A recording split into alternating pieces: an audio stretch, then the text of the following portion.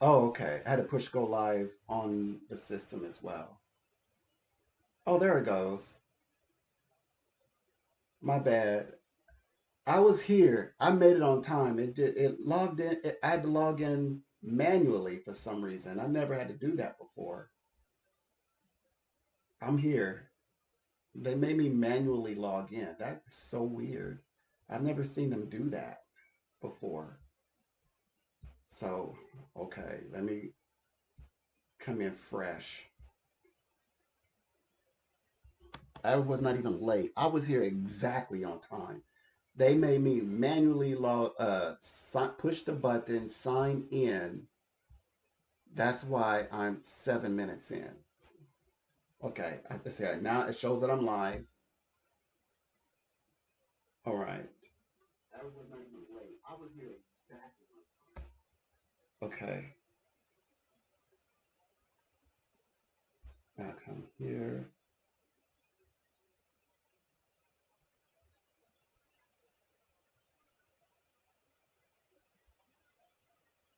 All right,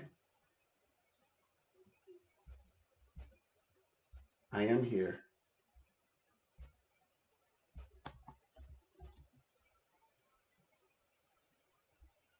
And I'm logging. You can see me through my channel. All right. That was weird. Sometimes I make sure I'm logged off on both, but it's never made me log in again on both.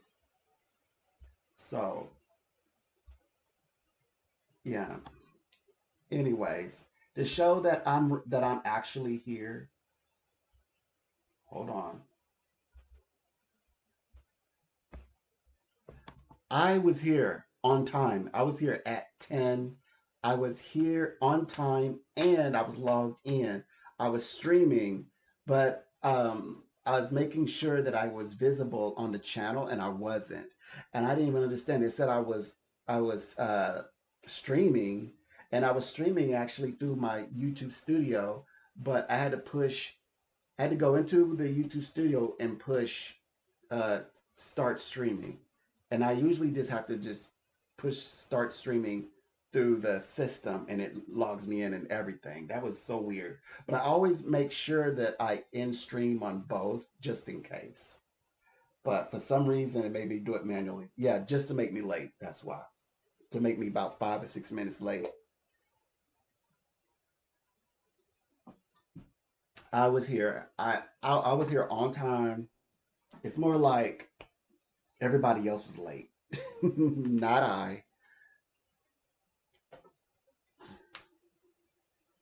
Here, hold on. Here's a little bonus.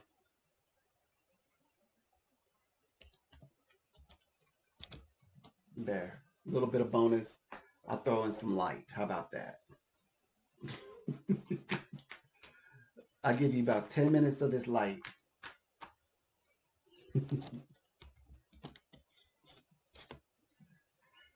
Okay, so yes, this is a lot going on today, and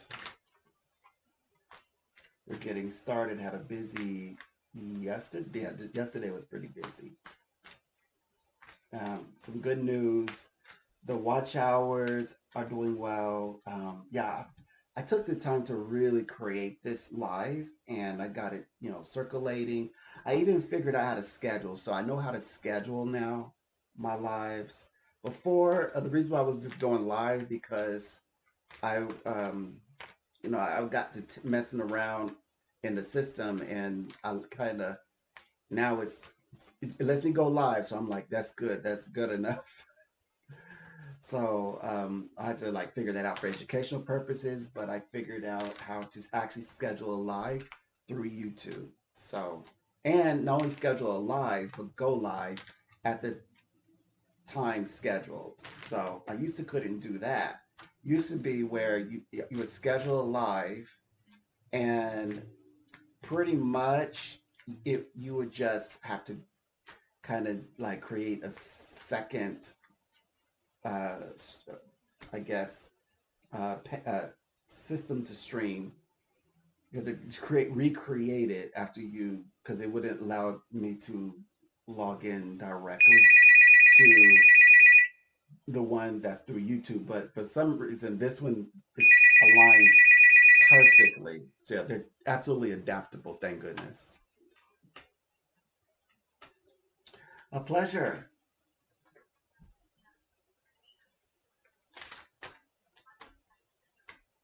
Okay.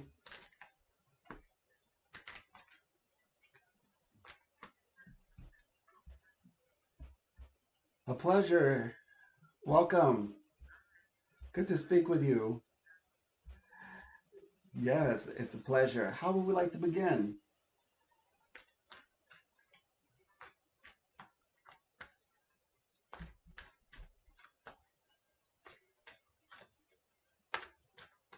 Okay. You can see changes and you're like, what is going? Okay, so what? How do I take advantage of this? Like you're in this kind of like in the space. I can see that. Um, what looking to see what happens next. How you actually make you like you already know it's happening, but you want to make use of it. What opportunities? Sure. Okay. Yes. Good to hear. Oh, let's take a look. Oh, this is going to be good reading. I can tell. I can feel it. So, what I could sense is they said you're meant to, this is your time where you can go on instincts in some areas. I think that, sometimes, they say it's okay to take a risk, like take the chance, take the step forward.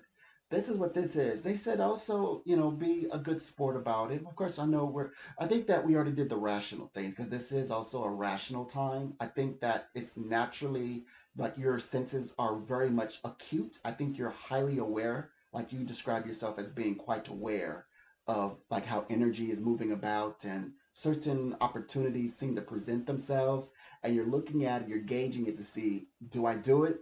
And the reading is saying, yes, let's take the chance. Or it's like, why not? Why not get closer to this to your soulmate? Is his name you call how to pronounce his name? You said Brian, or what's his name? Graham, not Brian. Graham. Okay, got it. The syllables. Okay, so your Graham, who is your soul connection. That's the he's the one that I believe that guides are saying go with your instincts. It's okay for Graham to go with your instincts on him. But there's more than that. But he's something tangible that you picked out to talk about. So I just want to match it to something. Then we can grow it into other areas. So they said that you're supposed to be having a good time as well. So I think that they're meant by let's be a good sport about this. They're saying give yourself a chance, more or less. And yes, it's life, and of course we take life very seriously, take ourselves very serious, our relationships very serious. But they said, you know, take the time to actually enjoy. It doesn't have to always be like rigid. Type open mind. You're stepping out there. You're maybe going on. To maybe because you're going to see each other soon. I imagine now that you're getting this confirmation, I think you're going to be seeing each other very soon, making that happen, right? And actually taking the chance to allow him to see you. That, like, for as an example, to be specific, detailed here. So the guides here also said anything regarding education. So they said, what is this? What is this journey about? I believe it's about learning new things. It's about experiencing new things, like you picked up already. But you come in as you're gathering information or you're learning something. So especially like with career, some elements or going through some phases that seem to be where you maybe feel like a student again, like you're just like I'm just here to find out, I'm here to get information. This is you gathering information for to take you to the next level. It requires you to network and it's very spiritual. So that means that these are not just ordinary people. These are going to be like a might feel a sense of connection, like you do to your Graham. You're going to feel a sense of connection to those who you come under and sit under. So like as a group, a soul connection. So your soul tribe or circle of group of souls like mind. They said that this is where they said that something was blocked from you. Something was halted, and it seemed like there's no way possible of catching up.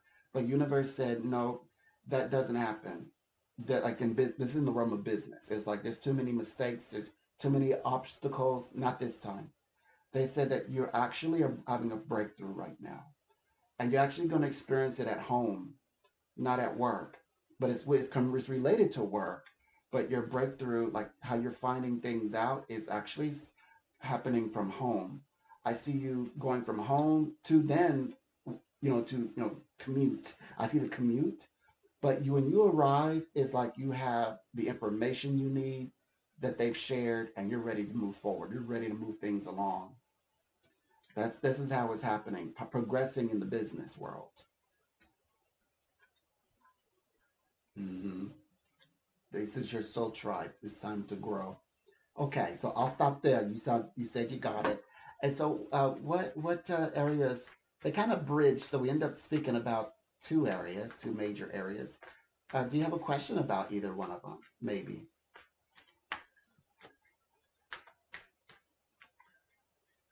Hmm. Sure thing. Oh, okay. Yeah. Okay. Yeah, well, yeah, to see if there's a breakthrough between he and you. So, okay, so to go back to that, well, to bridge, excuse me, to we've got the seed already planted. Clearly, they're saying, let like take the chance, on him, even though although he has this situation going on, like you said, he's not quite has it together, he's not happy in that situation, etc., all that. So they're saying that I believe from that seed, that thought, that's where we should start. Let's look at the emotions and see, because the emotions, of course, become actions. This will tell us what he will do. All right, and also give us a glimpse of what he may be thinking. Usually that's the way it happens. Okay, first of all, you're gonna be happy with this. He is, when I read his aura, he is directed to a new relationship. Of course, we know it's talking about the relationship that's forging between he and you. You are a new relationship. You're in his aura, something that he's meant to happen. So like it's kind of like going through him going through a palmist who reads his palm and says, "On your lifeline, we see a relationship," and they're describing you. This, by the way, this is described as a new relationship. It's in his aura. To me, it looks like kind of like it's an event happening in his aura, and I'm just looking at him, viewing it. Okay, I'm more of the seer type, and so why hasn't it happened? That's because he's confused with relationships. His heart chakra, there's some things going on there where it's giving him some mixed signals, and so he's needed to be in a place where he could explore. So him, I believe that you too. So from his side, we already know your side, but from his side, it's like exploring a new relationship or a new territory with his heart, as you're needing to take a chance with him. Like, is he ready? Do I wait? Am I ready? Do I want this? Do we want this? You're like, well, let's take a chance, and we don't have to rush things, but just get confirmations here, because you're actually getting information that he is ready. In fact, he's exploring this as an opportunity. Of course, it also talks about the workspace. It's specifically speaking out things about he and you. It talks about an uh, um like like someone close related to industry wise or work wise, office wise. So he is definitely like doubling down. Oh, it's him. It's not anybody else. And they're just letting you know that there's things that he kept to himself, because it was like you mentioned earlier. Probably when speaking to this part, you said, well, he's not happy with work and all, but he said because of work, he's kept his feelings for you inside, kept it to himself, and kept a bit of a, and also the distance added, with the added this physical distance that but he felt like he had limited his options, and now this is about making all options available to him. So yes, you both of you are meant to cross paths, and you want to know when. But when is all this exciting things happening?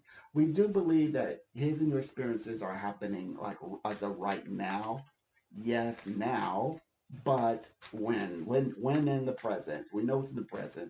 They want you to act on this like it's a, I always call it a now situation, but we're going to try to get some a real kind of like a day involved in here. Okay, so I see 6 days energetically. Hmm. Okay, I'm listening.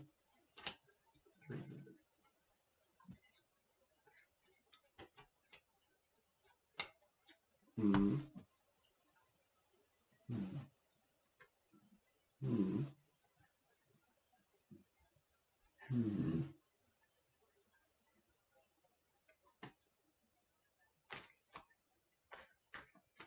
Hmm.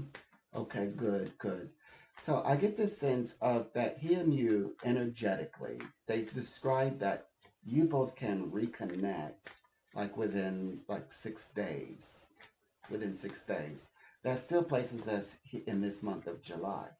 He and you to reconnect, reconvene, and begin getting reacquainted. You have the path number 4, which means his and your structures more or less need to take place, need to happen. And the first conversation is like, well, why are we talking in that first conversation? I think that the first conversation, you two must be speaking over the phone or some kind. It's not direct as you'd hope, or out in the open where you both can truly express how you think and feel. And so it's like you might have to like create in a second time to see each other where you might say, now we can see each other in person. If that's the way the conversation will flow. So the reason of the further, they said the reason for the this next contact over this next 6 day period is because he and you are talking about getting together to talk and catch up. Of course, everything is being brought to light, and you're hearing it for the first time, and so he, is it's going to play out for the first time for him, but he's going to be absolutely ready. It will be organic the way that he shares his feelings and emotions with you. It's going to be quite organic. It'll feel natural. Hmm.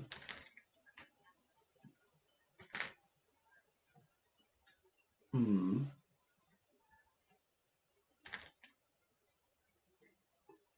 Well, it is a spiritual question, and divorce is even in the good book. It's something that is actually spiritual to do if you're not happy, right? So it's to his benefit. If it's beneficial, let's see, as spirits, would have it. Let's see how they describe how this takes place, how his life shifts, because we do know that the ice, like he finds himself intrigued, interested with you, and that's just the way it describes. And they're letting us know that he is, let's see, um, emotionally, he's just been focusing with work, and he's been very you know, um, like he's available because he's a step back. He's isolated himself with work and busyness. He's just keeping himself busy. He's very good at keeping agreements. So the agreements, like contractual agreements for marriage, like make sure all the payments are made on the house, all that. Cars. Like he does all that, but he's like he fills up his time. The sometimes the couple they preoccupy themselves and do not focus on all the internal things. They're fantastic in that way, making sure that everything keeps up. So that's what he's been doing specifically. You're asking about him specifically. That's why I do believe and foresee that he's still has some things to think about, because when you say that, we could tell that he's entrenched with a lot of life, like rooted. He's rooted in his life. So it may take a bit of time for him to figure out what to do, how to do that, how to maneuver that. That could take time. That seems to always the way that is described to me when people ask about it. Something that it's a process. It's a to split everything up and all that. It's not easy. So that might play a role into like in terms of like how long will this take? Will this be lengthy? It feels like the act itself will not be lengthy. Something about vibrationally, I see as we close out the year, but it is showing me 8 months, so it might be more like February, like top of the year, whereas might be like in the agreement type of thing, but then still having to sort of sort things out with everything else that had them tied together, like finances and things. So this is what it describes in another method that I'm using. Um, it says from someone from the past or from the past, the chemistry that they share. Then it talks about the situation at uh, marital situations, but then from it, it represents that he discovers a sense of connection and understands his role with you is what they describe on the so far as like the paperwork. Like when will he act on that, or how soon would that be going through? That is definitely top of the year things. We would say January is like late mid January. It's got this Capricorn vibration, but it's more like into February vibration. So I would say 2000, top of 2006 is when as this plays out, and he's trying to figure out it like um his connection is if he's to do that, they have to work together on that.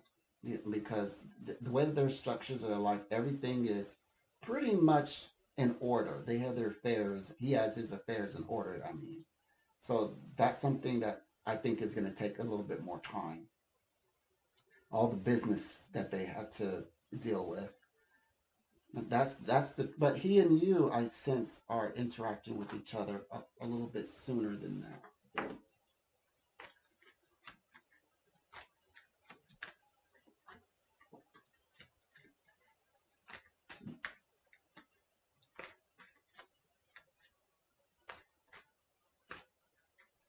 Quite busy, but at the same time he's not too busy to interact and to see you. I can see he does make seem to make the time.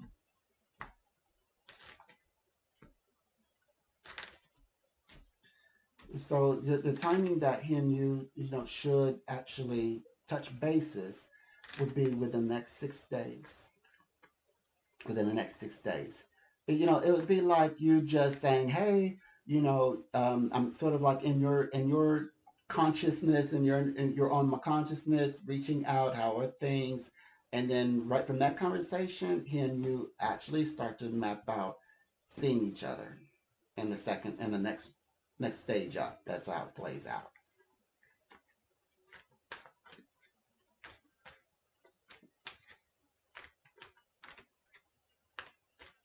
But he can still put that into the conversation. Of course, you both would be planning, so it'd be placed into the future. It would be at some point in the future. Um, he and you, perhaps I say, he and you, the future. When you both can agree on a future date, that's very possible, very favorable at this time.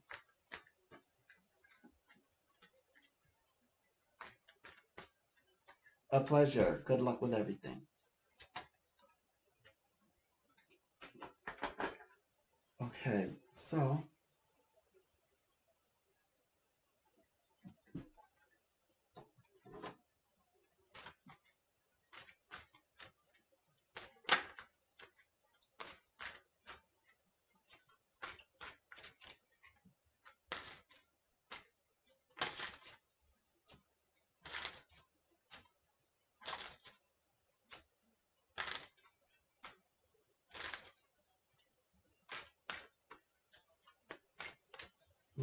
see.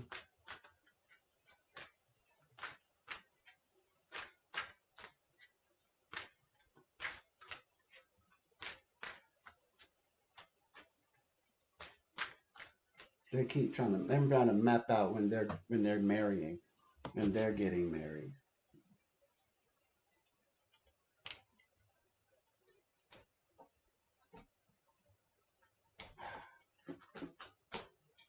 I gotta charge this up.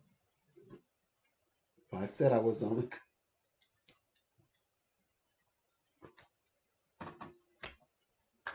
I did say. I said, look, this is only for a short period of time. This is. I knew this year was marriage season. People getting married. Mm-hmm. This is get married season. Good for them. I've already been invited to 2 weddings. I'm gonna end up. I have a feeling that one day I'm gonna be that person, that spiritualist. They're like, what kind of? That's definitely not a priest. But I'm gonna be. But they're like, why is this person wearing all those like very like all white like or blue? I know I'm gonna be that person. I don't know if I'm gonna be the one necessarily like throwing up doves. I might not be selected to do that, but I'm even although I think people missed the mark on that one. I think I would definitely do that with special people. I know I would do that. Very close to people to my heart, be the one to release the dove. But definitely, yeah, I've been invited,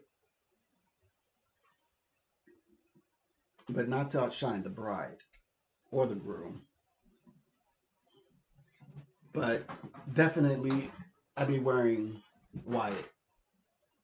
The priest would be like, "Who are you? Are you? I thought you were here to replace me."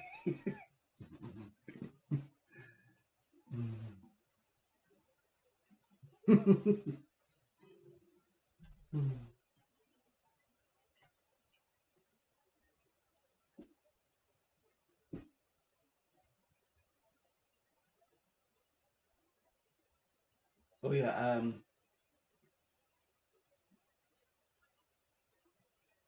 I like that product. This is really great stuff. This right here, I got it from off of what do you call that? Where's my phone? It's where you got to. I think it's called Flip. So like you order a product from Flip and then you can post videos. But I end up actually getting a product that's really nice. So I mean, I still can feel that. I can still feel it in my hair. It's pretty. Yeah, it's pretty nice, and it's good for you. You can. I also feel it on my skin. You can also use it on your skin. So it's like it's face, body, hair. It does like, but I mean, you can like, you can just use it direct. Even it's pumpkin seed oil, but you also can like you could keep your a routine and then add that to your skincare routine or your hair routine, your body routine. You just add this with it, and then you just carry out with your routine. And actually, not. It's actually great. It's actually a great idea. It's nice.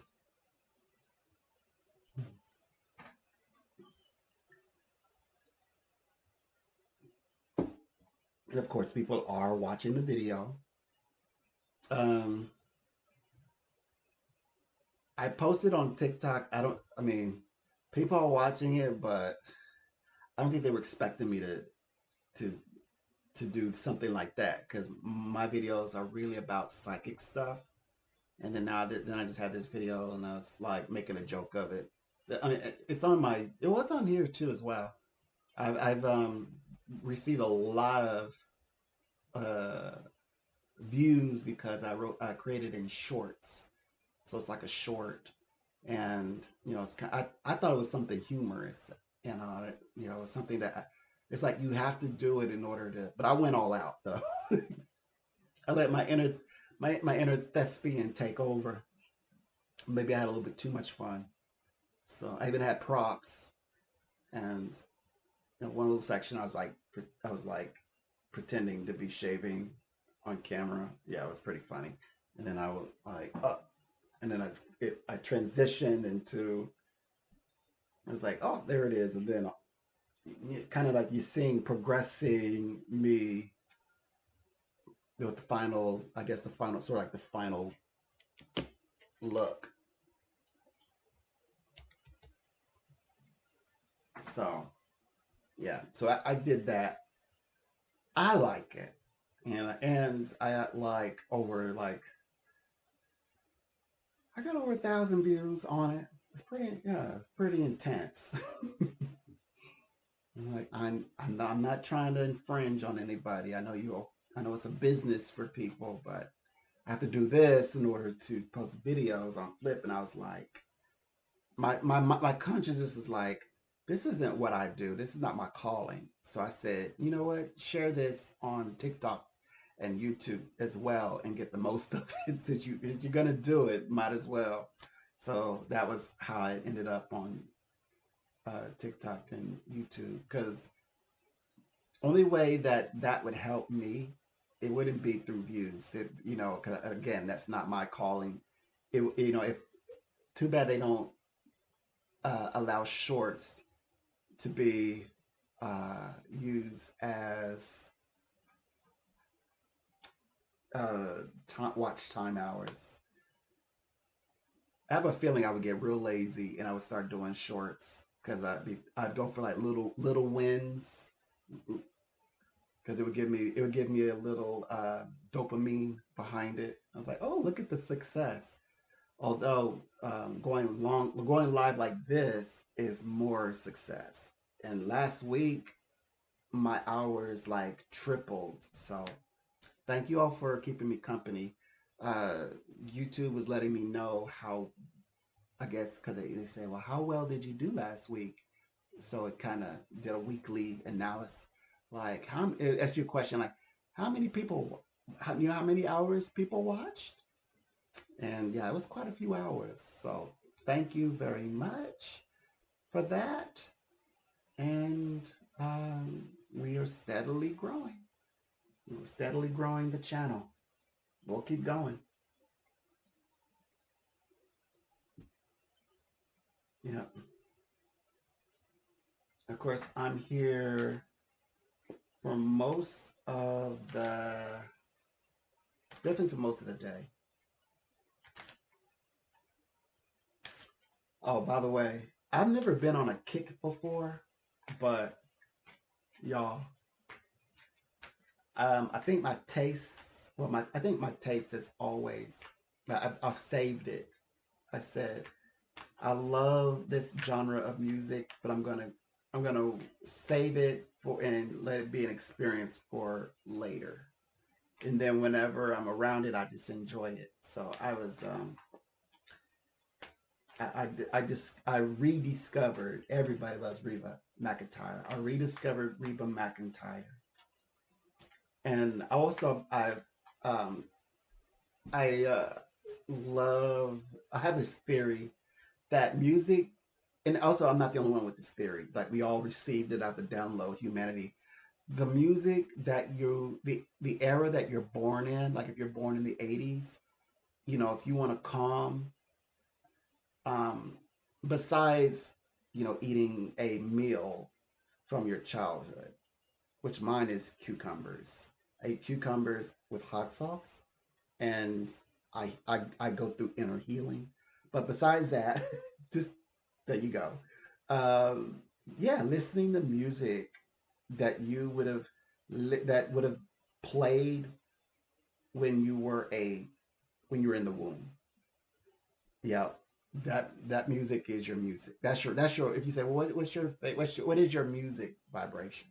The music that would have been the era of music that would have played when you were in the womb and growing up before you began to remember. Yep.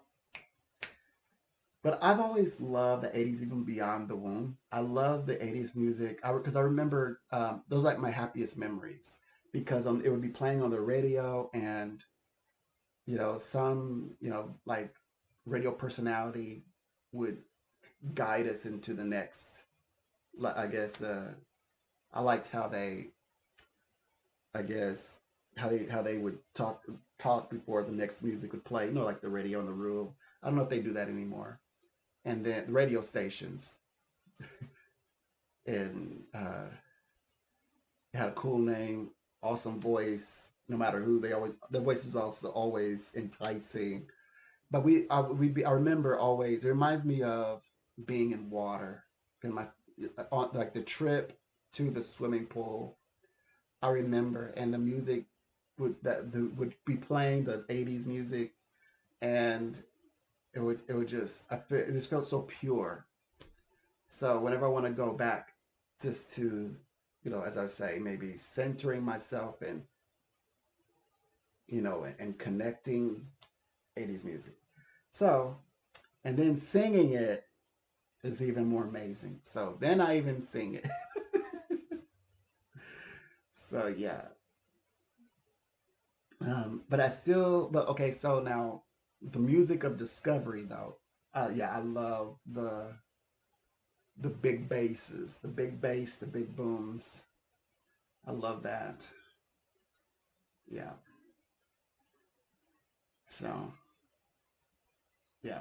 So I still like all of the boom boom boom boom boom boom boom boom boom. I still like all that. But the '80s music is onto something. Okay, I gotta go check on something. I am here.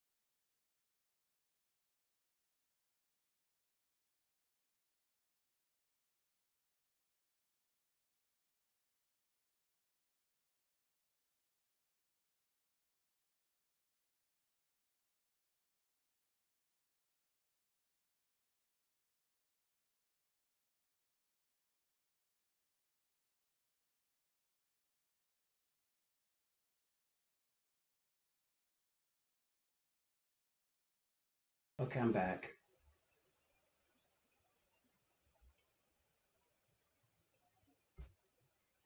All right. Now, okay, now I'm gonna try to relax.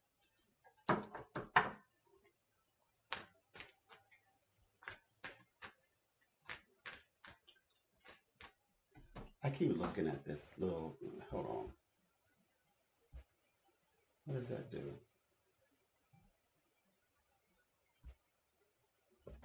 Let's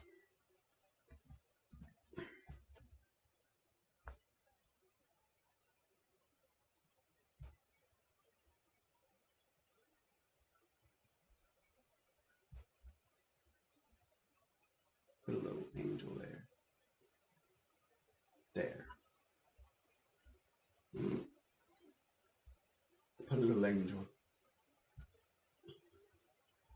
For some reason, I don't know why I do this, but sometimes when I'm talking to people, and even if they're talking about like, I have no sense of like my depth for like gender sensory is a little off. Like a one like a this lady, but it's been I've seen myself do this a few times. Even when men are talking with me, I tend to look at everybody as like here, and I'll say, it's not like awe as in poor dude or like poor, like it just reminds me everybody seems, no matter who, even though I thought the full on adult, but I'm like, oh. I'll say aw to a dude. I say aw to a woman. Like I said aw to her earlier. I said, he was like, well, yeah, he's always like very like working. He's just not happy. And I said, aw. I don't know why I do that, but yeah, I probably I don't know if I need. I mean, they don't. I mean, they don't mind. They don't say anything to it. Anyway, uh, some I there's a social cue that I am not a fan. I'm not gonna say I'm a big fan of, but I've learned to not let it get to me. Like I hate being called dear. I don't mind buddy. It's like like is buddy where we're at. Thank you. Okay. All right. Okay. Thank you, buddy. Like thank you, buddy. Thank you, buddy. By end of that conversation, well, thank you, buddy. It was a pleasure. Yeah. But I mean, friend is okay. Love you, love you more, love you to pieces. I don't mind those. Those are okay. Little, it says, uh, my little big brother. There's that one. That one's new. Dear, I can't. It sounds so undertones of sarcasm. Dear, um, honey, I don't mind as much unless they're rubbing it in. Like you can do too much. Some people are like, okay, now you're doing too much. Now you're testing the water. So I've learned like now it doesn't now I'm shielded. So I'm like you can dare all you want. But before I was like, what is this? It didn't sound right. Sound like sound like universe was testing me. But now I don't mind.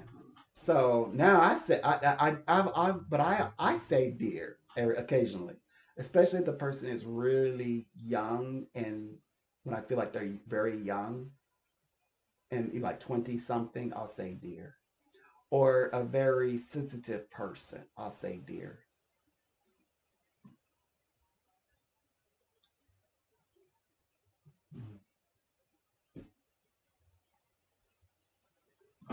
But there's people in place to say, that have that, hey, like, hey buddy, there's a person for that. I'm gonna be like, male or female, I'm gonna be like, so what's like, if I may say, okay, this is plainly spoken. I don't speak like this to clients, but I say like, so hey, what's up? So okay, so what's on your mind? I will say that. I'll say like, what I would like to hear what your thoughts are. What do you think of this subject? So I do speak to both gender like that. Mm. But I know they feel like, am I being babies adult sat right now? I'm adult sitting. I mean, are you adult sitting me right now? Probably. I don't know why. I think that I'm being open. That's my way of being open. Like anything you want to talk about, whatever on your mind, bud. You're a sport to me. Come on, sport. Let's solve this problem.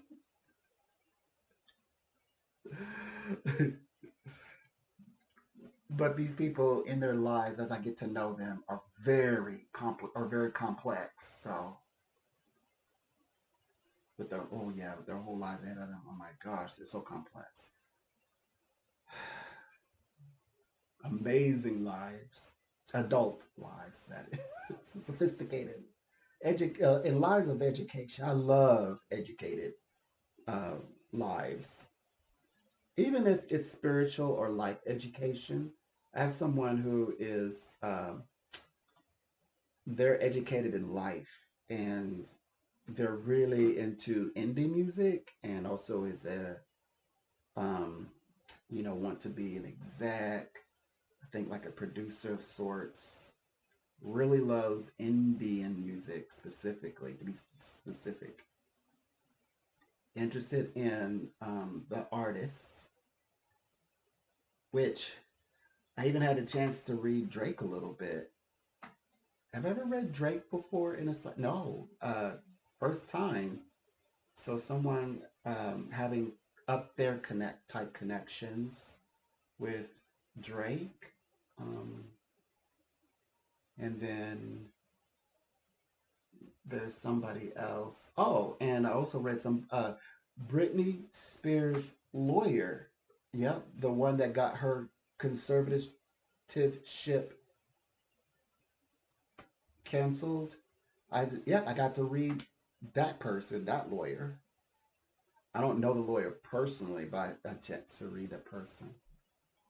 So yeah, it's I've read for D. Now I have read for DM. Is it DMX? Yeah, I've read for the an artist of DMX. I've read John Gray, the one like men are from Mars and women are from Venus. I've read another uh, writer as well, and it's funny. Before I read him, I saw him on our Fox 25. In the it was a southern state I was staying at. I was like, oh, there he is. I just read his book. And then he just happened to call me. Of course, he gave me a few minutes to tell him, I was like, oh, yeah, I wrote this book. I wrote that. I was like, what? I've got this book. I had the book right. The book was right beside me as well. I could have handed it to him if he was there in person and had him sign it. I was like, yeah, yeah, I love when you said this. And of course, he had questions and he wrote a second book to it, I believe. But he had questions. He also wanted to be a pastor. I wish I don't it's it's very colorful and he told me that his lady helped him write that book. I'm only going to say positive things. But there's all positive, he's also he's he wanted to sometimes adults have ideas and we're like, why? So he wanted to start a small church. We're talking about a small church in the South. And I'm thinking, aren't you going farther west? So, I was trying to understand, but, that's his road. That's his path. He wanted to start a small church. I what do you call those people?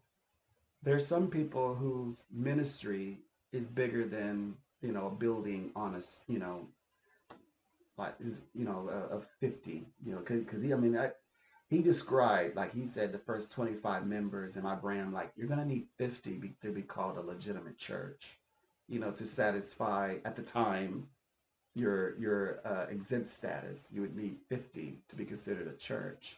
But he's like, well, my first 25 members. He hadn't got his board members slots filled, and I was like telling him how to do that.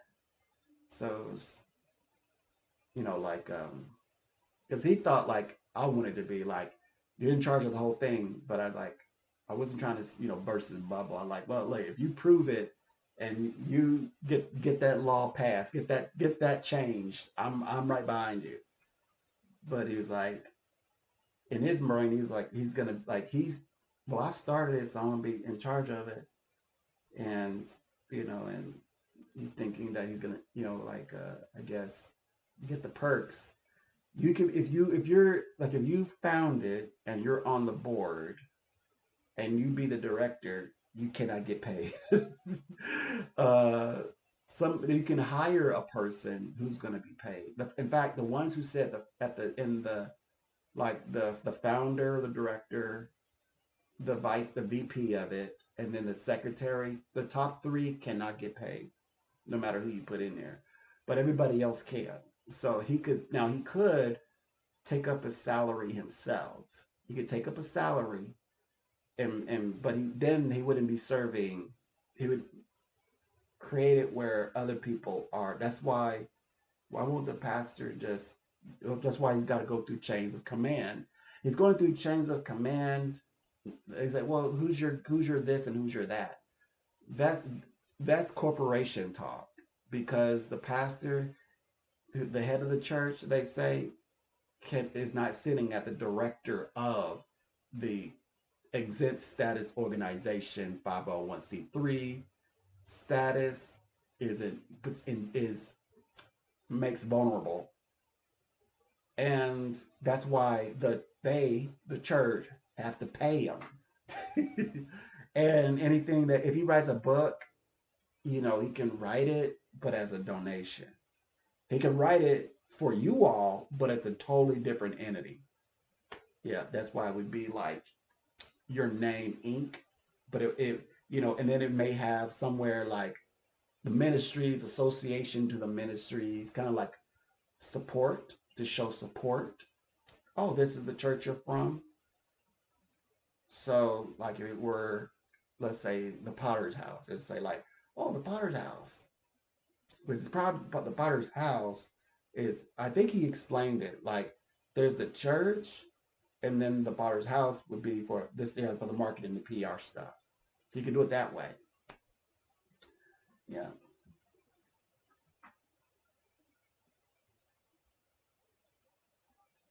Yeah, it's definitely a crux. So you can't be like, I think I'll start a church, then do that, because you could do that and you'd have it together in a few weeks. You could expedite it, and you have your bylaws passed and all that, and you would start the business and then fictitious, and then go into where it's incorporated, then go into 503 status. But you can't be like, okay, I am a 501c status. I am the director. I get all the money. I get paid, and you wouldn't be able to get away with that. um, and they expect you to, like, if you're a church, they expect you to have like a website or some kind of like a portfolio. A website is easiest, but they want to actually, you have to show, if even if this is not a, but it doesn't be, it just be any 501c3, any organization that's considered a charitable organization, like a church would be, working with the public. You have to show what you're doing in the public to help the public. You have to show that. And the easiest way, of course, is online. So like, especially like if you're going for, which paves the way if you're gonna go for grant money, or like money, you're gonna ask for money from the USA or a corporation of America, then that's a wonderful way to go. Like if you're a school, for example, and you have like actual videos, and you're like holding events, having car washes, etc. The kids are selling cookies, things like that, or selling merch for maybe a camping trip or whatever, or for new trying to raise money for new equipment. like technological, or computers or something like that. Yep. Yeah, it get it because that naturally, I mean, that can get written off. But if you have video of that and you have a series of great, like you have cultivated all these wonderful pictures and videos, and of course faces in the camera, and it, all of that, and everybody eating pizza, all of that, they're gonna look at that and say, "Whoa, this is good. It's good. Good. We can invest in. We give you 50,000, 100,000. Then they'll give you grant money because it makes you have criterias to meet besides bylaws, members that qualify you. In his case, would be a church. Yes, it's not a lot. It's just handling things you'd want to do anyway. Those are things you'd want to do. You'd want to show off, like look what we're able to do. We're able to raise this building from the ground up. We bought it, and we worked so hard, and the youth helped us to do, and work. Even they're even working on the inside. They're working right now. They're painting. I think, you go in and you show. They love all. Yeah, the U.S. people, that the grant people love all. They love to see that. So those are things you'd want to do because you'd want kind of bragging rights. You want to brag about and show it off. Like, look what I'm doing, and you can put it on TikTok. Create a YouTube channel behind it. Hmm. Inspiring leaders, carrying 2x4s on their shoulders. You're working hard? Yep. Yep. Okay, we'll break for lunch in 2 hours. So those are things you'd want to do. You just, to me, it's like that's like your dream job if you're like, you know, like creating a serious ministry. Um, yeah, and finding board members sounds so easy. It's not easy because the turnoff could be, yeah, you don't get to make all the decisions. The fact that there's board members. Even if you are a board member, there's still a vote going on. Unless you're gonna like be bold and tell everybody like, I run this.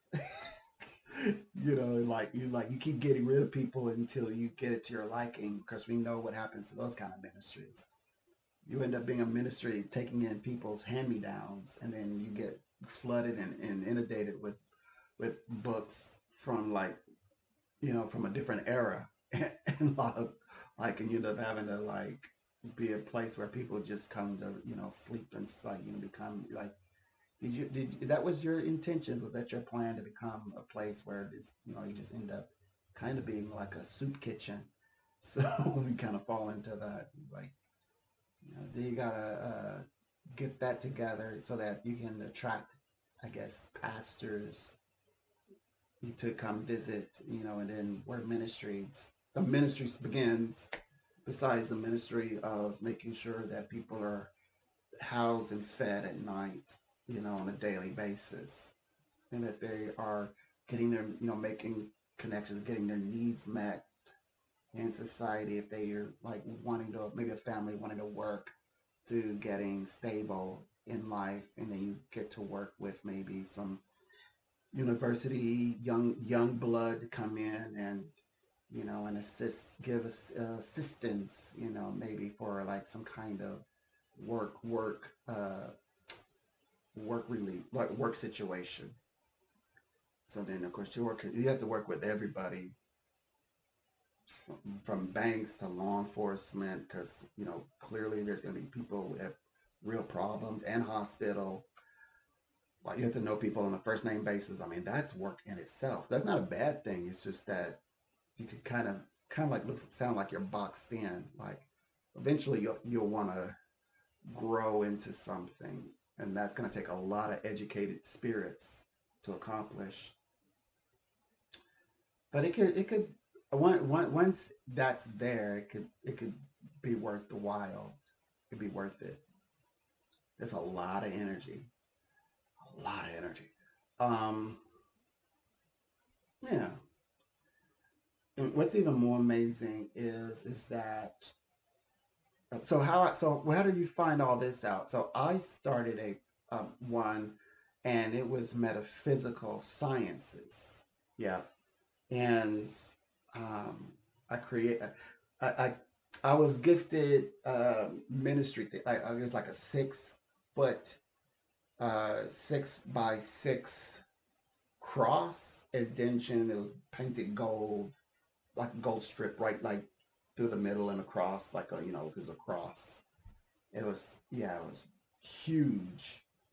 I at the end I donated it to a I donated it to a church.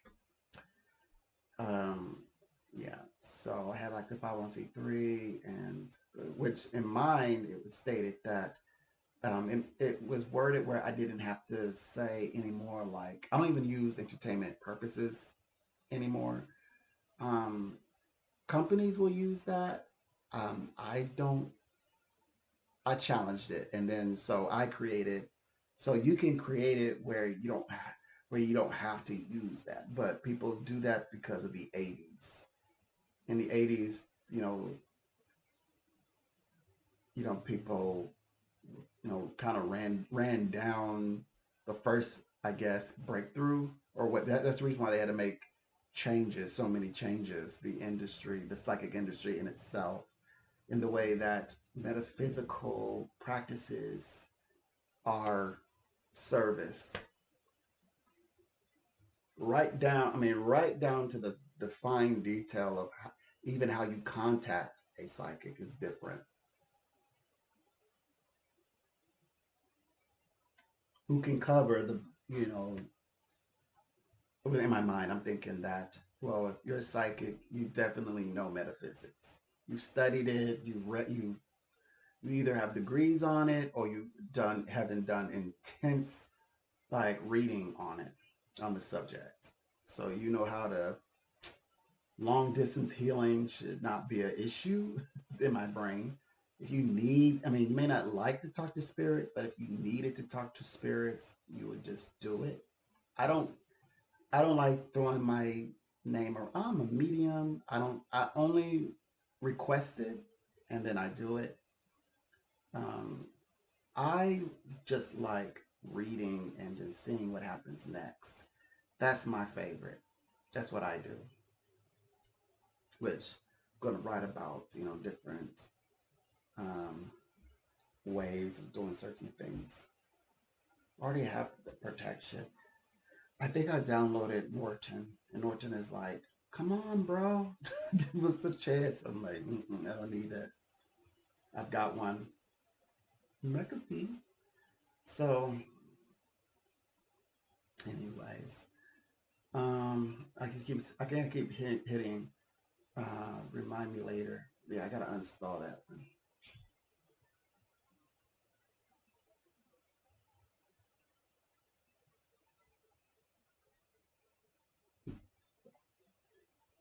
But I like to reach for articles. They're even taking over articles. They were letting me know, it's like, I know you want to read this article, but you can't. It's bad.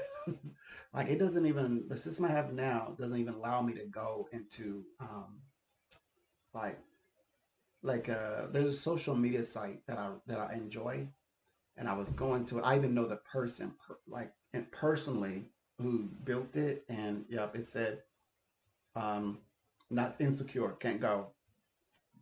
It's like, what? I didn't go, as much as I'm like, but I want to see my bud, see if anything activity wise is. I don't know what prompted me to go check. It was just like, go look, go look. I did. I typed it. It was like, it's not right. Something's not right. Here's your chance to go the other direction. I was like, oh boy, let's go the other direction. I listened. It didn't even let me cognito. I was like, okay, maybe incognito. I was like, nope. It still came up. I was like, oh, if they don't even let you go incognito, that must be really bad.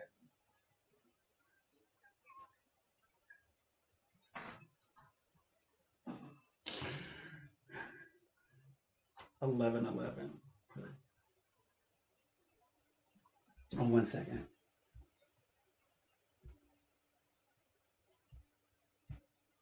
I'll be right back.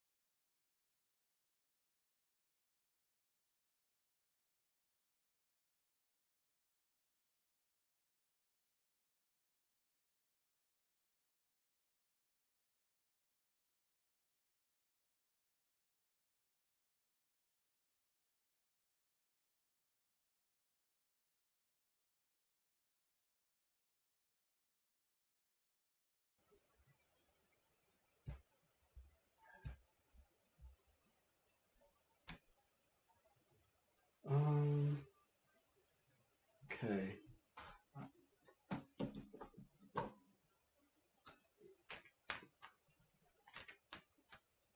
Oh yes, and by the way, I oh yeah, I also wrote a bit of a paragraph, a nice paragraph as well. Um, Let me see.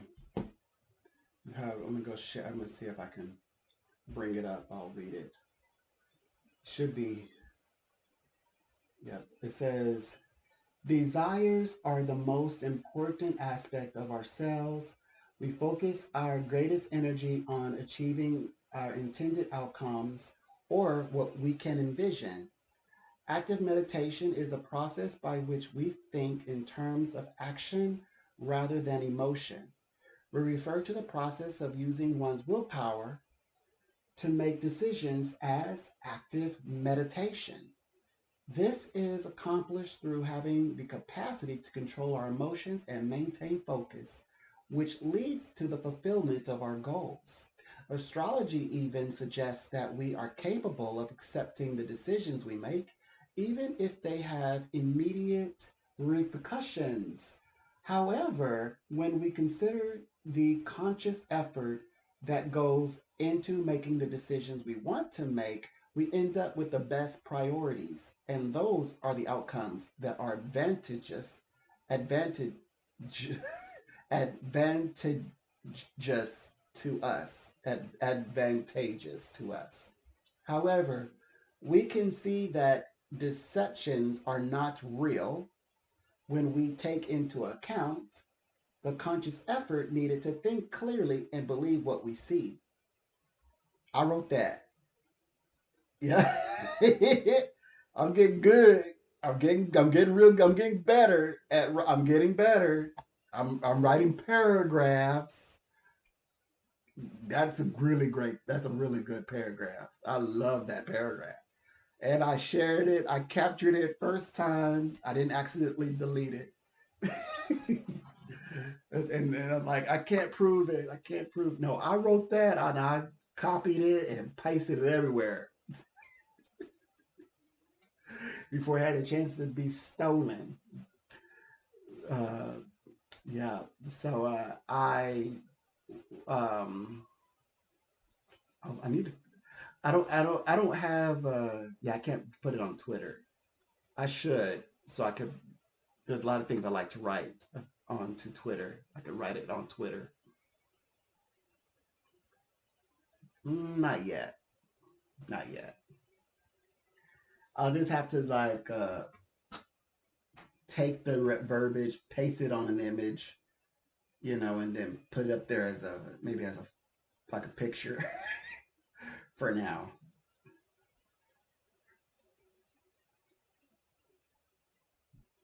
I have to rig it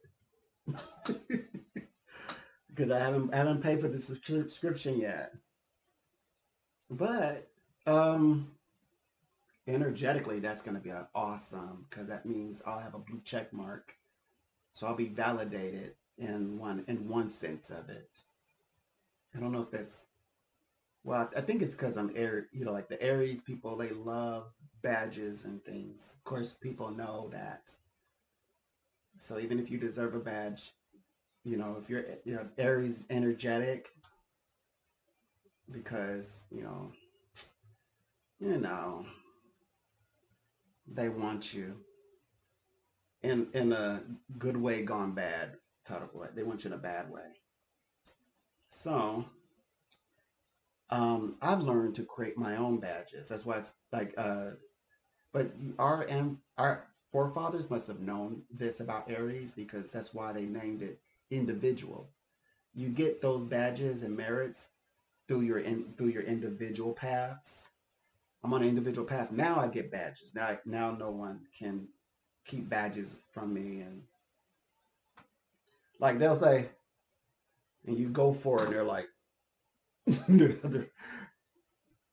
and then to an Aries that's like a repellent. It's like, ooh, I don't want that anymore. But that's the path. That was the path to success for that. Yeah, so it hurts the libido. And Aries is all about libido, a strong, healthy libido. That's your Aries side. and libido does sound masculine, but libido is not. Usually, when you speak about libido, it's masculine, but it's actually both. It's everybody. It's women and men. Libido has libido. Can have healthy libido, unhealthy libido, both men and women. Because you immediately think libido, doesn't that mean it's applied like to physical activity or intimacy, like sex? That's libido. Oh, that must be male.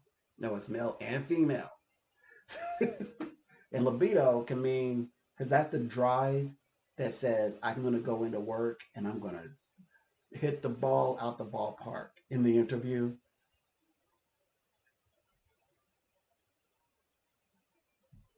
That special, that that's libido. And it's not just for males. It's for both. It's for both. It's for the sisters too. Our sisters as well. Yeah, females and males. Libido, unison.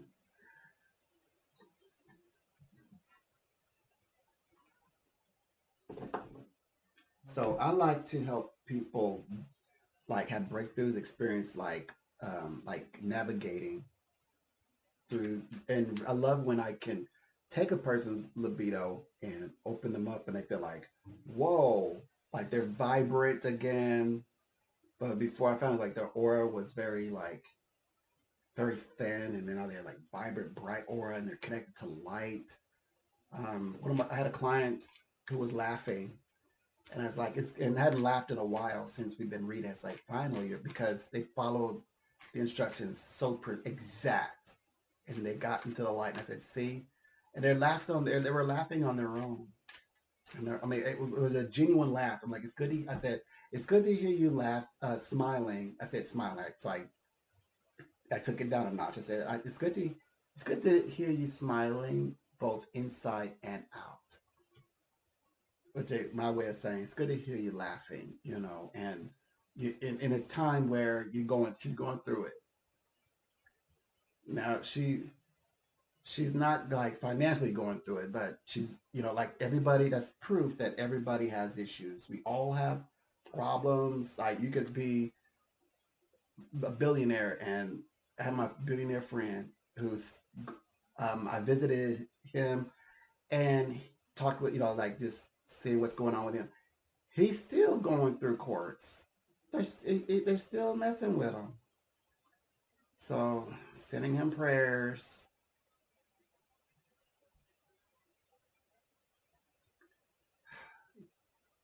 He likes me to just show up.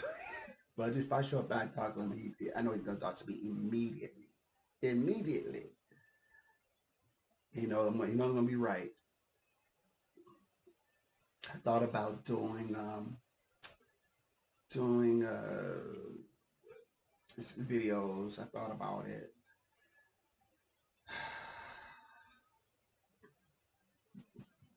But it's personal to me. It's like family.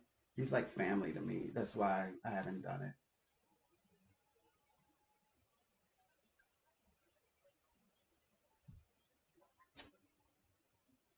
Either you would know him or you would want to know him. It's one of those. And I just don't want to share him. If and I'm just a stubborn. Like he knows how to. He can get in touch with me. He knows I'll respond to him immediately. He's like, you see what I'm going through. You hear me talking about it. Get over here. Like he's like, don't waste my time. I'm like, you haven't asked me to even join your time. You haven't even asked me. No, just come here, you family.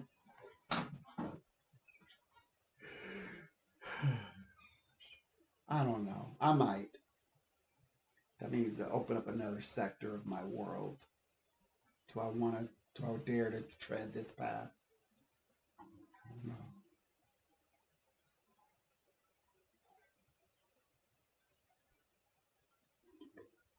On the other hand, if my suspicions is, I don't see why he wouldn't be like other billionaires, and he need to, and he's speaking the language, so I can hear the doctrine. And his doctrine is alignment with Trump in a healthy way, because he's really a he's really an advocate for do what you want. Come on, do what you want. Just do it. He's really an advocate.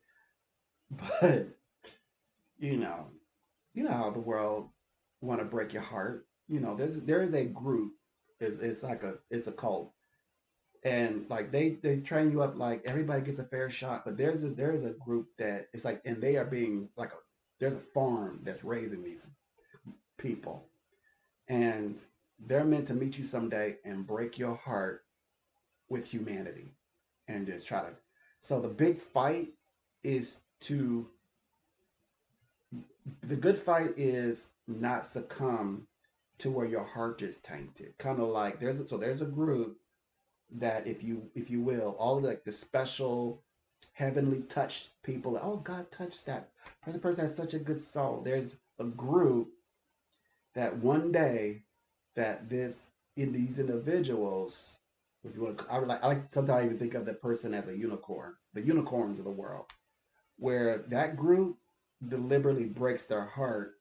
It's an aura, like aura farming, energy farming. But aura farming, no, I'm not gonna take that. Aura farming is that's its own. That's something for like social people. I shouldn't. But it is aura. They're aura farming. They're energetically farming in an evil way. They're not doing it like you know, like trending. Like they're giving something in return. No, they're like, uh, nobody told you about us. Well, they should have. Your parents should have warned you. You know, like and then paint try to and they approach you and you look at them on face value. Like you saw a picture of them, you say, they're so docile. And yeah, and they do run, and you discover, yeah, they run in groups, and they are like they're like a gathering of passive villainous, emotional, like inner voice type, and there's no way if you they'll change their entire methodology if you start doing a practice like to be one of them, they don't consider you one of them. So yeah, they kind of push you out the nest kind of bit. Yeah, they're that group because like right, you considered outside. You're tainted, so they're not gonna let you in. It's a very specific type of group.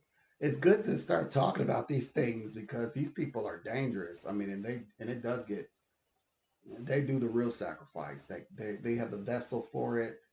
I mean, like when I say like they're the group that like they're going for blood. No, that's for real. That's a real group. That is a real group. And yes, they test. They're the ones that like they talk about um like different weird Christian philosophies or different weird philosophies, non-Christian, and always want to try things like social experiment. Oh, just a social experiment, something that they're gonna try later in real time. Like there's social experiments like the pizza experiment. Like you find out where a person lives, you start sending them pizza. Then the borderline is remember how they were sending pizzas and they would write, for example, the children of people who had passed, and they were sending them to judges. As an example. hmm This, okay, so trolling used to be you kind of like picking out a person and getting them riled up online, and you push them off like you would compete for big bigo is like trolling, what they call like soft trolling, fun trolling. But then there's dark stuff like dark psychology where they take that because it's psychological and take the into dark psychology instead of like just sending the person a pizza, send this person, someone who, well, I'm not going to tell the business, but they surprise them with a party or like look, and everybody's like looking, and get something out of it in the end. There's a goal at the end that they achieve. But instead, they take that and make it into a dark fantasy, a dark psychology, and start like, getting you to feel like you're threatened, that you are not protected, that you don't have security, that you're isolated, and even where they say trying to get coax a person to self harm, delete. So yeah, so that's dark, the dark stuff. And yeah, that's that group. And so like okay, so I was watching, I said, finally they are acknowledging this out loud. My biggest worry was that I knew that there was a group that never even faced this before, and they had to face it. Like they got touched by it. Finally, they realized, whoa, because when you tell somebody this, they're not gonna believe it. They like, they're smirking. But so all this happened at the right timing. So now they know that such stuff exists. They know such group exists. And it's for energy. That's what it is. It pulls, like, it has you spinning your wheels and spinning resources. And yeah, but there's a real group that run like that really do harm people's lives for real. Like, or they say harm someone's life forever, like their entire life. Yeah, that's real. Like, take that serious. No matter how passive, no matter how thin, slim build, full of, lactose intolerant they may look, take it serious. Like a someone as big as Mike Tyson said, they're gonna get in their ring and tumble with you, because people, this happens to people who can get in the ring and tumble, but they're like, oh, yeah, I'm not in. You have a small little person, they're like, I'm taller, bigger, stouter, smarter. Yeah, that person is using that as an advantage. You say what, the smallest snakes are the most poison. It's like, underestimating that person would do to you. It's like, no, you have to treat every, no matter how short they are, no matter how body, they just as eager to try to see what they can get away with as someone who is 6'3". Someone 6'3", with a black mask coming in at night, middle of LA, and you getting your wallet taken. Is someone that is 4'11", who's just as eager, but specifically we're focusing on adults right now. We're letting the kids be kids right now, but the adults. But I'm putting past kids, because these people come from somewhere. They come from childhood, and it doesn't always mean that they had rough experiences, but uh, they say some people, like, the words you're gonna be left with is animals, animals. Yes, yes, yes. We know. Like, what do you call it? What's the other one? If you say not animals, what's the other one? Uh, let's see. I can't think of it. Okay, we know they're from age of Capricorn, and it's monkey. It's the monkey man. That's age of Capricorn, and the age of Aquarius. That's why I was so happy to get out of age of Capricorn, and with it, like, I no longer began to smell the psychic fur of that energy. Oh yeah, monkey man. But what do you call those people? Let me see. I gotta look it up. The prehistoric people. Oh, by the way, all races. But you know specifically the type. Oh, you could feel it. Prehistoric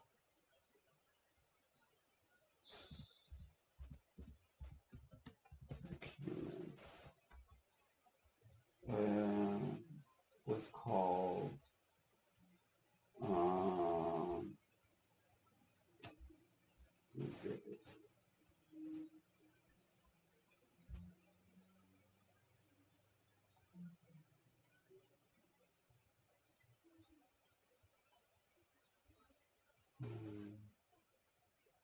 like a paleolithical ancient human. But there's another word I'm more looking for though.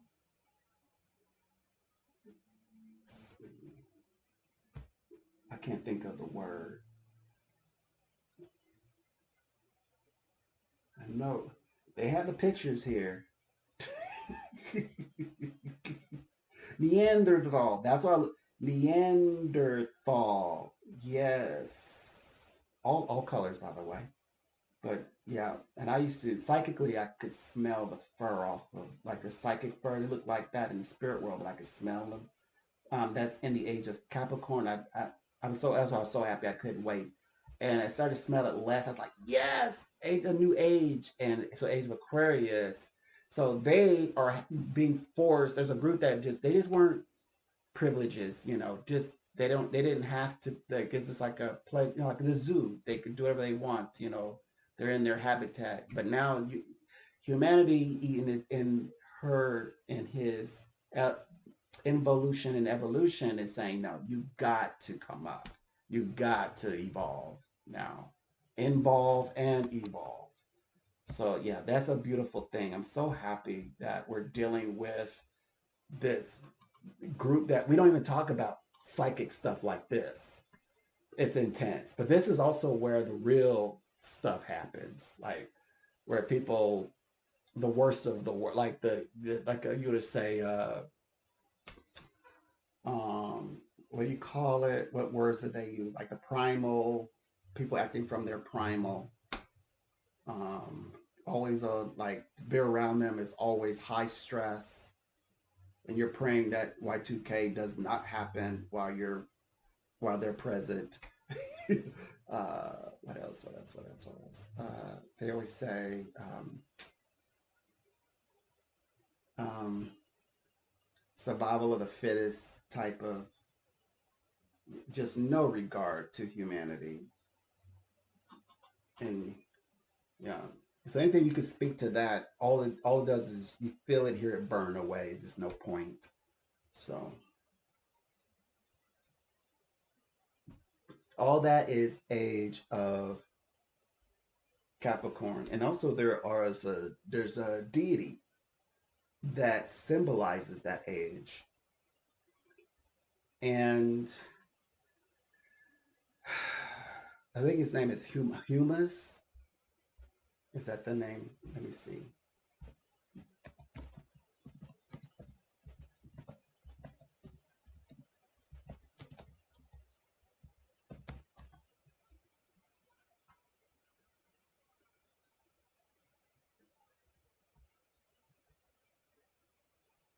Okay, hold on.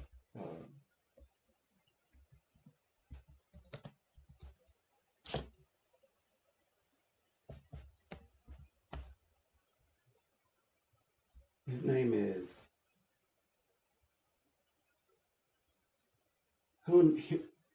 Hanuman. Hanuman. Monkey Man. Hanuman, half monkey, half human.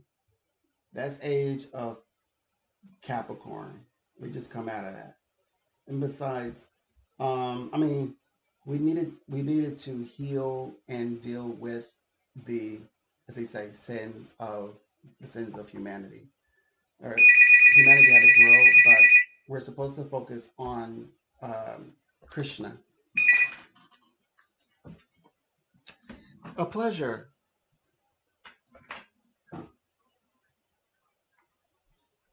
Okay.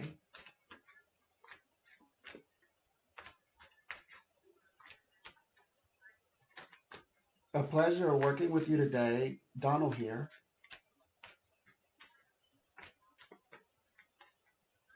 Okay. Good to speak with you again. When would we like to begin?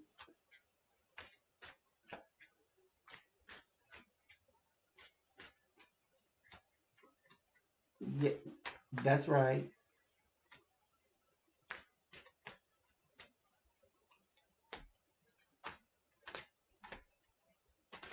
Okay.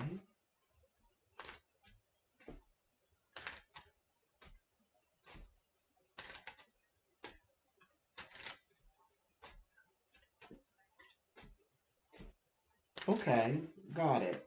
So let's take a look and read your energy because I get the sense that there's a few things that are happening with you, and I'm also getting the feeling like I don't like it's safe to say I don't know. It's okay to say that. Like I don't know what's happening right now or what's going on, but we're gonna find out. So the guys here are illustrating that you're you're in a very complicated situation. You're undoing where you needed to rely, like you say, so much like with your husband. You're undoing that. You're getting to a place where you're having to rely on or you don't want to rely on that situation anymore. So that change, and then also the change with specifically to the doctor friend, right? Like you're wanting to connect with him. It's possible, but there's some part of you that's coming up with a different solution. I think you're being asked or you're being presented with a different solution than the original, which was how about get closer with the doctor, maybe work together and and to start to see each other. It seems like there's just something like a different path is for you. Is this making any sense? What this, especially this last part? Okay, so the guys are saying that, you know why this is happening? It's all about self-love. You're getting somehow you're getting a taste of what you know you deserve. Somehow you're able to tap into it. You're lucky because a lot of people can't do that unless they made a very strong action. You had to take an action first before you could set, but you're already feeling it regardless. It's like you already said, I'm like from like you're so important and you have so much love for self. You're ready for this new journey in the right way, and you're doing this for yourself. You're not doing this for. You said, I have a feeling you're saying, I'm not doing this for Ali though. I don't want to feel like I'm doing this for Ali. I want to feel like I'm doing this because there's something I want to do. I've been meaning to do this. That's the vibe I'm getting. That's the vibrations I'm hearing. So I believe that you emotionally want to connect, stay, like maybe have connection to him, but you wanted something that's sound and that works really well for you, that's good for you personally. That's why I think that not necessarily that somebody new may be coming in, although I think that you want the option.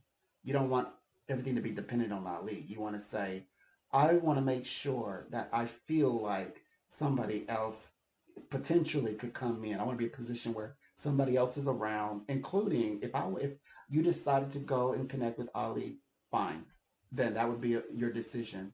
But not everything to be based around him. It's like based on you and no connection to the husband. And you're like, I'm living the life for myself. I'm doing it for me. Then that's where I see you. And then I see the star. You have the star here. So you're moving in a very specific direction, becoming centered and aligned, which the star also means success. Only way I would say this psychically, you would have to really consider your actions because whatever you're deciding to do, you will achieve it. The goal that I mean that you will achieve is like, will you really be happy when you achieve this goal? You will achieve your goal, meaning you're not relying on either of these two men, whether it be your husband or relying on Ali. You will achieve that space, but that also means I know I'm not. That means literally means I'm also disconnected from these people, from both of them. I mean, both men. I'm disconnected from them. That's the result that we would be dealing with. But now it's good. The rest of it is all positive from there. Hmm.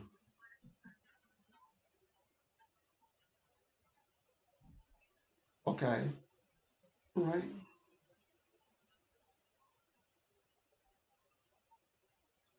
Mm-hmm. Mm-hmm. Mm-hmm.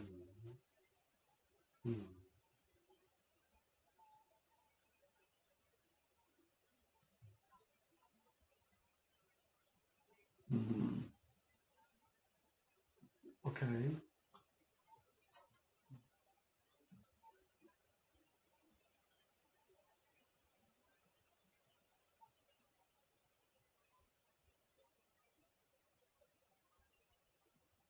Mm-hmm. Okay. Mm. Hmm. Okay.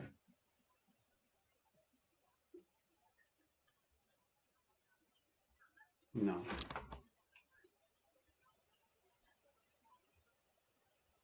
Hmm.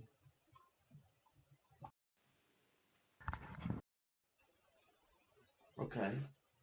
Yeah. You've been struck. Yeah, you have been fighting it. That's very true.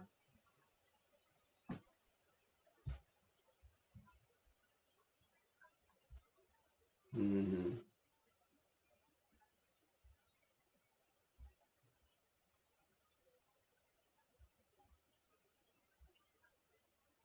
Okay.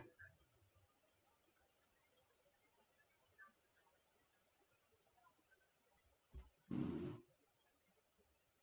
Mm-hmm. Right. You. Oh, okay. Okay.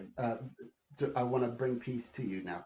The greatest gift is remembering you, remembering every reading. You're so special. Everything you said to the T is written in the Akashas. It's all here. Okay, I just want to make sure you that you understand. You're no stranger here, and yes, and if the spirit world, like you're describing now, you're confirming what the spirits is saying. You know, both of these men, you're like, I'm done with them both for now. At both of them. Mm, of course, of course, you're not relying on them, right?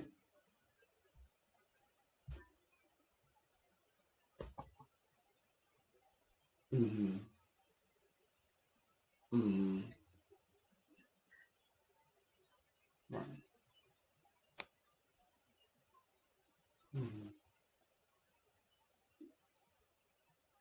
Mm-hmm.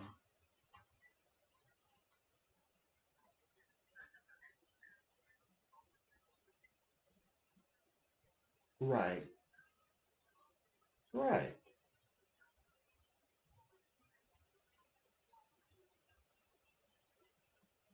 Right.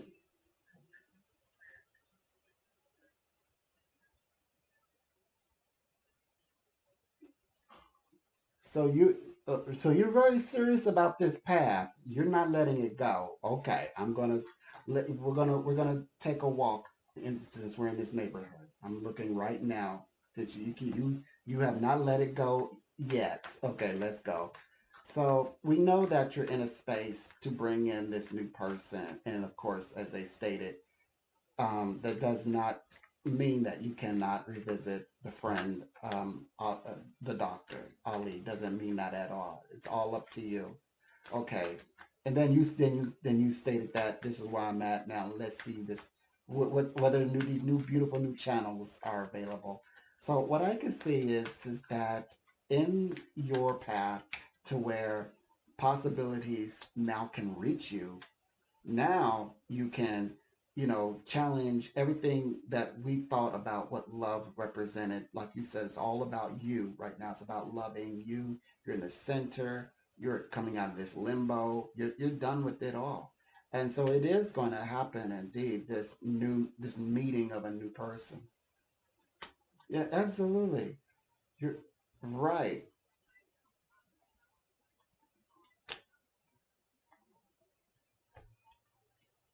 Right. Right.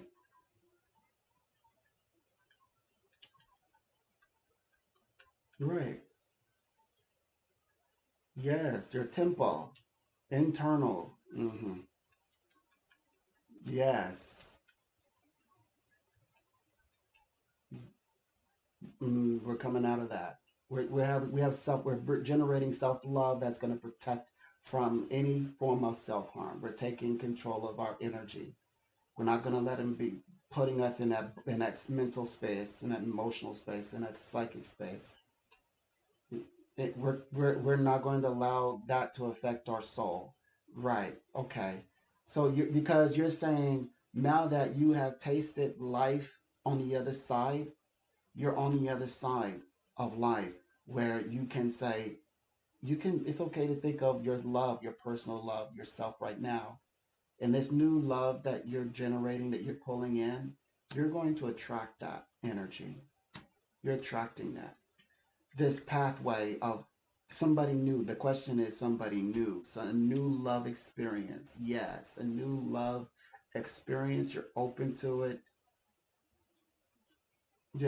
So you're open to it, and there will no be any regrets from the day. There's not going to be any regrets. This says one pathway, right? But the one goal was to have this where you are going to have the ability to rely. This person is very much dependable and reliable. So that's now we're going to talk about the individual. Now you know what you're connected to. Okay. No, no, we already correcting it. No, no, don't correct the spirits. Let the spirits talk, because you can make us feel. No, we don't want to feel anything. We just want to say what the spirits say. Okay, it's only the spirits are speaking. Okay, so let's go into about the guy, because I'm not okay. Let me remind you. I told you I'm not your pastor. I'm not your prophet. I'm not your holy man. I'm not your therapist. I'm your psychic. Okay, you remember me now. Okay, all right, good. All right, so all right, I'm your psychic. I'm your best friend. That's about dark things. So spiritual things. Okay, so what I could tell you is this: the first thing that comes up is love, because we pulled that in. I didn't mean to overtalk you, but I was pulling in love energies because to combat the thoughts. So now we got the love energy. I see you. I see you very much right now. You're at the best peak of your emotions. Your emotions are so vibrant right now. You're not all over the place at all. I know because you don't even sound all over the place to me. You sound very exact, like you know exactly what you mean. And this guy, I do get the sense is he's either your age or he might be a year younger. That's the thing. I know you like maybe older guys who have themselves together. He does have himself together. He's mature, but he seems youth like, not young, not like as in age wise or mind wise or emotional wise, but I mean like he seems to be very active type, like vitality. I see a lot of vitality to keep up with you. You have a lot of energy, if you know what I mean. Like you have a lot of vitality. To me, I know you've had lives. You had two daughters, right? And you had a husband. You have a husband. You have all these things going on, but so you're youthful to me. You sound very youthful. I know you're like, no, I'm older, but he's also that way as well. He's got a lot of energy. He's a bit fiery. I see him as having like dark hair, but medium, like a medium dark hair. I also see him dealing with his money emotionally. Like I see that he's very good with money emotionally. Like he doesn't get riled up and want to spend all his money or something like that. He's very good with money. And that's all I'm saying in that area. Um, by the way, they say that he does have dark hair, that he's also, well, he's taller than you. He's described as a tall man as well. That's what I see. I also feel like he does something in engineering, he does something like engineering wise with his life. Emotionally, as a person, I want to look at his personality very quickly. He seems to have a very kind, like a nice conversation with you, very steady mindset, a wonderful conversation. Like he gets you, and he has a strong mind. You would need to love somebody who has a strong mind. He has a strong mind. He's not easily saying, "Oh yes, let's do anything." He definitely says, like trying to talk about things with you. He understands where you're coming from, and he pushes for the things that work for both of you, for the relationship. He's not like, weak mind. I don't think you want that. A guy that can't make up his mind, or a guy that, just doesn't have poor judgment. This one has good judgment, good mental judgment, they say. Like with his actions. I mean, when I say judgment, I mean his actions. I believe, very much like, again, practical ideas about relationships. That's where he's coming from. No family of his own. Wow, okay, that's new. I see no family around him. Like not, I see him unmarried. He's an unmarried man as well. But he's lived a good life. He's living a productive life, of course, financially, education wise. Had relationships, had very strong relationships. He's had that. He's open. He's a more like a bachelor type. I think he's a bachelor vibration, is what I could see. Sure. Mm-hmm. Mm-hmm.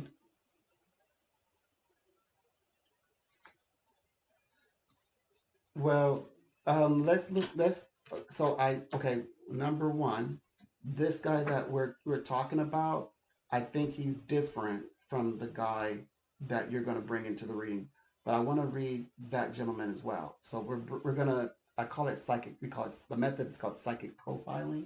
We could psychically profile the one that's on your mind, but the one that is referred to right now, they're not the same people. This is a journey that you're still undergoing. So he hasn't met you yet. Neither have you met him ever in your lives before. But you still have a process to go. So that's why I was saying we shouldn't rush these things. Only what you're ready to talk about. So we'll talk about the guy that who's working with you and see what comes up with him. See, just read around his energy, see what comes through. So just kind of think about him and he'll channel through the reading.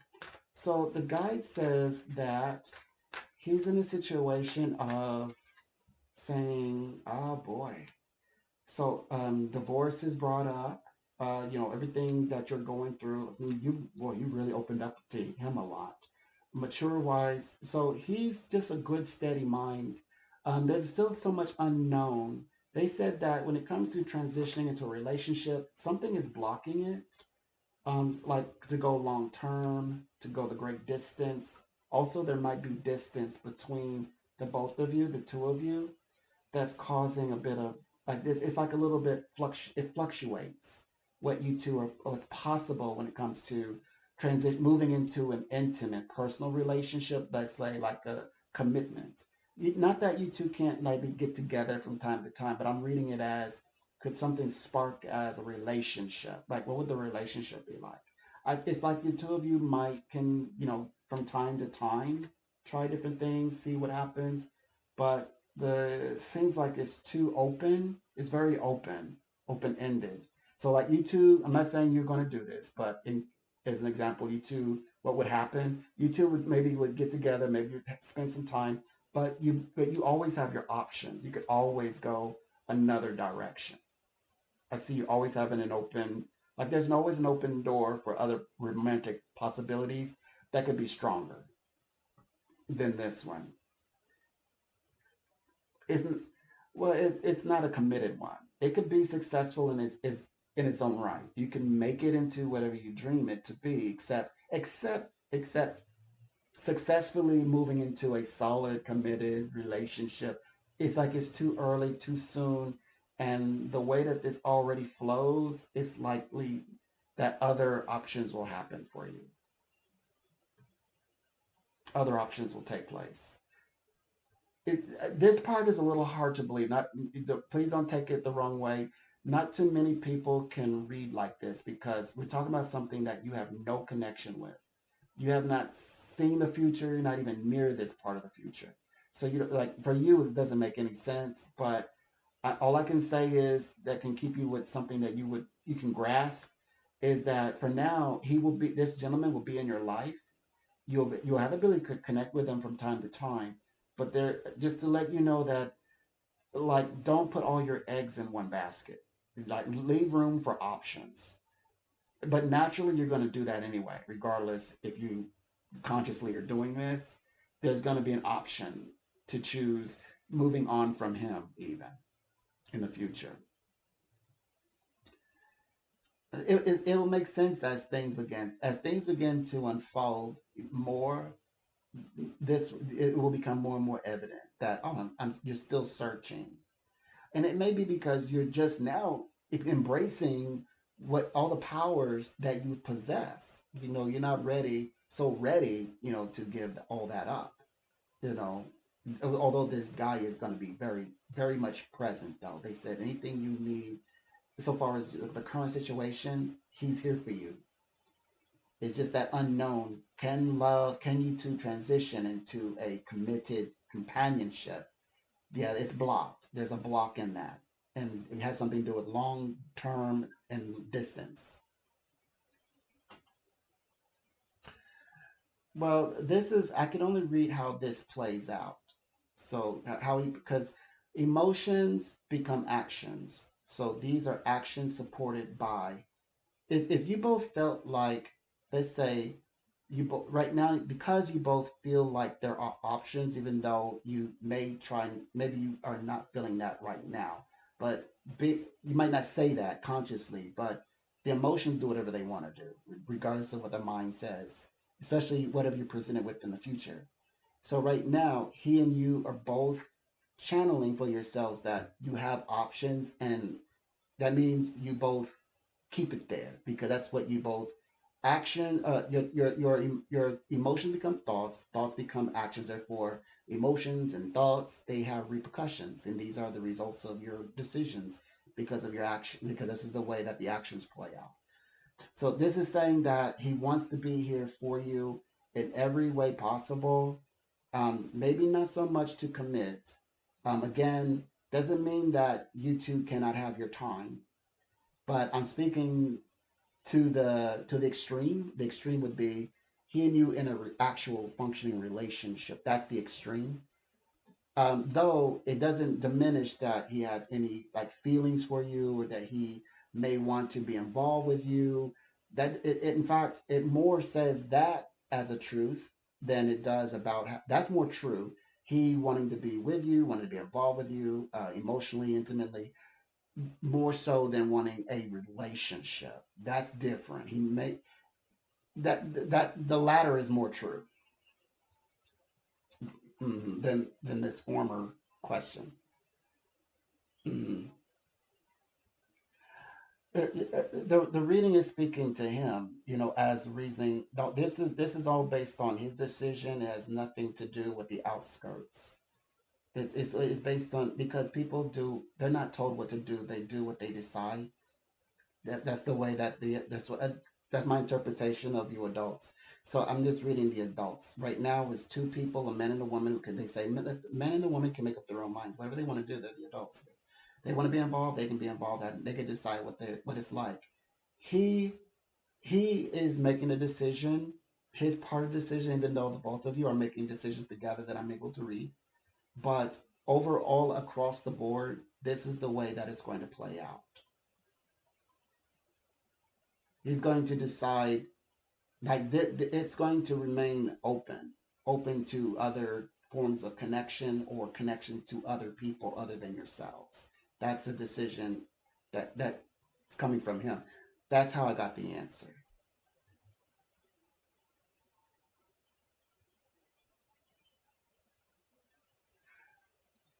Well, it's up to you to get involved with them.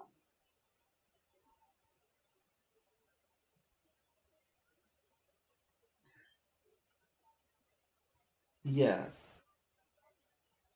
So if you're involved with him, as the reading suggests, that's something that can happen. You get involved, but if you start wanting a commitment from him to be in a relationship and have a label with him, that's where the other part of the predictions start to play out in real life. Like he may not commit. Most likely he will not commit to a relationship to where you're in a like a companionship, exclusive relationship. He may not commit with that like that with you at the very end. But yeah, you could choose to get involved with them, but it doesn't mean exclusivity.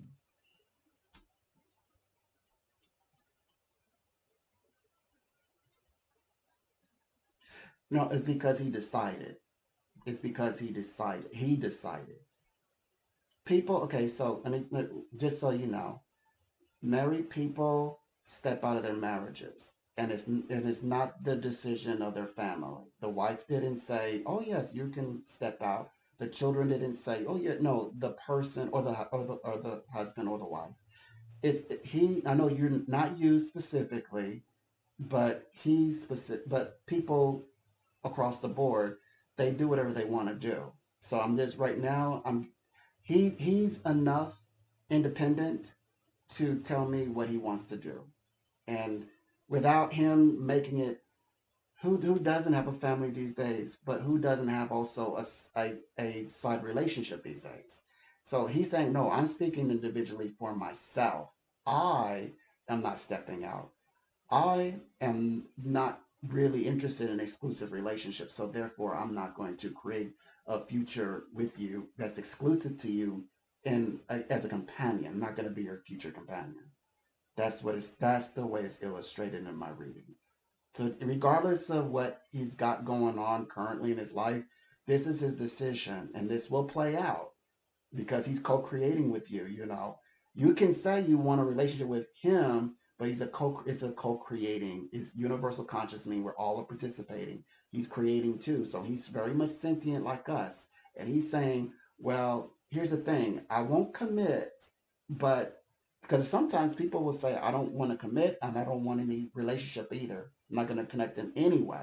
He's not saying that. So you got about 50% or something, or maybe less, of what he's willing to do. So it gets very complicated. We were talking about real human beings here. So, and anything can happen. People can do whatever they want to do. It's endless what they can choose to do and how they choose and why. Like his reasoning is his reasoning alone.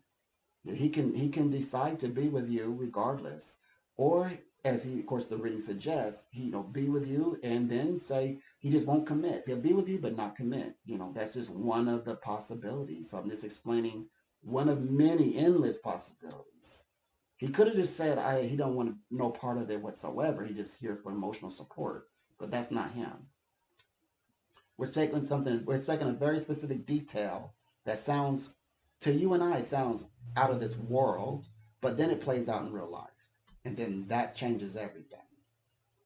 When it plays out in real life, it starts to happen. Then you'll be asking me later, well, won't he commit? And I'll say, well, based on what the guys were saying, he's not interested in committing. But that's his decision. It isn't because some persons or even family members, not because of that.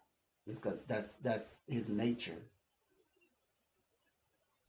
Psychic profiling is it weirds everybody out. Don't think anything of it. It's not you. It's weird for everybody. It's reading people's personalities. So I'm reading his personality. Personalities are what he will actually do. The actions you will witness and see and experience with him.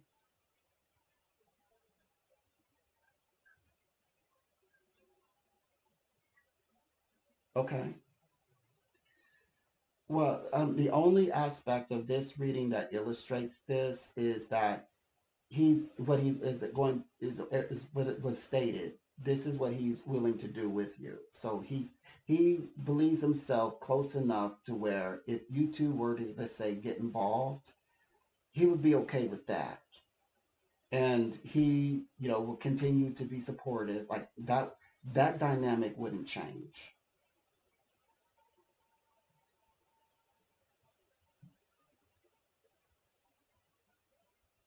So it depends on what you're trying to create, the connection you're creating with him.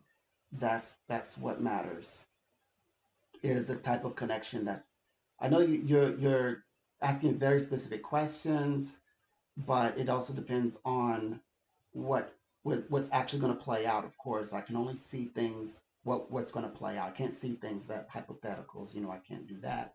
I'm not a writer. This all I have to do is just look and see what he's actually going to do, and then relay that information to you. So I just could tell that yes, like there are feelings there, just not the committed ones, and he will continue to being supportive in your endeavors, like as you change and increase your life. But it's not as bad. I'm just being plainly spoken. I don't view it as a bad thing. I view it as you're discovering all the possibilities that love has to offer you, and he's only but one experience. So he doesn't represent the totality of you finding love and companionship again. at the level that the standard that you're looking for. It just doesn't involve him at a certain level. When you reach a certain level and you have a very specific demand and need, it doesn't involve him.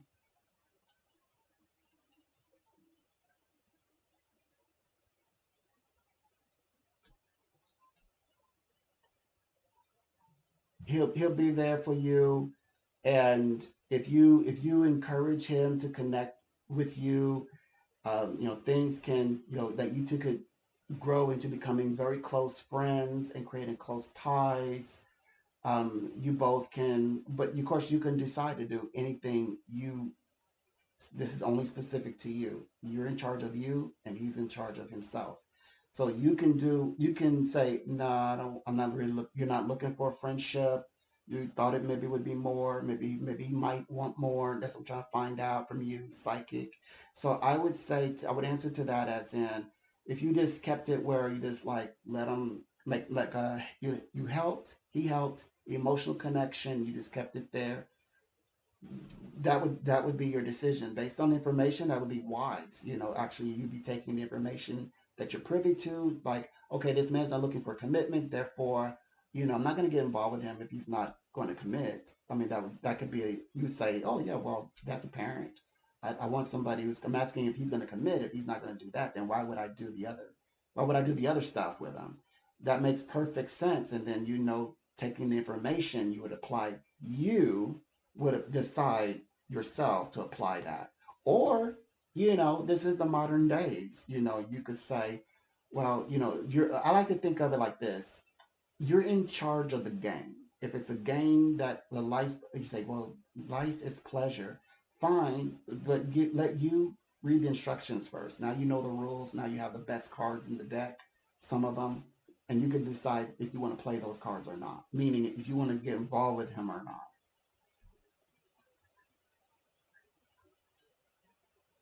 Mm. There's a lot of growth. Ali is so complicated. That entire situation is so complicated.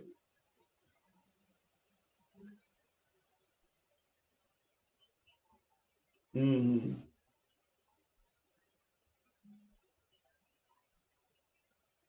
mm.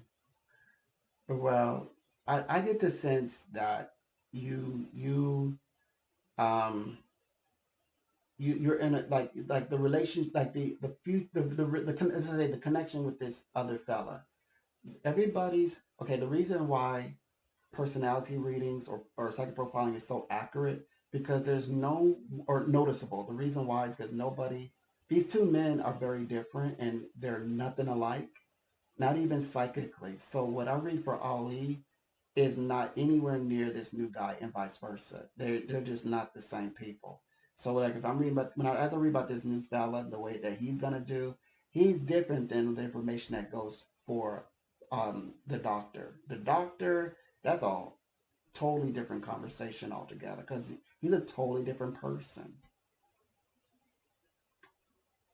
We Okay, so for example, like to stick with your train of thought with the Dr. Ali, you were never going. I'm going to speak to what is true, what I can actually see. I don't like to speak in hypotheticals, because that's theories. We're not in school. We're not in class right now. I don't think. I hope we're not. We're not in class right now. I got to pinch myself, make sure. Nightmares, exam nightmares. No, I'm just kidding. He um, would not be involved with you on that level, because you two are not there. You two are not there to have that kind of connection yet. You two are, could say that you two are working on that, but right now it's so complicated. He's complicated. You're complicated. You're going through so much. He's trying to figure out how to act around you. It's a lot. It's a lot. The new guy doesn't have to deal with a lot of that. He doesn't have to deal with that at all. When I read for the new guy, it's a little bit more transparent than Dr. Ali.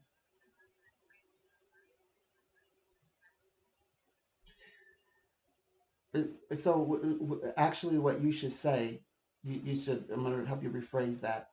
Who are you talking about, and who do you want to know about right now?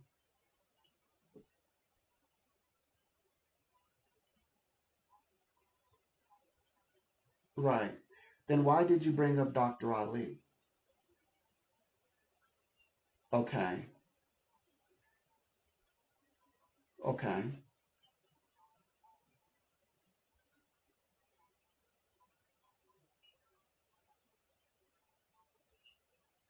I I didn't read that. I didn't read that. I didn't even read that. That's not a vision for me.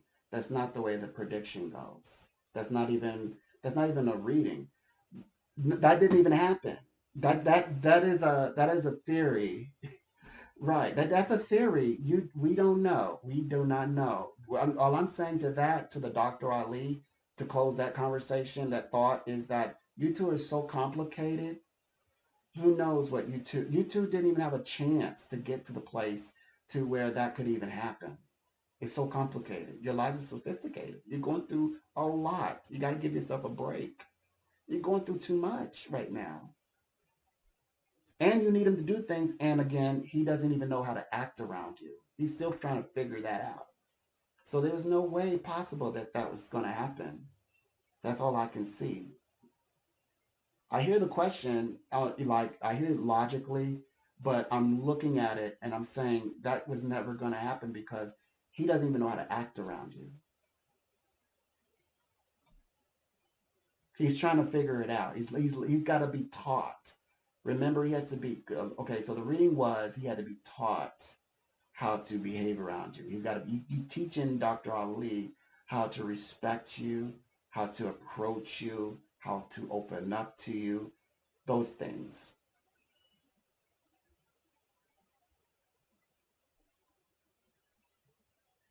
So these two men are very different. Your current gentleman, you specifically said, I want to talk about the current one. The current gentleman you're talking about, he doesn't have to deal with that. It's very transparent between he and you. Like right. He knows what in the world you're talking about, and you haven't found a reason to put give to him any idea that his approach to you is wrong.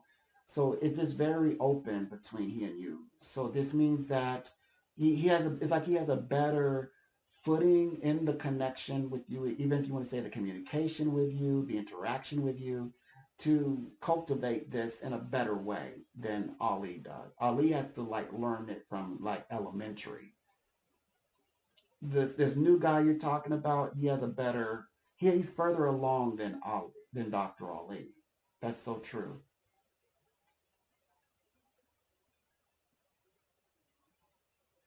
Hmm.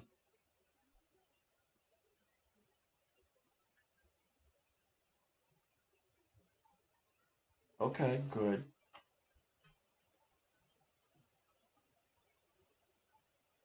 Mm-hmm.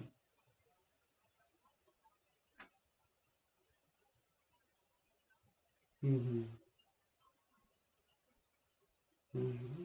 Yes. Yes.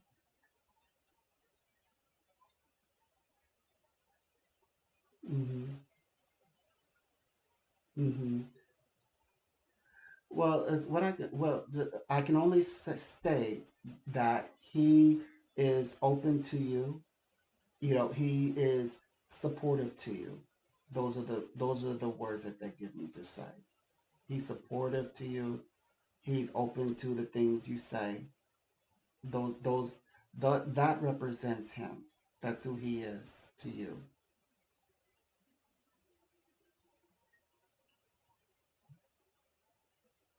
Well, with the reading, psychic readings are for the person who's receiving the reading.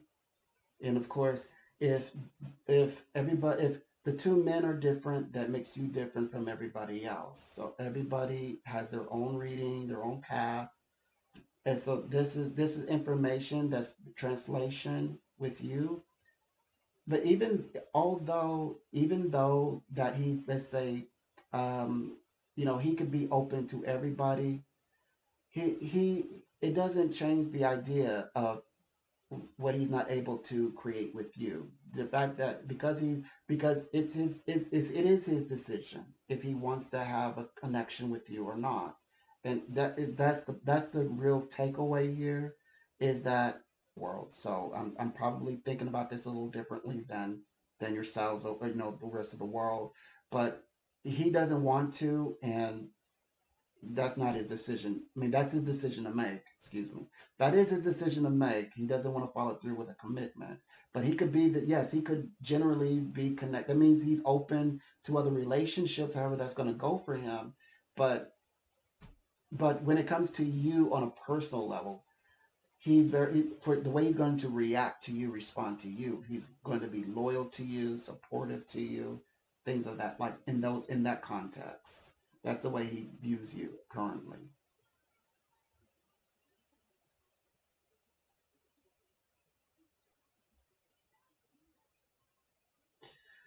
Um, well, when you ask a very specific question about does he would he commit to you, that's what's that is the information that's present.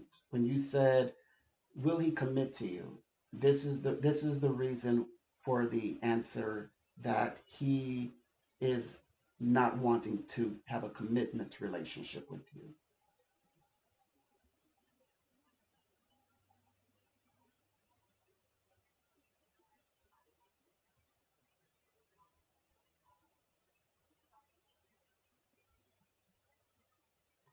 He and you would have a connection. He and you would have a connection, and that relationship, those actions and within the context of an intimate relationship does not, they said, uh, transition into a commitment relationship like companions.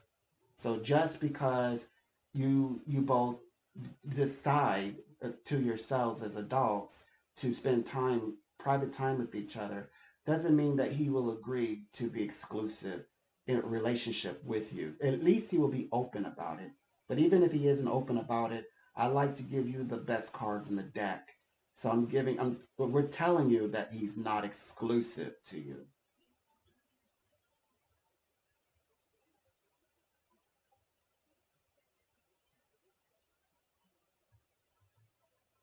But you can also decide not to sleep with them as well. You never lose your, again, the greatest gift universe God's gave us is our free will. That's what they mean by free will. Your free will, you can decide if you want to be with them or not, especially based on insight. This insight that you have about him, because he's also have free will. You can say, oh, okay, well, he's not getting that, if you want to. Or you could say, I can use that to leverage a connection with them at least, even though, okay, maybe he'll see the beauty of just being, connected, as really good friends, as close friends. There's many reasons why people would go ahead and, and be with this guy. There's many reasons why, personal reasons, of course, independent from your own, of course, but you have your own reasons why you will or not. And you get to, that's the beauty, is that you get to decide that why or not, or why not.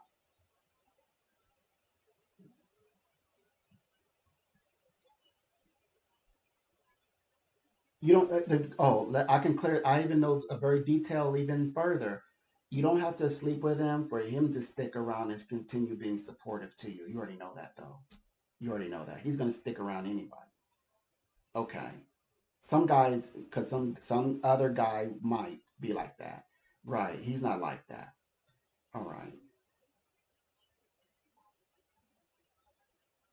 Right. He went, and not because he's interested in just like, it doesn't have to be with anything, him getting anything from you or out of you, as it doesn't have anything to do with that. This is a, I would say, this is him in his best image in my reading, where he present because he genuinely feels that there is something that you need, and he has the ability to provide it, and he will do it at no expense to you, energetically, physically, intimately, money wise. He will just be, it is will lend his ear and his information resource, and not ask for anything in return. That's the good side, the beneficial side of him.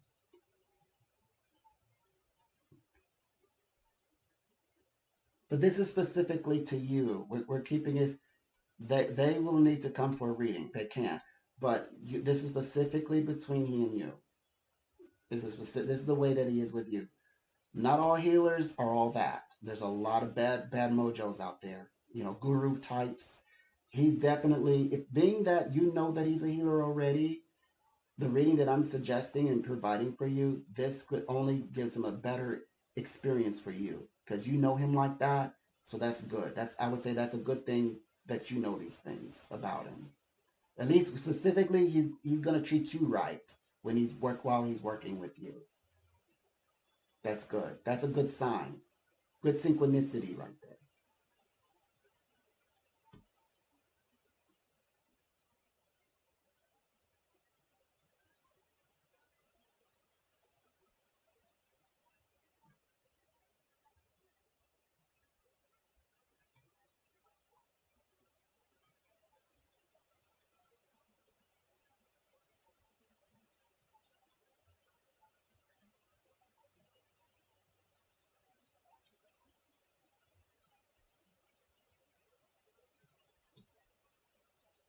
Well, you're the only how I'm getting my information. The guides are you're connected to the god. Well, you're connected with him, and I'm connected with the guides. The guides know what you're talking about. I'm just repeating and relaying information. So I'm just saying out loud what they're saying to you. As long as you know in who you're sending out there to the universe. So when it goes out there to the universe, the guides are relaying that information to me to say out loud to you. That's the way. I, that's part of my process.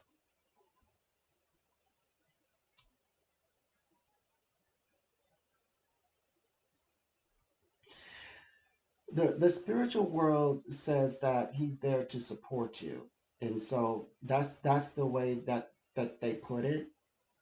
And I get the sense that he wants to be supportive to you. He wants to be in order for it's not the universe, deciding this for him. He wants to be supportive for you. So there should be no indication that you shouldn't interact with him or that you should slow down or stop what you're doing. That's not the information that he's providing. He's providing that, of course, they also use the word open. So he's open to you. So he's not just loyal, but he's also open to interacting with you. So you should stay where you're helpful. This is where you're helping him because he's not here just helping you. He's still on the earth. He's a human as well. He may be this and that, but he's also human. That means he's learning too. So there's something that you're giving to him as well. He's learning from you as well. So don't stop teaching him too. He's teaching you and you're learning things, but you're also teaching him too. He's on a journey with you.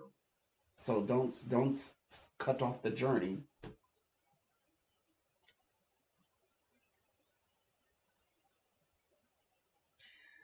Well, according to the reading, you both are meant to have this connection because you're just you specifically you're opening your world to where you're seeing the possibilities that you can have for yourself. And yes, there are many possibilities, but this is only one of many other like many new possibilities that you're going to enjoy. So you're still discovering. So you're on a self discovery journey, and he's just there to assist you in where he's needed.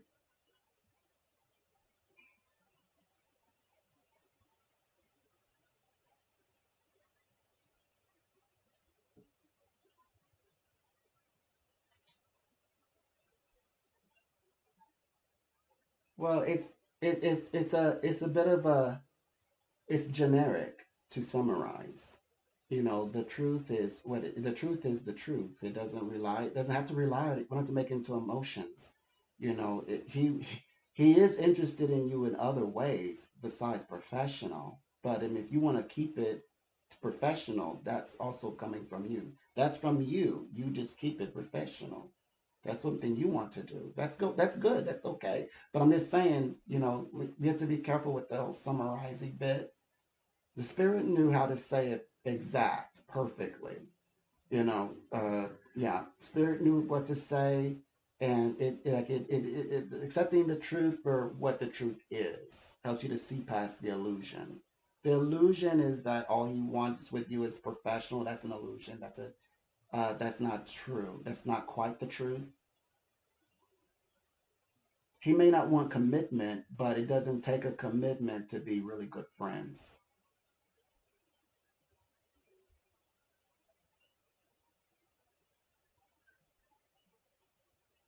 Okay.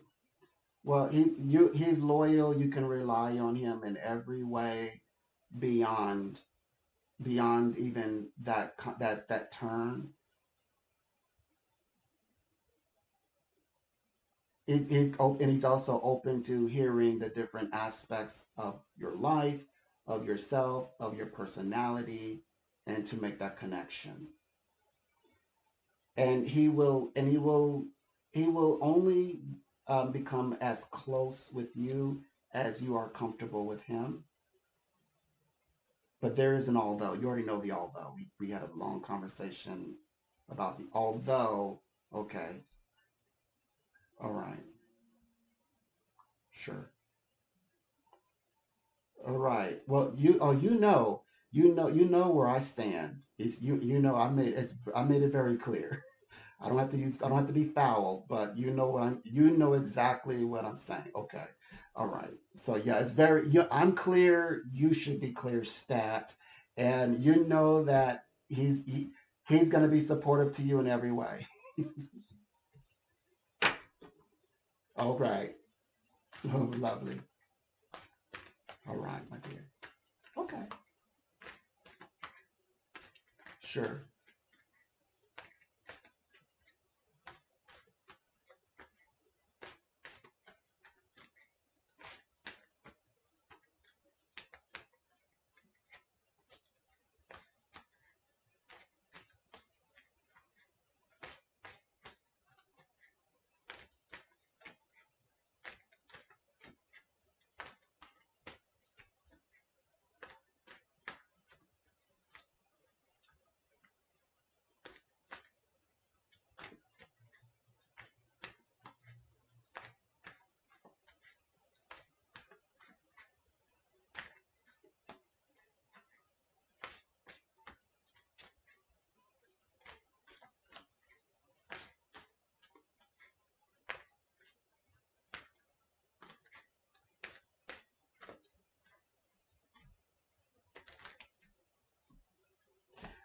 And but the best part is you still get to have your possibilities because it's not just him over here making decisions, but he's part of it. He's only but part.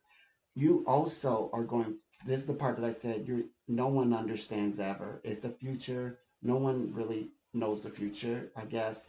But the prediction says that other possibilities are going to happen for you where I know right now you cannot say that. It's not what your heart says right at the moment, but you're going to have other possibilities and you're going to say, I'm going with these new possibilities, even myself. I'm moving on from him. I don't even want, now that I've met this other option, I kind of like, I want to experience this other option. So we weren't able to go too much into that today. But yes, you have a role to play in this as well. It's not just all him making this decision, but he's a major part of it. The reason why it doesn't work, a commitment, I mean, doesn't work. Like a exclusive commitment doesn't work.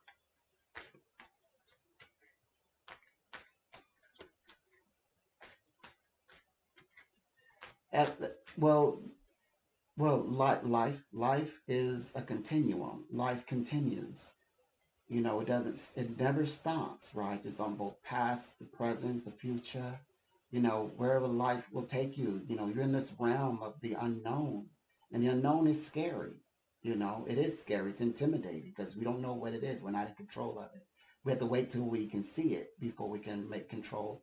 But the guy says that this he is so genuine that, even if, you're not involved with him, it's like the reading suggests, that's his true personality. And this is without him being a healer. He's going to be supportive to you, and he's also open to you. When you move on and you want the relationship, the kind of relationship that you want to forge, the one that's of companionship, commitment, long term, you're able to do that, but you should be able to do that without the back of your mind a voice telling you, the reasons why you shouldn't or want to, or how dare you, because what this guy is thinking, or will he leave your life if he does. If you meet a guy that's so spectacular where it doesn't, you don't, you're like, I don't even care if that guy goes and leaves my life, gets out of my life. I don't care. This guy I really like. You're not even connected to that type of feeling yet. A lot of us are not even connected to that. We don't know how somebody's that amazing. You don't care if you lose a friend or two for. No, you're gonna find it. You're gonna find that love, and you're gonna be like, but even though also you're gonna have that love where it doesn't matter what he's thinking or what he will do, but he will. But that's not his personality to get upset because you're dating someone because he didn't make a move. He's not like that. His personality is good for you. Let's continue to improve life, get you to the life you've always wanted, that you always knew you could have. That's the way he's going to interact with you. He's not going to be jelly. Jelly means jealous. He's not going to be jelly or jealous. Okay.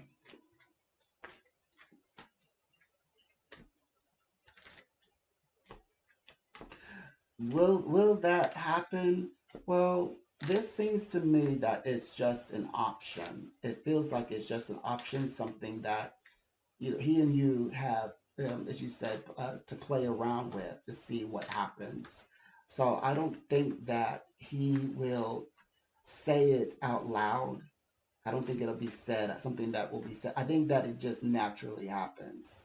Like as he and you are, you're first of all, as you're experiencing each other, and then of course the way you behave with each other, specifically the two of you, the pair of you, the man and the woman, it's going to play out like you two are actually picking up on each other, and then it just goes from there. It doesn't really, it doesn't take a whole lot for him to act on, to pick up on that you're interested in him beyond just what he can do professionally. It's just something that, because of the dynamic that, like you two behaving differently than just straightforward like service, like you're the recipient of service or something like that for compensation. He's providing a service and you're paying him. You two go beyond that. And so he and you will find yourselves interacting, playing around a bit, experiencing, experimenting until something happens.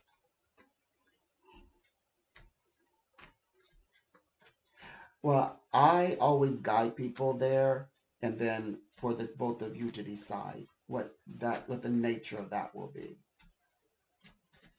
As in, the spirit world says that has nothing to do with you. You're not going to be there. You're not going. Spirit says no. We're going to protect you and your eyes and your sight. I got to keep it clean. But this gets you there. This gets you on the journey. And and and and as the two of you, as the reading suggests, you both are eager, that you both are open or are desiring these things to take place. It's just a matter of, but that wasn't the question. The question was, are you two, does this equate to, does exclusivity spring from out of this? That's the only thing we're in disagreement of. Everything else happens. Everything else is green light. It could be, you can make it beautiful. It can be as beautiful as you want to make it. But it's just that one little element. That's because you have bigger fish to fry. There's bigger opportunities, and you will get in touch with those opportunities. There's people you're meant to meet, that you're destined to meet, or someone you're destined to meet, and it will happen. hmm But it doesn't take away from him. He's still. It doesn't mean that he's not a great guy. He's absolutely a great guy. But we're not here to talk about how good he is. We're trying to see like what this guy, his potential, what can he do? What can he do for you? That's what we're looking at. Doesn't mean he's a bad guy. Actually, he's a quite, like you said, reading describes him as quite nice, a good guy, respectable, honest, and open. Like this is what he was willing to do. This is what he's not willing to do. Yeah, and but he is always going to maintain a special interest in you. I mean, one that is on the romantic nature side. He's always going to have that. And in fact, that's how this happens, by the way. If he wasn't interested, this wouldn't just happen. This has happened to everybody else. It's happening specifically with you. That means he's always have been interested. He's definitely interested in what happens.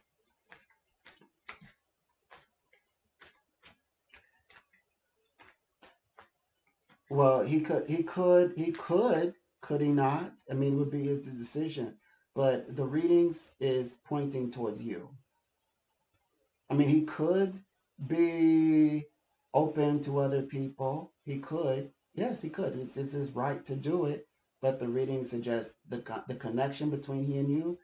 These events take place between he and you. That that is that is a detailed reading. This, mm, but they are people. They are people, and they are of the world. They are. In the reading, I'm talking about he and you.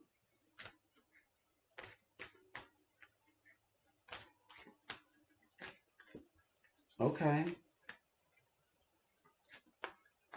Mm-hmm. Mm-hmm. Mm-hmm.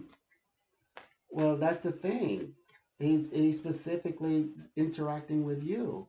You're not the same energy. No one is. Everyone is unique. Everyone is different. So he's interacting with you in a very specific way. You could easily just as chalk it up as he doesn't want to be exclusive with you. He wants to remain where, he's dating to anyone in the world he wants. He's free to date anyone he wants in the world, who he feels a special connection with. You could chalk it up like that. But that's also being very general. That's generalizing the experience. You're having a human experience here. So we're talking about real people and very specific persons. He's specifically talking about you. That's the difference. If you let him go and live his life, what do you think will happen? Of course, you don't have to answer that. I'm not being facetious. You know he would go on to live life just as much as you would. You would go on and live your life if you don't get involved with him. Absolutely. In fact, it says that you're most likely not going to get serious with this guy. And yes, you too will go on and live life. You haven't met the person yet, but yes, you're going to go live your life. But it doesn't mean you're looking for anybody right now. Even you are not interested in everybody who you meet, your clients and customers. You're not interested in everybody you meet. Well, he's specifically you're interested in him as he is interested in you. You're having a real human experience. So we mustn't generalize because that we're kind of bringing up fear. We're bringing too much fear into this. Don't fear it. Don't fear it. Face it. Don't face the experience. Don't fear it. Nothing to fear. You've got the cards in your hands to make the right decisions. You can make the right decisions today.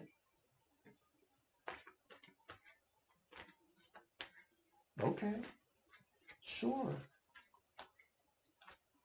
right? Or anyone, or his other clients, other than the service he provides.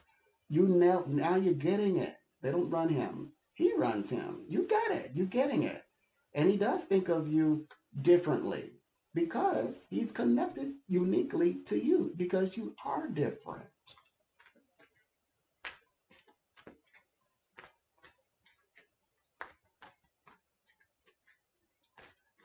Sure.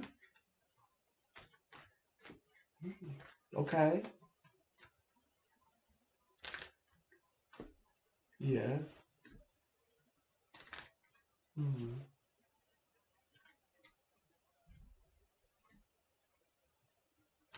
Mm-hmm.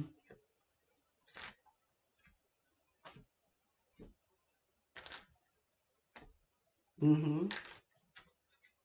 Right. Right.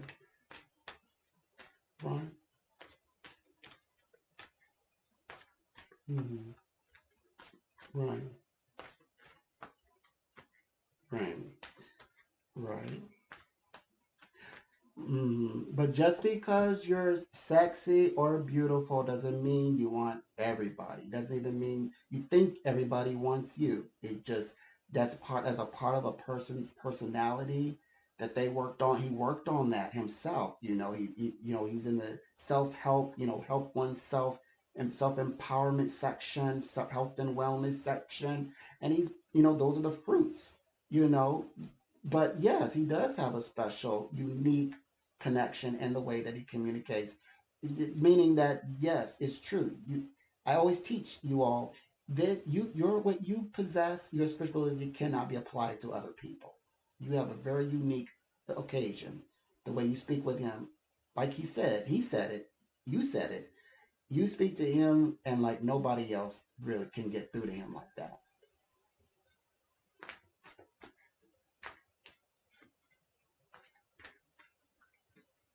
Yes. Hmm. Okay. It was organic. It felt natural. Right. See?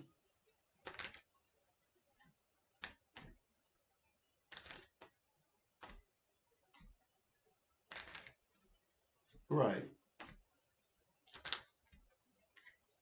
There you go.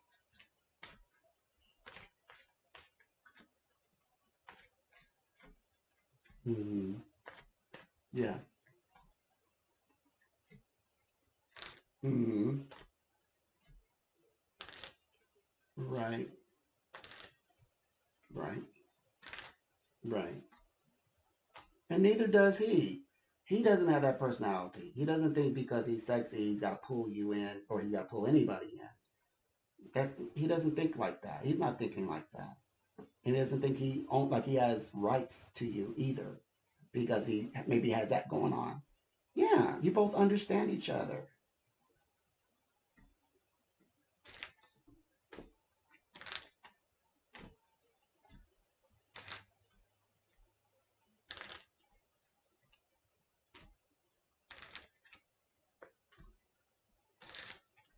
Hmm. Okay, that's right. Yes,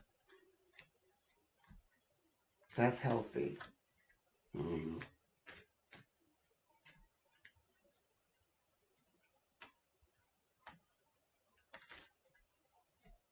Sure. Hmm.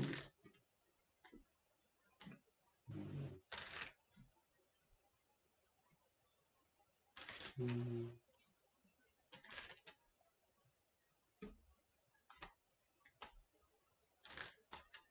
The two of you interacting, the two of you speaking, that is what's causing this connection. The way that he and you are interacting, it's you two are working together on this. You both are co-creating together. You both are able to do that. You two make it interesting. You both make it special.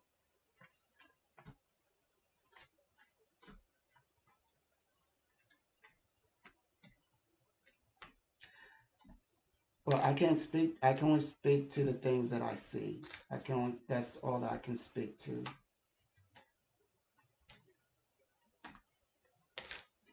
I don't. I won't. I don't. I have to stop right there because I just know my way. I'm very connected with my guides, and I just trust my guides. And there's no way of proving that to you. There's not gonna, you'll never ever reprove it. The scientists, if scientists could prove it, they say there's $1 million in a Swift account that somebody will get if they prove it, and that money is still in there. Okay, you're never gonna prove it. All I can say is when it happens and you call and tell me about it, I'm gonna remind you. I'm gonna see that's why it happened. I'll just remind you when it happens. Okay.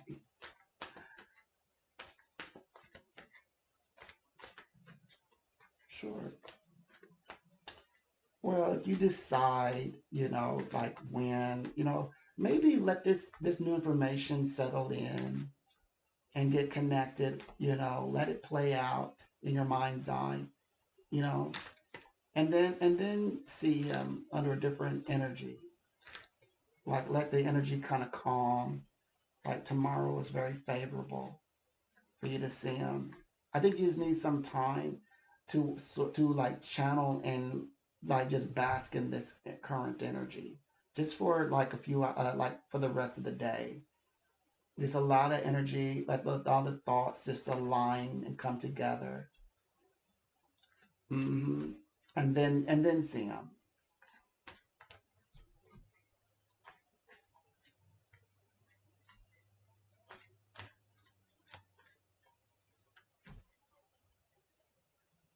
Mm.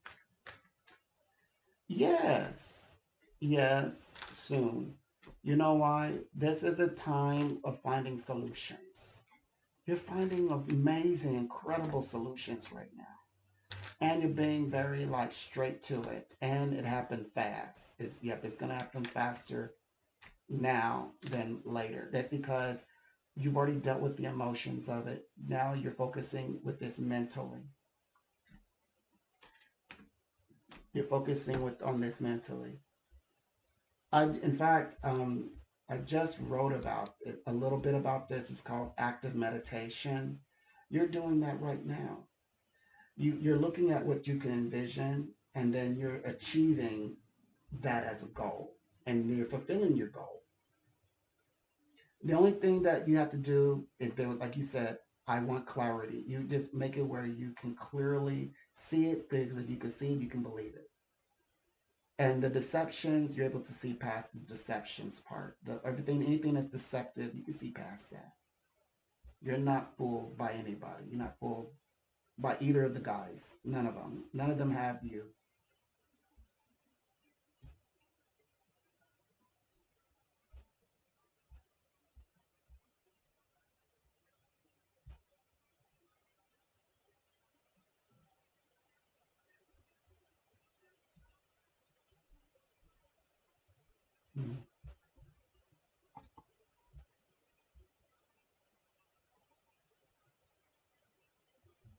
Mm-hmm.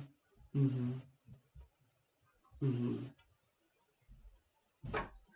Well, the best thing is to you don't have to put your energy out there like that. Your energy you put out there is not up for discussion. It's not up for judgment. You didn't ask his opinion, and you don't move that way anyway. You're not even putting yourself out there like that. That's not the way you move. You don't move like that. There are people who I speak to people in the adult industry and they dancers and so forth. They know what they're doing. That's not you. You don't even need to paint yourself in that picture. That's not even you. That's not even your personality. You've made that so abundantly clear in my readings. You made it abundantly clear to the Dr. Ali. He knows he's not messing with somebody who is like who moves like that. That's not you.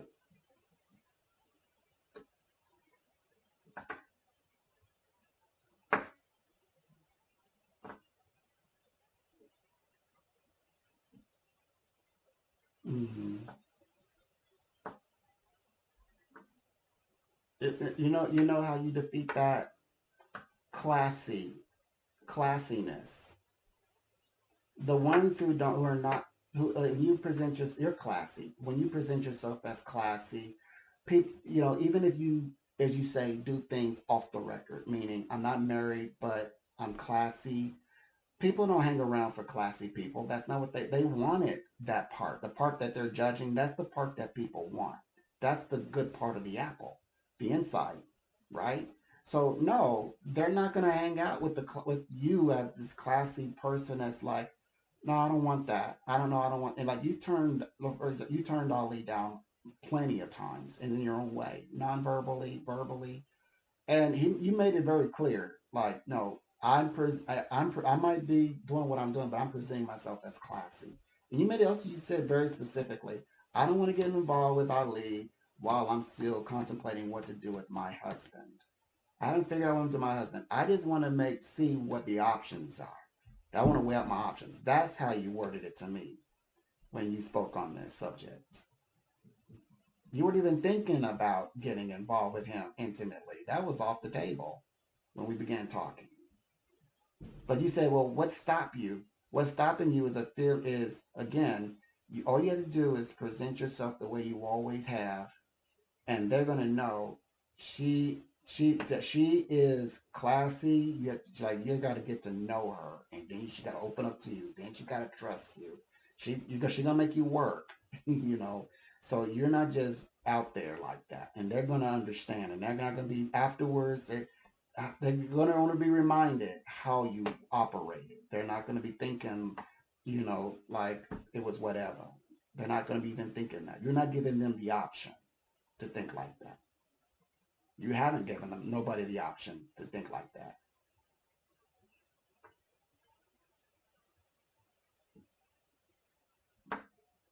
Right. Well, all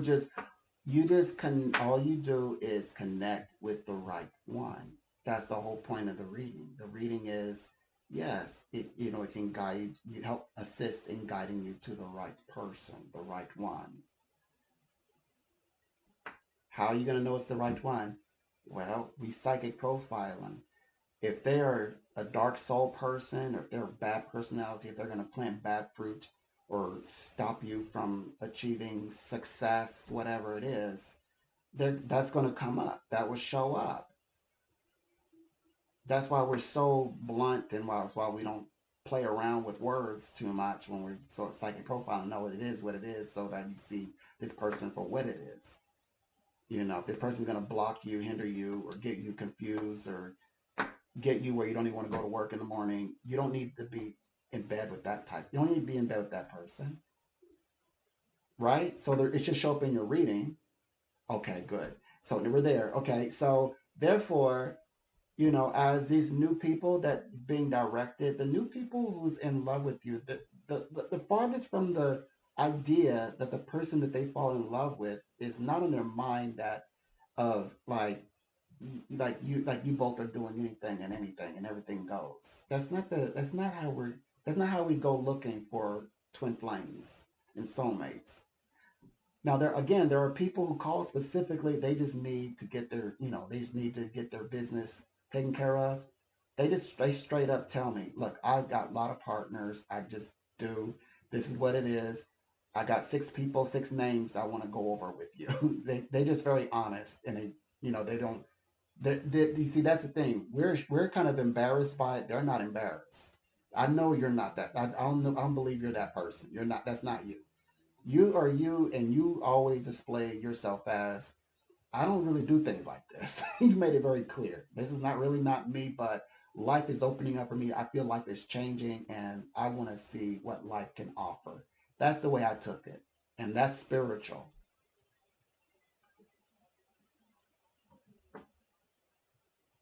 Yes, but I would the current guy. Well, that's why I was so blunt. That's why I was so blunt, so that you would know. That's why I gave you all of the cards, gave you the instruction manual. People who play the games, yeah, they can play the games, but they don't give us the instruction manual. So what I do is I give you the instruction manual. I give you the best cards to start out with in the deck. So as much as you want to play, or if you don't want to play at all, you now can make that decision. When you all say, "Don't play with my life," God has something more in store for me. You know that phrase, that common phrase that people say, "Don't play with me. I didn't ask you to come into my life. You came and talked to me. I said, if you don't want a relationship or commitment, don't get involved with me. Why did you sleep with me?" I help people navigate all around that. I get straight to it. I say, look, this person wants this person wants that, and if you want this or okay with any of this, then that's fine as long as you know. And then if you want to say, what if I want to skip all that? Fantastic. You're on your way forward towards the future. The future will happen. We're not able to see it today, but the future, with you finding that one companion that you say, okay, I can be myself with. That's the one. You're going to find that one, and who's going to become exclusive with you. That's the one where that's how we're picking out soulmates and twin flames. I mean, not me personally, but that's how it plays out though.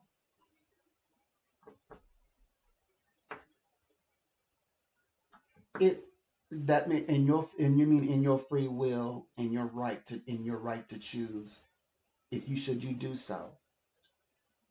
I should have no say in that. You have to accept the reading for what it is. You have to accept the reading for what it is. You have to accept the words that I state as they are. Okay, well, I'm not going to add any more words to it. If you need to meditate on it, that's okay. I'm okay with that.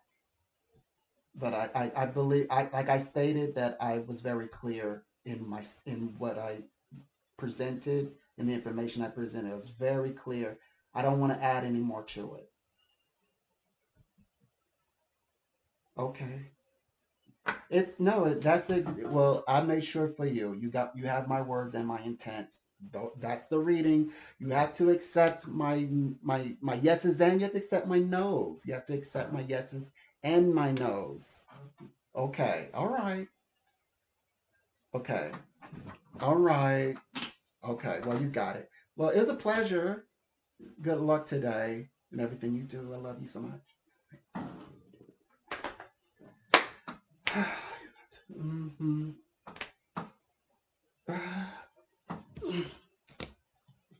Okay. Okay. I was nice, but firm. Nice, but firm. Okay. Um,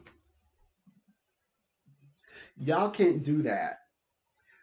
Oh yeah, by the way, if this was 2018, 2019, oh yeah, y'all would have got so mad. She would have hung up, she would have contacted the job, the company. The company would have been y'all the pandemic humbled you all. After the 20, like the 20 was it 20 the 22nd when I came back, you all were a lot different. Y'all was like, okay, okay, okay, okay. Y'all started listening up. Y'all still kind of try it though. Y'all try to go back and I think people even told me, I want to go back in time. I want to go back. I want to go back. I'm not giving you the map back. You could trust that. And I'll be right back after these messages.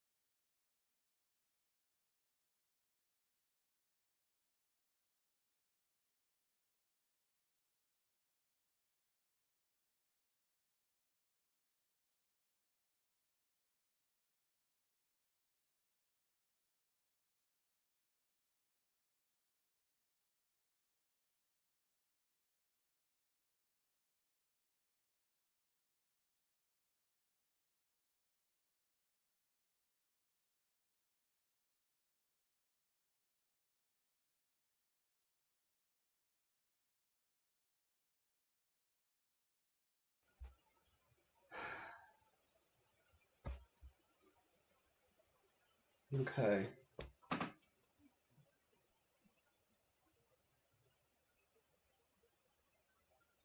I'm back.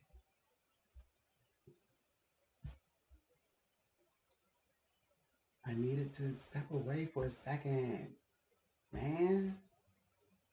I needed to step away for a second, man. Hold on. Did I? Okay, yeah, I'm alive. I'm alive. True. What is Twitter like? Okay, I need to check on. Let me do a quick little. Y'all really put me to work today. I don't even have to stay on. I could.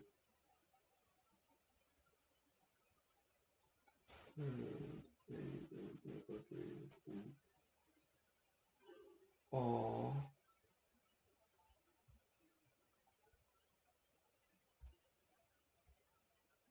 okay. Anybody want to battle or repost?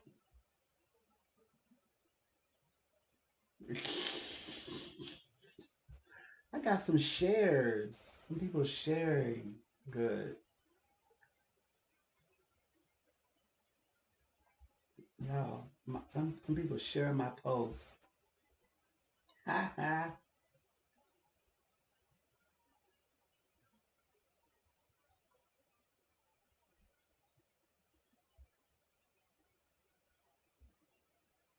Hmm,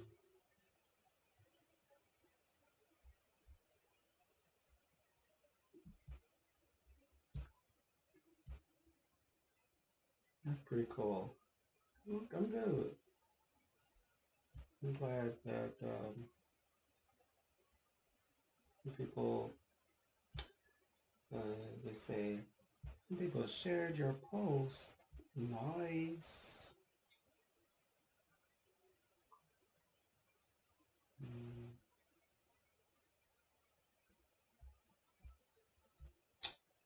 Nice.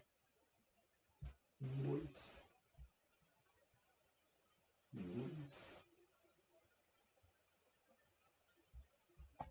Mm, mm, mm, mm, mm, mm, mm. Um, Today is okay. You're definitely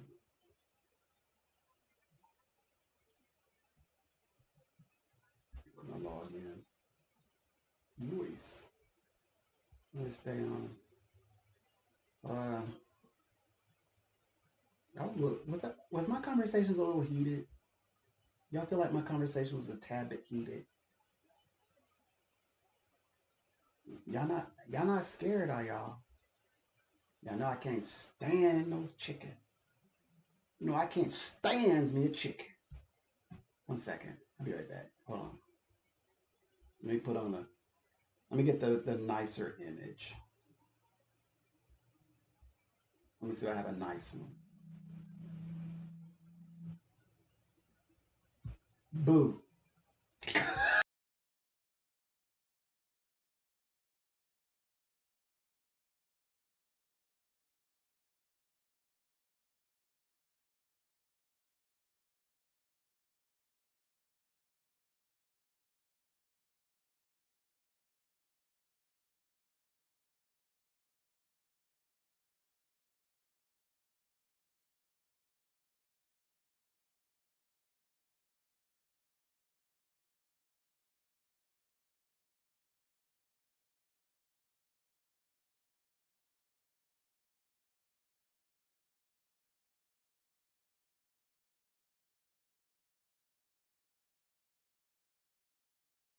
Okay, I'm back. All right. What was I looking for?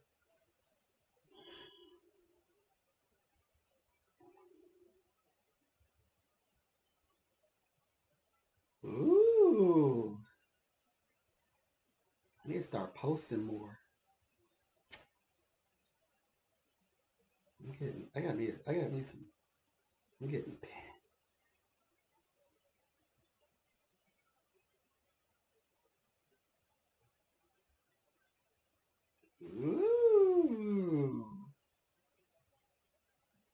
start. I need to get into this posting. I'm earning.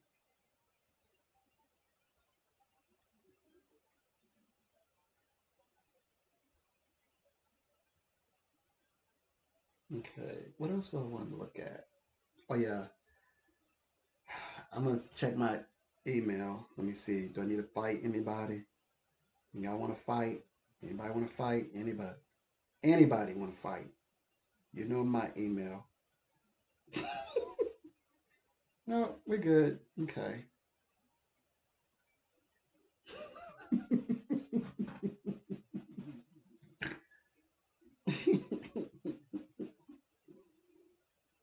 Okay.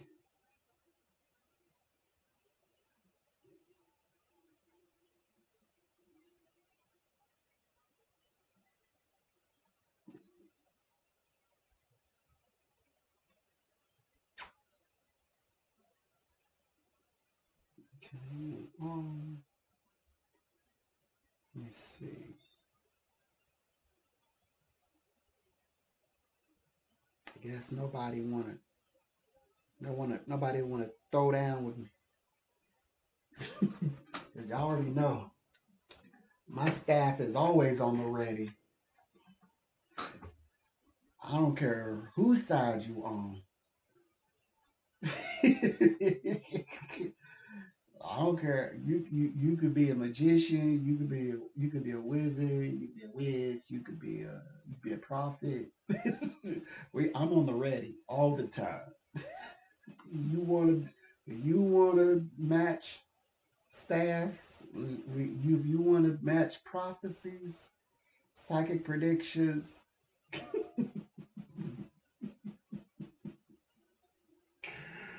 Oh, oh.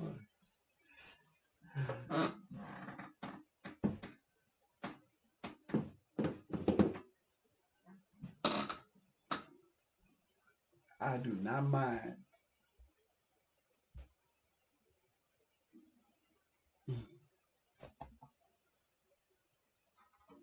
Okay.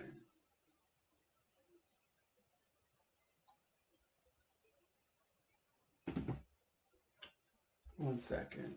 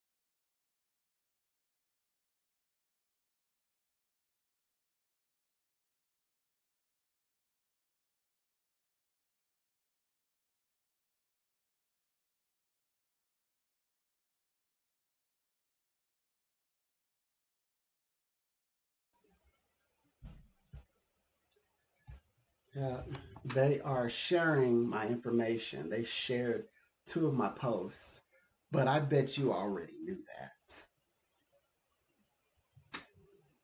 that.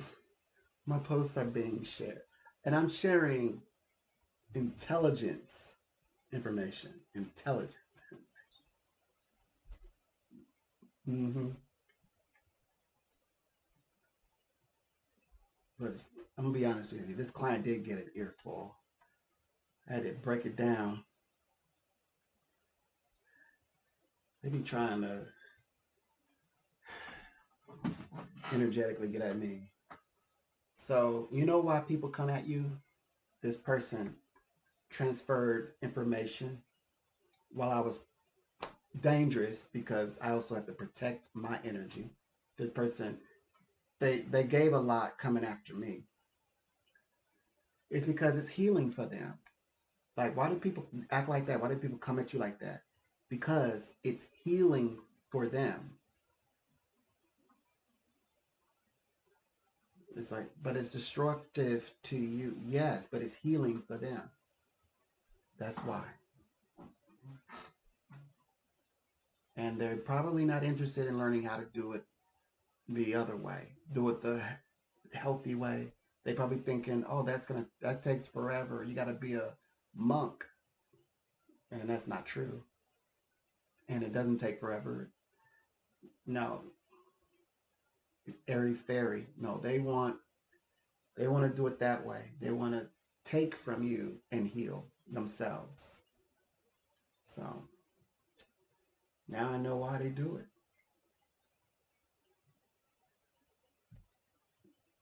So people energy harvest because they want to heal themselves. Well, they want to sustain themselves. They want to sustain themselves for like longer. That means that they're rehabilitating themselves. So yes, they are healing themselves. Hmm. Anyways, so YouTube's algorithm does not detect spiritual language, metaphysical language, nothing. They don't. It has no clue. You have to kind of trick it. You kind of gotta like word it, like like practical things, mundane things that are made like generic descriptions of what is considered spiritual or metaphysical, and hope that it kind of great guides topically on a topical level where it reaches the right eyes because the YouTube no algorithm, not just YouTube, but no algorithm has it, and no one is really that bright. I mean, they don't know like the different phrases, the symbols, the words. Those are things you have to kind of teach on in space. It doesn't even know to even include this as a space. You have to like you can type in what piece of information are we lacking. You have to incorporate, like it'll give you the generic, well written outline, but it's not specific. So you have to come up with that yourself. Even I've even typed very common words, and it had no clue. So yeah, that's why everything is niched up. So like obviously financial niches, making money niches are higher. Education, finding like how to do an interview, then sports. All that's why it's like that.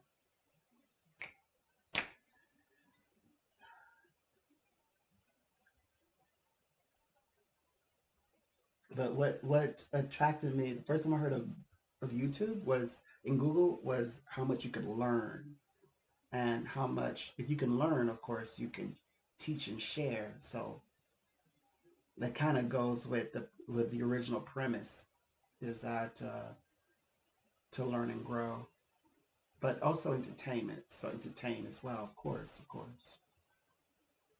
So yeah, you have to kind of create that a niche. It's, yeah, like there's conversations that okay, for example, uh, there's the one-sided conversations going on politically, and like if you speak on Qatar, if you speak on like people don't even know what those are. The let me see. What's it? What's the name? I think it's Doza. Group is. They don't even know. They don't even understand. Like, who are they? Well, first of all, they are both. They're. Hold on.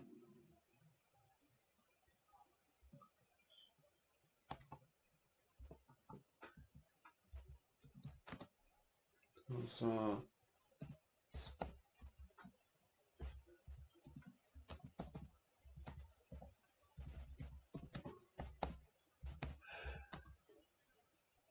the Druze. The Druze is Jewish. So they're Judaic and Christian elements. So like to protect them is Messianic. They're connected with the Syrian. They actually are they're a group that needs protecting. So they're a minority group, but they need protecting in it because they are also Arab or Muslim descent, but with the connection as Muslims have Semitic heritages. So they maintain the Judaic heritage, the Messianic heritage in the religion that is another aspect of Semitic beliefs amongst the next Semitic belief, the majority, which is in their case Syrian, which is then Muslim. Um, and that's their connection to Israel. Well, they're the fruit, and then the Syrian, like, okay, they're the wall. They're supposed to protect, and that's what makes it Messianic. They're supposed to protect the fruit, the tree, the way that was shown to me in a vision.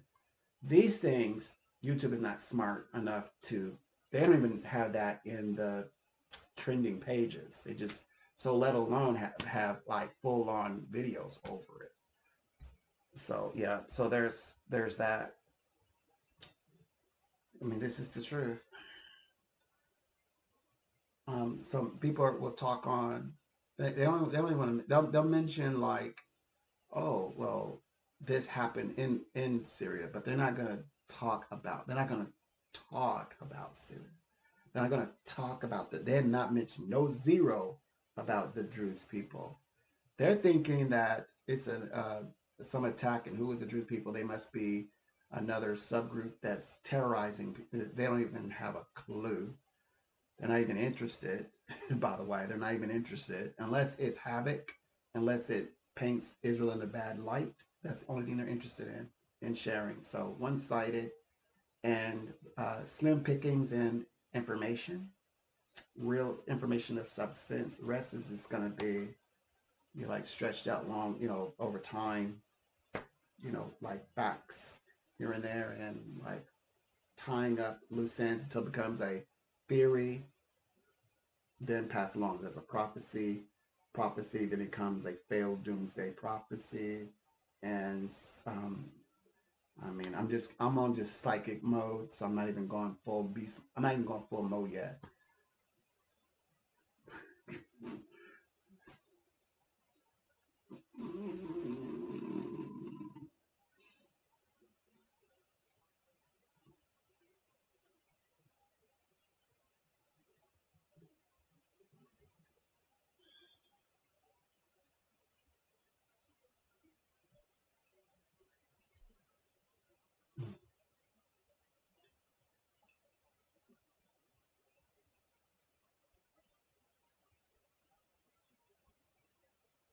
My Eastern Europe is coming out again. I better calm down. Let me calm down.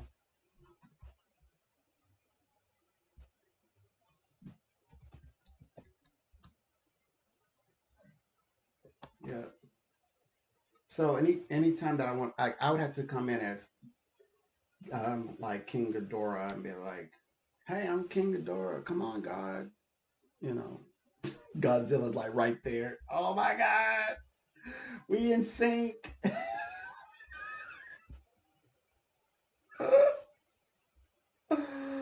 Oh god, the moment I said that, they knew what joke I was playing. I've been mapping out that joke for about a week. Oh, that was a good joke.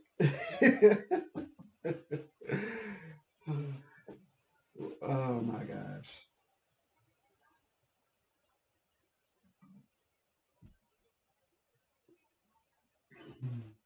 That was funny. Okay, so I had a fabulous call, actually.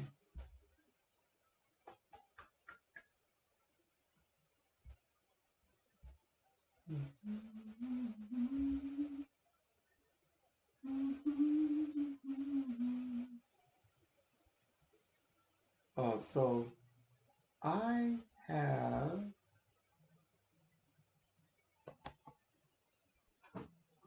I have like some really nice like information that's coming through. It's a really great information um, to share. Like, by the way, that's just a paragraph. So I wrote a paragraph, something that I wrote to my clients. My clients, of course, they said thank you. Um,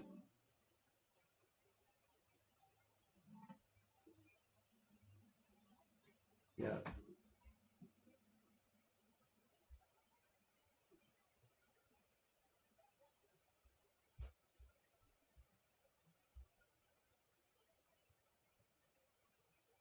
Mhm.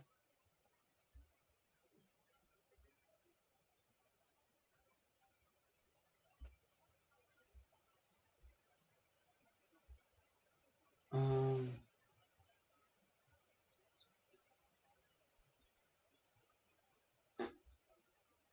uh-oh. Okay. Uh-oh. In strong statement. Uh-oh. Guitar. Let's see what yeah. Let's see what Qatar said. Actually, let's read this together.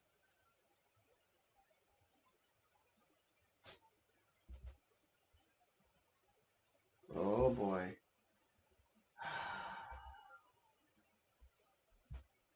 Uh-oh. Israel's in trouble. Okay.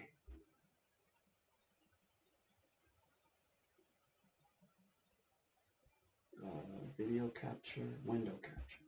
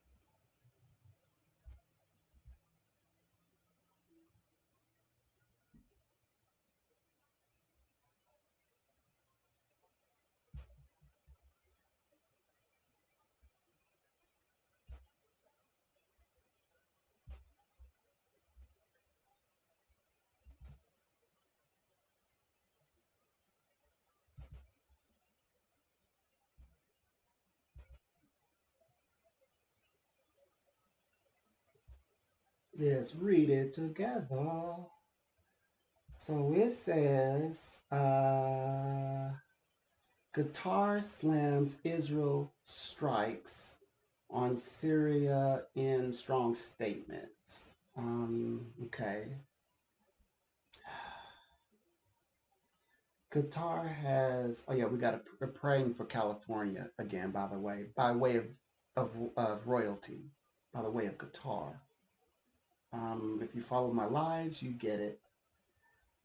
It says Qatar has strongly condemned Israel's recent attacks on Syria, calling them a bold violation of the country's sovereignty and international law.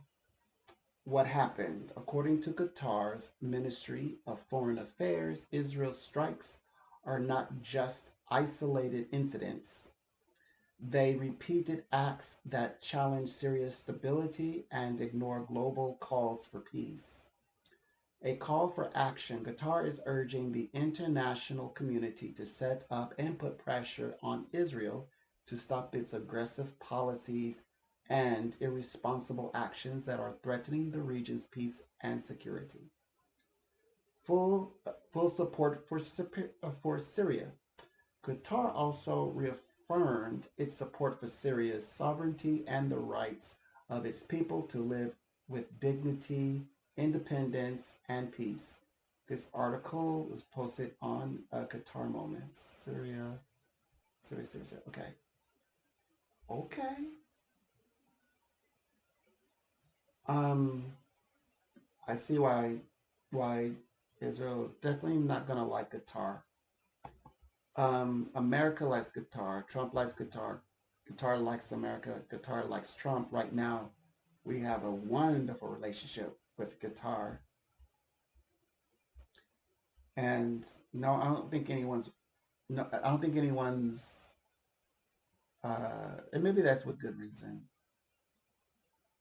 No one's concerned if what do you call it? What's the word?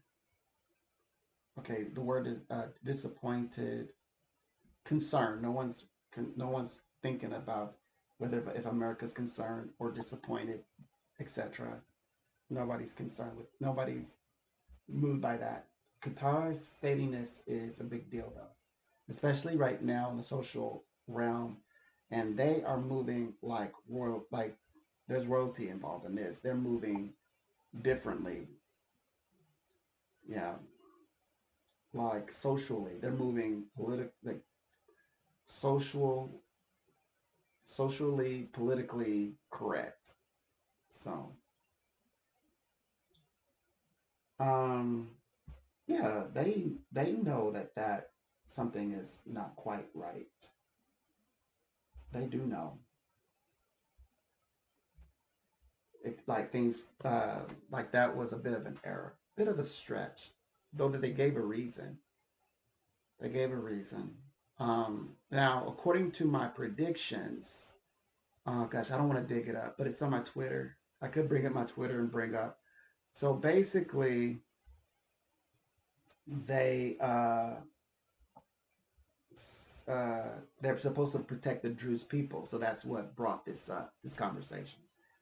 The Druze people live in Syria, but they have a bridge and a common focal point, familia, with Israel.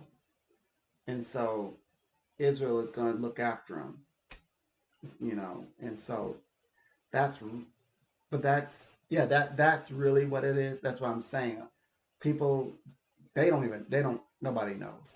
They could have brought up Druze, but they brought up Syria. They're saying, Syria, are you looking at these people? Are you doing this to these people? The president of Syria, people wish that he was Scorpio. I also wrote that very specific detail stuff.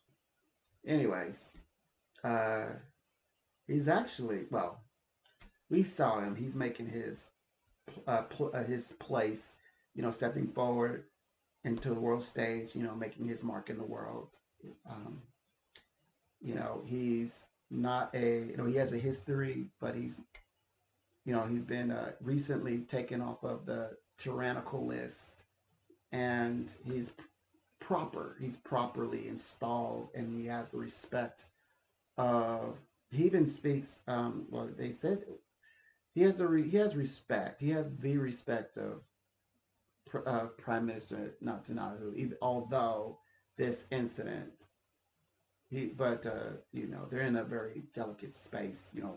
They're traumatized, as you might say, and of course, President Trump and Macron, he has the respect of other presidents, like as being legitimate.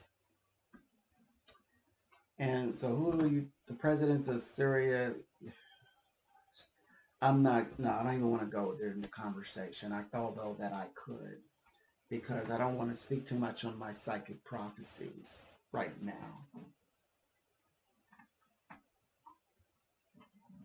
that are too busy coming to true with or without you.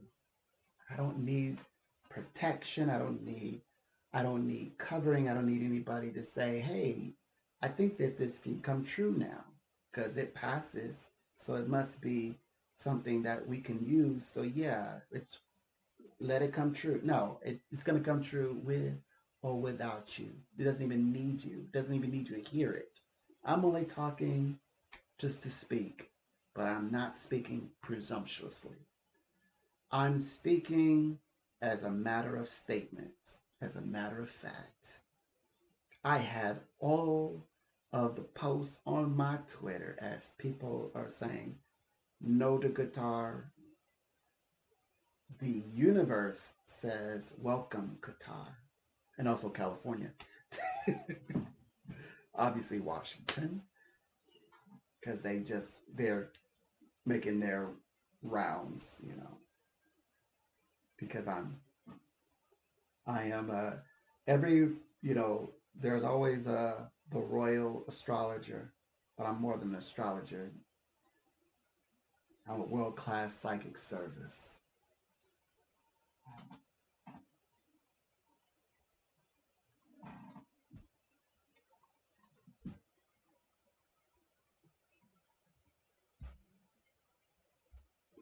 Okay, what else can we talk about? This one says, how a marginal sect became the world's largest religion.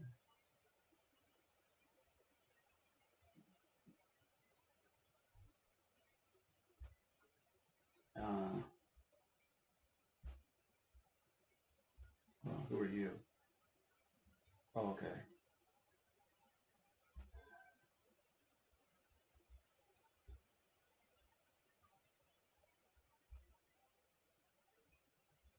Jesus is accused yet again of culture appropriating Europe.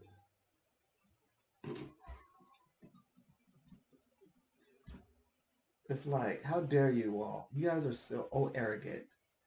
Jesus Christ owns Europe. Of course he's Europe. He's not culturally appropriating Europe. He owns Europe.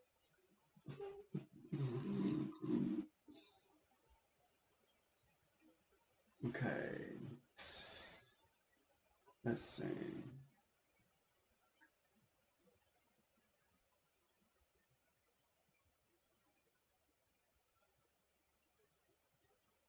Do we have time to read the Bhagavad Gita?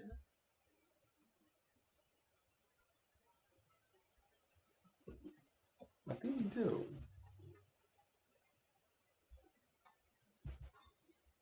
I think we do have time to read the Bhagavad Gita. I think we read chapter 9, or either chapter 8 or 9. Let's see.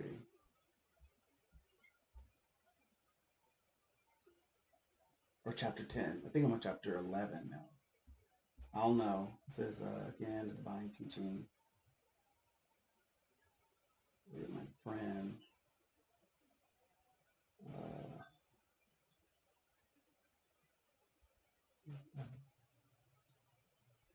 Here it is. Here it is. Sid Values proclaimed this and now you're declaring.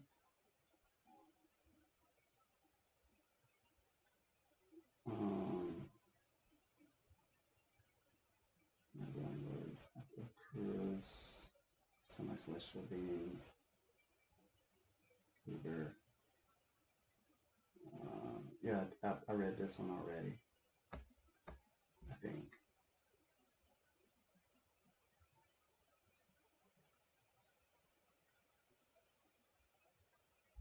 Okay, let's see if I need. Maybe it's 11. Reveal the compassion. My vision is spelled.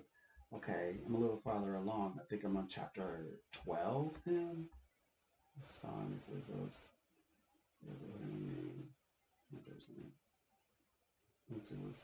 Okay, I think I'm on chapter 12.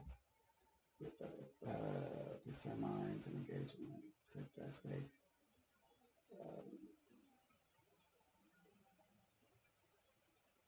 Okay, so I think I'm okay. All right, I think I'm on chapter 12. Come on.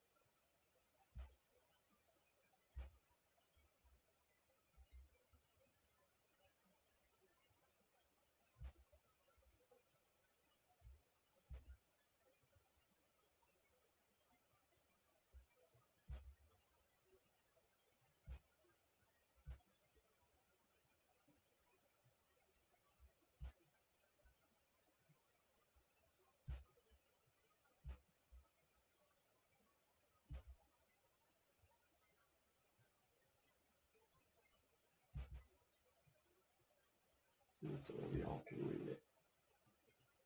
All right.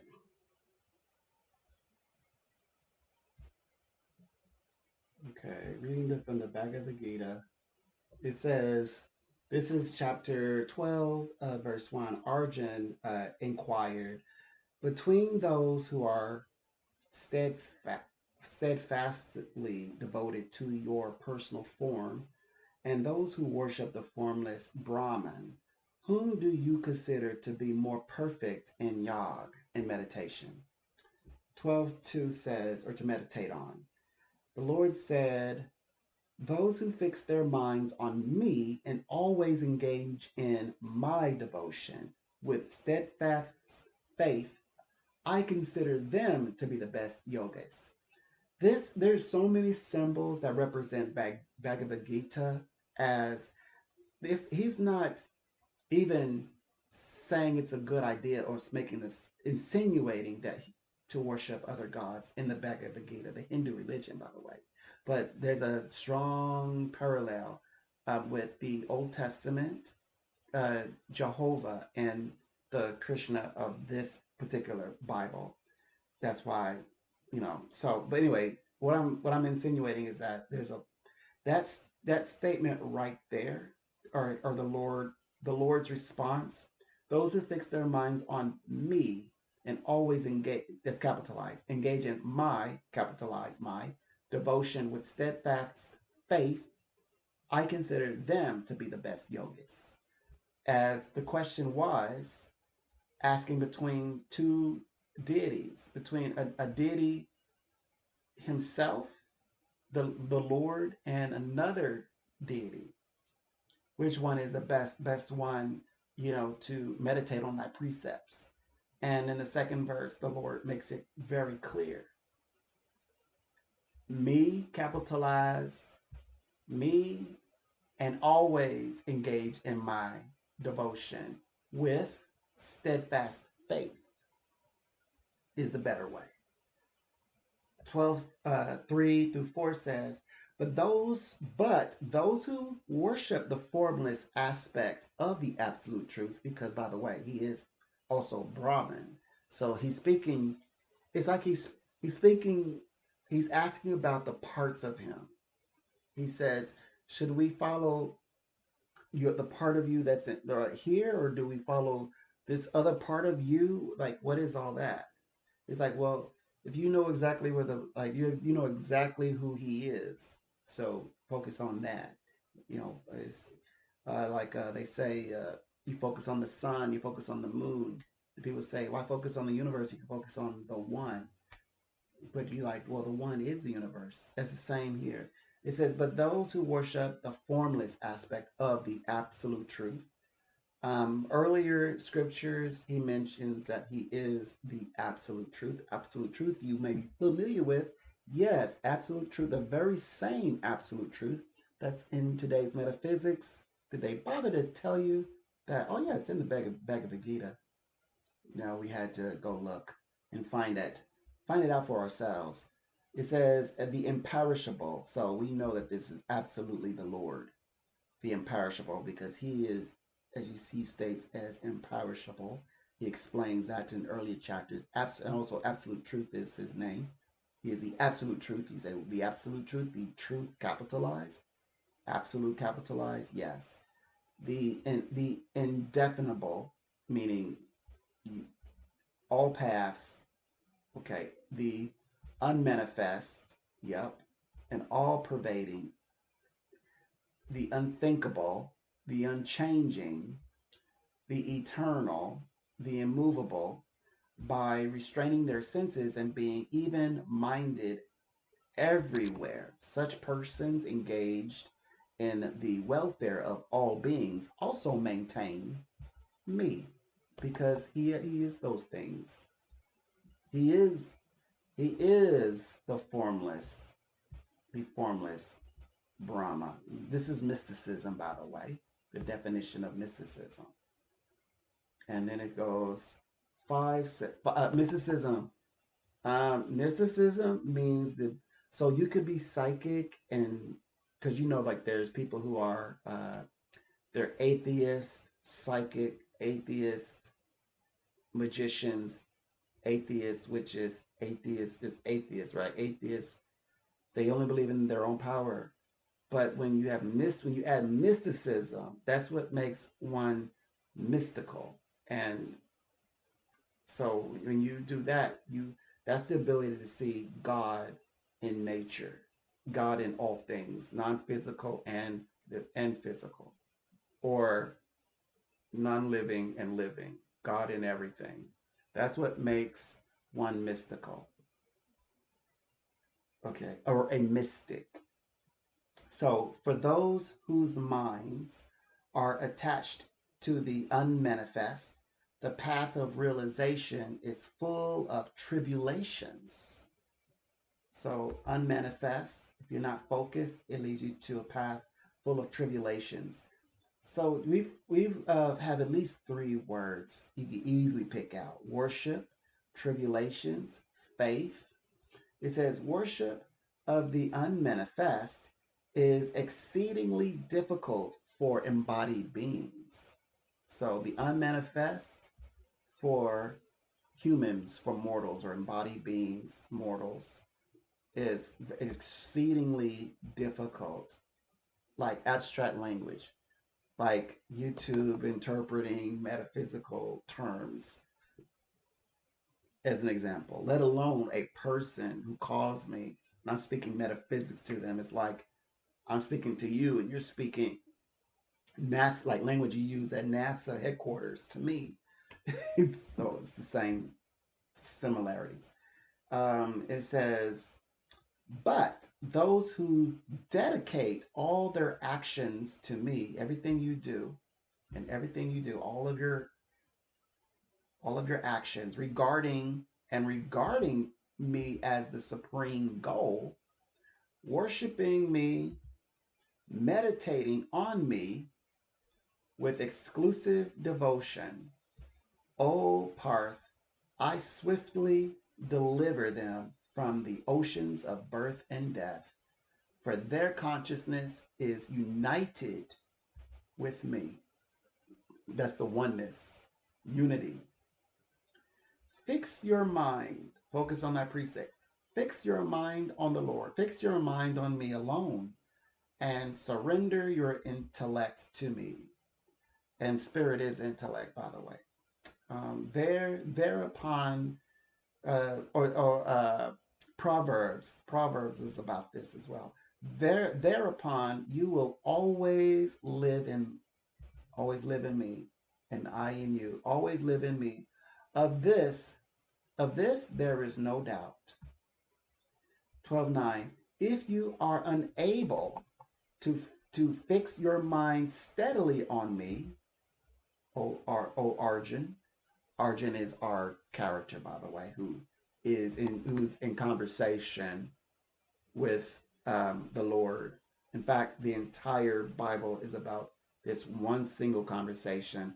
We're going to keep it just focused on this. Sometimes I deep dive and tell what's going on, but I'm going to focus just on the scriptures. So if you are unable to fix your mind steadily on me, O Arjun, then practice remembering me with devotion.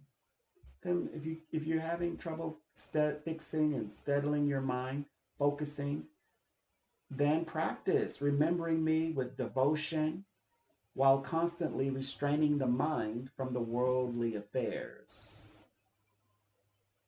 I teach this form of meditation as active meditation because you're like, but I have to go to work. I have to cook dinner. Yes, but you can actively meditate. There's passive meditation, there's active meditation. And we, of course, we get, process how to, especially when I have very active clients or clients that don't seem to sit still very well. I always know who they are. They know who they are. Just if you cannot practice remembering me with devotion, hence we do active meditation. So, but if you can, let's follow the scriptures. If you cannot practice remembering me with devotion, then just try to work for me. Then just try to work for me. Ooh, that's a good one. Then just try to work for me. Thus performing devotional service to me, you shall achieve the stage of perfection, meaning active meditation, which is action, active, then just try to work. Active is I'm working and I'm meditating. Me, thus performing devotional service, but I'm devoted to my meditation because we do certain steps. But then you can achieve the stage of perfect. And my clients is doing excellent. In fact, they're working right now. If you are unable to even work for me in devotion, if you're even this is means, okay, active meditation doesn't work for me. Oh my gosh. Okay, then try to renounce the fruits of your actions and be situated in self. This means passive meditation. That's the flip side. That's when sits. Because we have some that need passive meditation. That's called passive meditation. So try to renounce the fruits of your actions and be situated in me, meaning sit down, lotus, and just meditate, just think, meditate, focus, hone in, and become situated in centered in self.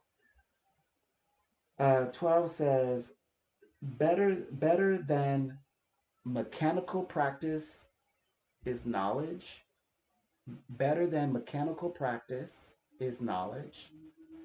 Better than knowledge is meditation. Active meditation, passive meditation. Better than meditation is renunciation of the fruits and actions.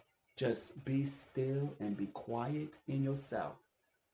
For peace immediately follows such renunciation. Yes, inner peace. You find peace within.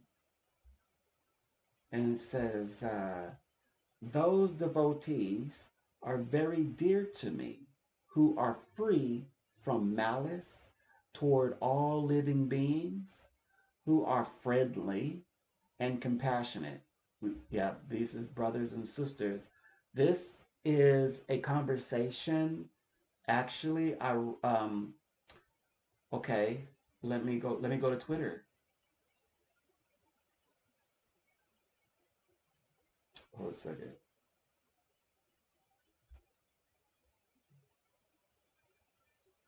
Hold on.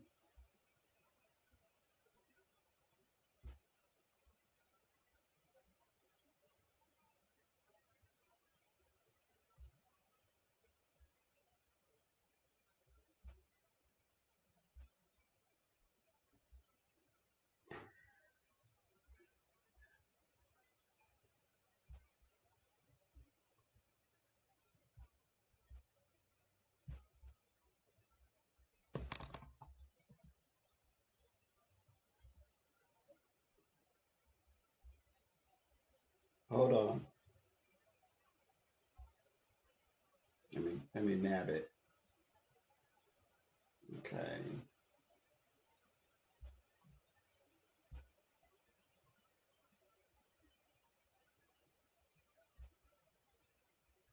Okay. So, uh, okay, hold on. I just need this. Where's my scripture go? I thought I did it. Oh, okay, it's one of these. Support. I think it's this one. Right away. Chaos. Oh, Leviticus 25:14. That President Trump is sell to companion and to buy from a companion in fairness, not tyrannically or unfairly, as brothers. That's Leviticus 25:14. 25:14. Leviticus 25:14. that President Trump is selling sell to companion and to buy from a companion in fairness, not tyrannically or unfairly as brothers. Okay. If you don't know what that, okay, so this means compassion, friendly and compassion. It says, those devotees are very dear to me who are free from malice toward all living beings, who are friendly and compassionate. This is even in this is described in Leviticus. But people turn Leviticus 25 into like it's like describing Hades, like people being tortured and like, oh, they're deserving of torture. And it's sad because that's not even in the Bible. It's not that it's not biblical. It's simply not, it doesn't exist. Such a place, such a city never existed even when, because they archaeologists, genealogists got on top of this. They can't even explain how it, because it doesn't make sense when you read certain, you read books in your books and it says, or people talk on it rather. It's more like they're talking on it, saying that there was this war and there was, just, people that was, the word that they like to use is decimated. And that, no, that's, that does not exist in this reality. That's a reality that doesn't exist. They might say, what, then that it must be one of those effects. uh, Another universe, okay, but it doesn't exist in this universe, and maybe in another universe, but not in this one. So when it says, oh, this is what it says, no one wants to hear that because they were making, yeah, that's bread and honey and butter. Anyway, I'm gonna stop right there. So they are free from attachment to possessions. Okay, this is why it says those devotees are very dear to me, who are free from malice towards all living beings, who are friendly and compassionate. They are free from attachment to possessions and egotism, um, equipped in happiness and distress, and forever giving, and forever giving. Forever giving, this is also the nature of what is taught in Leviticus chapter 25. And free, like distress, happiness, that's what they that's what they have. They lived in happiness. When the archaeologists went and did their excavations and things, they found that it was a thriving city, not a little village, a city thriving, a Mecca, where there's town square, the whole bit. They lived like a city of the times, would have been modern, and that's what they found. And the Palestinians were there in Canaan. Then Egypt were there. Now today, Canaan. Hence, family, Egypt, Arab, everybody, Syria, all Arab. But that's also why Israel is Israel biblically. Also, remember, belong in Canaan and have a, that's their friend, that's family, because they are actually moreover the house of Jacob. They were engrafted by Moses. And of course that house would have grown as the house of Jacob. When they went into the land, they were Israel. There was not like, oh, here comes Israel, but it does, for context, it does speak to three groups. It speaks to Israel, or the young men of Israel. It speaks to the Canaanites, and then it speaks to the nations that enter in, and also who descended from Egypt alongside, you nailed it, Israel. It says they are ever constant, they're ever constant, and steadily united with me in devotion, self controlled, of firm resolve, and dedicated to me in mind and intellect.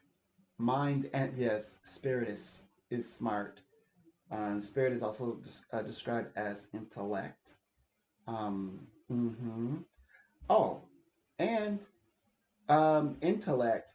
This is the word that was used when it was said, okay, how does uh, Israel enter into the land of Canaan? With your mind, with your intellect about you. Bring in the elderly, help the elderly, men of 50 and above, the men 30 to 40, help those men who 50 and above, the elders. Then next, the rest is men, helping women and children.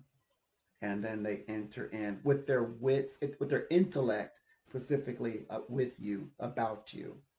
Enter into the land, and it's not a capturing situation. It's they entered in, and they were accommodated, and they also lived side by side,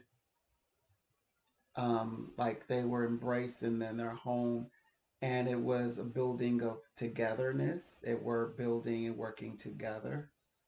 Um, they they all were encompassed in this and living together. That's the way that they were found in the archaeologists found the city, but also that's the way that they're described. Because then what I'm looking at on this side is where God is speaking to all three groups, and he's not only making covenants with Israel and the young men of Israel, but he's also making covenant with the nations and Canaanites. He has information for Canaan, commands, is what he says, and he has commands for Israel, and he has commands for Israel concerning the nations, or commands that extend to the nations.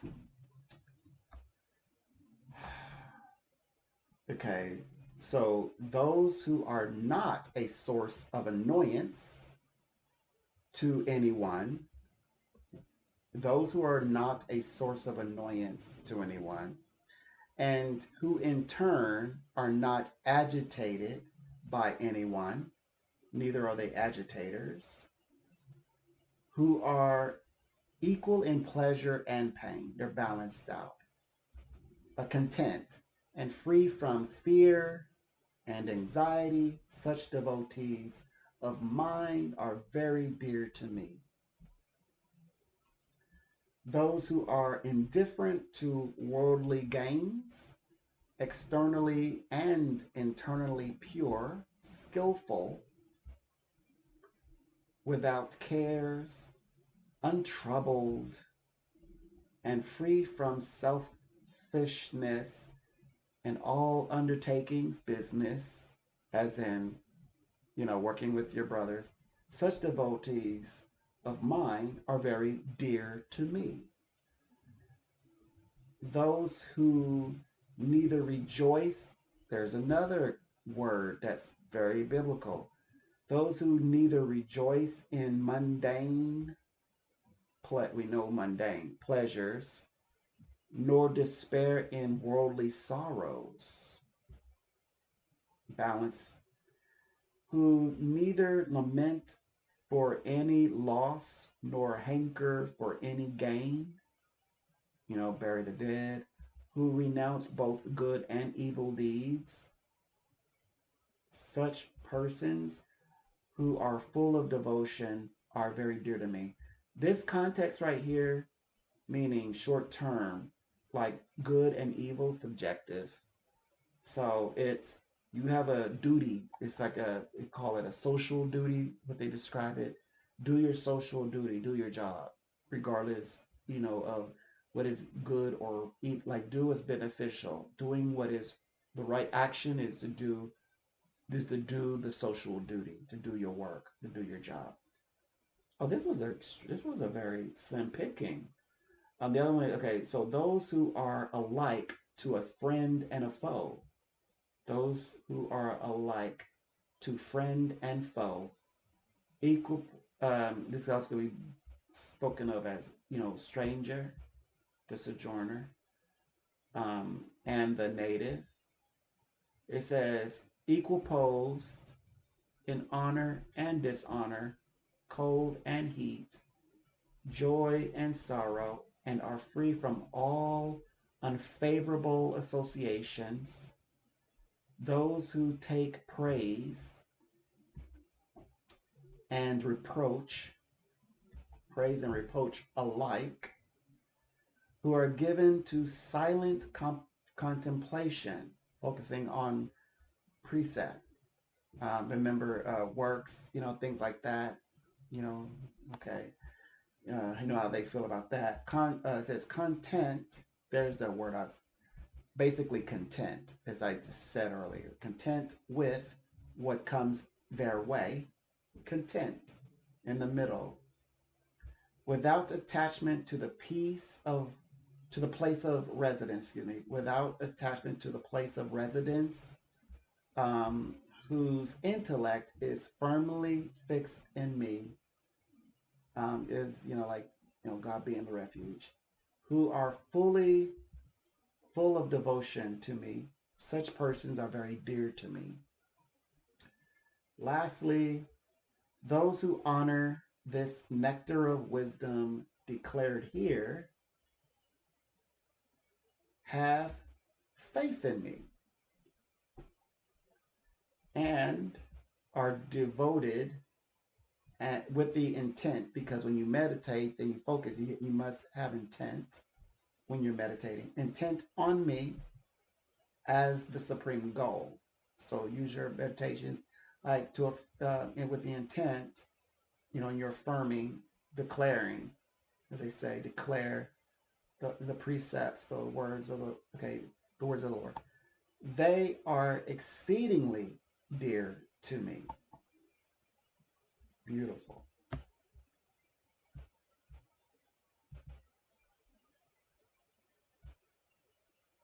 So anyway, so that's the information. The Bhagavad, the beloved Bhagavad Gita. We love the Bhagavad Gita, and the Bhagavad Gita is very nice. It's it's something that more confirms, and it brings about the idea that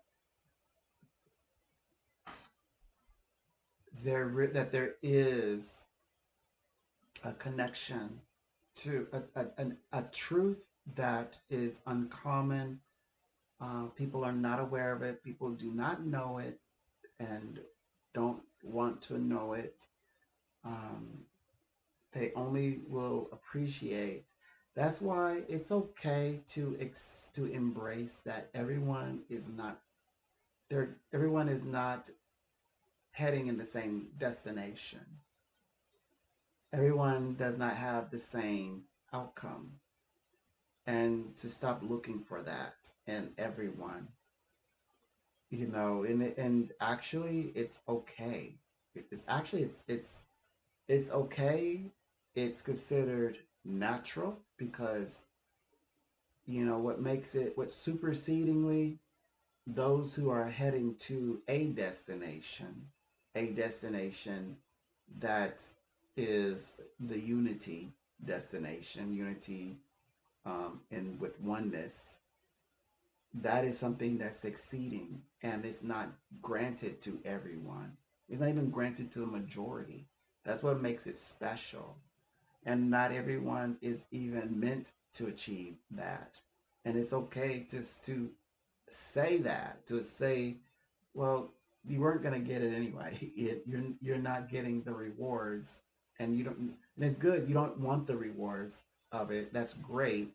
and I don't need to spend too much time focusing on, rewards you're not interested in, rewards that was not intended for you, you're not getting. So that's a good way of looking at it. And also, besides, you like to be accurate, right? Like to be correct. I like when, like, YouTube cannot be correct on information that is spiritual. There's no way possible.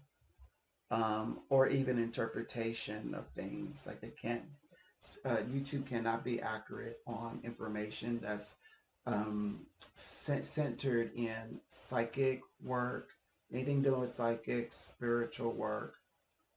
Even I would even go on to say even religious works, like religious works that come with a very specific study. They do host opinions. YouTube does have a lot of opinions, but not. It's a very much of a lacking choice to include as close as empirical or apps or in definitive knowledge. YouTube is with um it's unclear, so you won't have clarity. It'll be without clarity to have semicolon without clarity. So yeah, it won't be very helpful for you unless you actually study the language. And even then, even when YouTube studies the language is not even right. So like when you interpret it and you say, well, yeah, you got to interpret it from, let's say, Hebrew into English, Greek into English, whatever the language is, into the English, still is gonna, because the words that the algorithm will use in order to navigate, actually, you would, like, whenever I want to teach, I'm creating a new space that's unheard of. I'm actually populating a space with new information. That's the upside.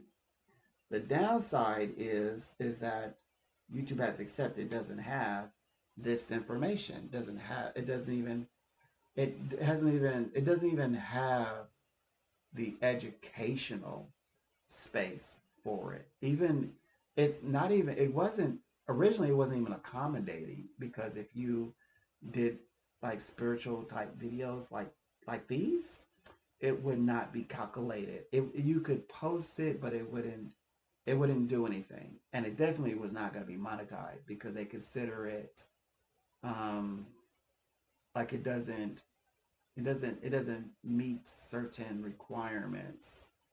Like it says, like some of the information might be some, whether if it's not, it has nothing to do with misleading, but it could be misleading. It could be something that seems to influence people, kind of like telling people what to do, something to effects of, it may have something to do with like a political elements or political correctness.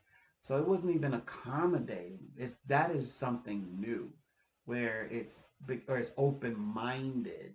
So that means you have to be extremely whitewashed. I hate to use that, but extremely whitewashed if you're going to be successful. Let's say do tarot readings.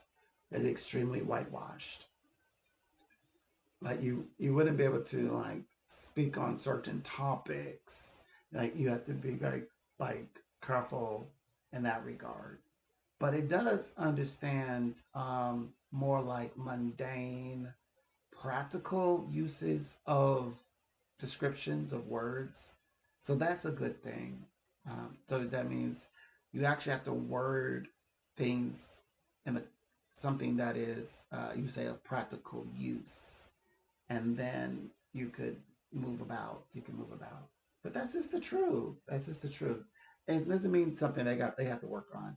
If it's true the way that it's created, that, well, if you don't, find a niche in which, you know, the best niches are niches that you get to create in, and you're teaching the algorithm about what you do. Of course, you got to stay in the guidelines, but so that's a good thing. That's not a bad thing. It's just having to acknowledge that, and it's good to acknowledge out loud. Especially when you have um, that people having taught the algorithm the wrong information or false information, and there is rewarding. But of course, they're correcting that now. If you say things that are, they say, I think that they had fact checkers. I think now is algorithm is doing it naturally or organically inside the system. I think that they're fact checkers, meaning that it because there's people that said that they were considered spam. That's got to be the worst feeling. Like if you had spoken from your heart on like political issues and you created 1 million followers, 3 million followers, or six figures followers, and you're covering news, and someone comes along and says, like the algorithm says, there's no validity, because, as in comparison to what it knows what's going on, like with Trump, let's say Trump administration. And then everything, therefore, is saying that your information, like there's tons and tons of gigabyte of like, or megabytes of spam. So they clean their record, so to speak. They do a little clean, they got the little uh, TikTok Norton or YouTube Norton and goes in and starts sweeping, and then it like sweeps away up your content or or pieces of your content. Like, oh man, they're deleting some of my videos are coming up missing, and they considered it like why? It's like clicking as spam. Like, well, this because like you can't just go. Usually, you just go and believe it. You say it with conviction. It's like, yeah, you just gotta like counts. This person is very passionate. It's in conviction. It's like that doesn't happen anymore. Now it's like now they consider it spam. You can't say it even if you say it from your heart and you say it with so much thousand pieces of absolute conviction, and it's not right. It's gonna get rid of it. So, but at the same token, change is hard, and not everyone is ready for change. You see, especially when the rewards are there to follow a very specific, is definitely bias. So bias communication or interpretation, bias interpretation, um, or writing on, or playing off of the majority's interpretation. But just because the majority says so, does it actually make it so? And that's what I do appreciate about the algorithm. What it's becoming where regardless of what a person looks like, sounds like, their preferences, etc., it in all consideration, um, it is unbiased. So in all consideration of who, regardless who the messenger is, I love the fact that at least it's not biased, as clearly humans. Even there's uh, journal articles. You can read it. You could tell that it's biased, and some it's intent. Like, look, we are a far left leaning or a conservative leaning or a far right leaning um, media outlet. Yeah, like, okay, so our language is gonna be more for this side, or my language is gonna be more for that side. Like, it's kind of spelled out, but sometimes you can even just read the headline and bias perception. What about when you expand on that conversation? Then now what you get, but you could tell where the direction in conversation where that would head to, where that would go.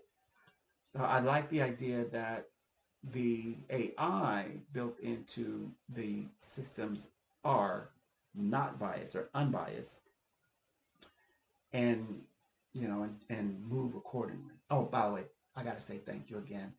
Thank you again for helping my channel to grow. I do appreciate it.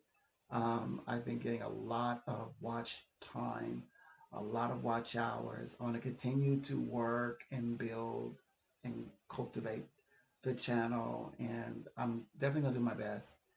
Um, and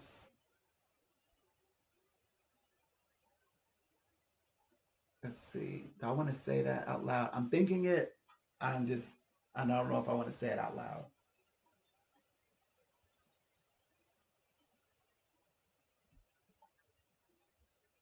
Okay, I'll say it out loud.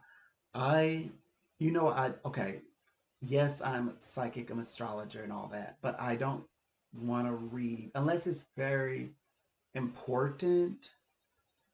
I don't want to read celebrities, like, see what's going on in celebrities' life. It's not that I don't see them as celebrities. They are indeed celebrities, but I typically do not want to read celebrities. Like I can clearly I can read. I do it with a lot with the somebody who was diplomatic. I will do full on charts and write pages and pages about that person, which I have done in the spotlight, but I don't do this for everybody, and nor will I do it. No, I won't do it. Um, yeah, I'm not. I don't want to do it. So, and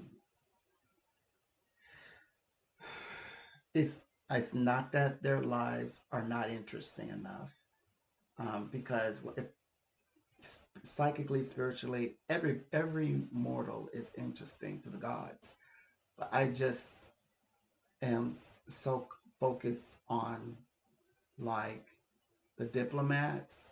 So if I were to do big work, it's gonna be for like somebody uh, like Macron, Trump, a member, like a member from the IDF. It would be something like that, something big like that. It wouldn't be like I'm not gonna do. Like I love Beyonce, but I'm not gonna do a astrological reading on Beyonce, astrological chart video, unless because I only do that for celebrities. I mean, something major would have to happen, like in a sense of what's his name? I've done Little Nas. I've done Little Nas. That's because people got Little Nas on, even if he didn't do it deliberate. They mixed up scripture on his shoe, and not even realizing it was Christians who were saying, and they spread it around as like this is what it says, and it was actually Jesus Christ who spoke, and those words are written in red. Words are written in red because Jesus Christ is speaking, and I was like, it was so insane. I had to do something. So in the same conversation, I explained why he was going to, in fact, be blessed from out of this rather than descent. And yeah, so I did that live, um, for Little Nas. And then TD Jakes, in his situation, very specific and detailed, all the way detailed to say he be the one that he would take himself to court. He would not be invited to court or taken to court by anybody, but that in fact he would take himself to court. And he did. He brought everybody to court himself, and that also was his body is, as they said, spirit said his body is consecrated. So his body, TDJ's body is consecrated, which come to, as you all would later on go to learn, despite of the jokes, that things that were said about him, about his body, none of it to come to light or be true. In fact, it was more like he was very much defended he was defended by those who actually participated in those types of things, and he was cleared from any kind of underground, but people didn't know, or they didn't want to know. They were trying to stir fry him, and so I did a full on, very detailed, and reading, and also my readings become protections psychically, because those things must come to pass. So yeah. hmm So all of that. So yeah. So it's it's getting. I think it's getting better. Over time. We're continuing to work and make improvements, to the readings, and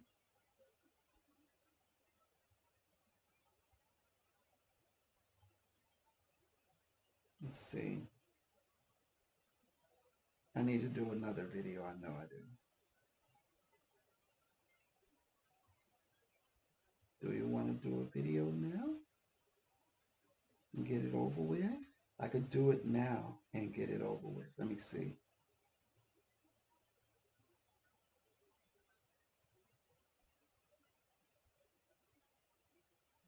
You ready to do it?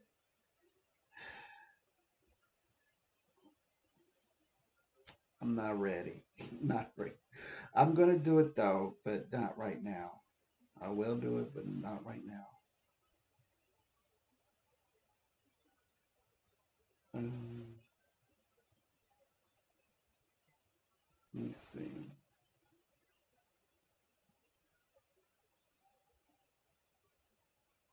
Um, Hold on. Are we fighting? Okay, we're good. Let's see. Um,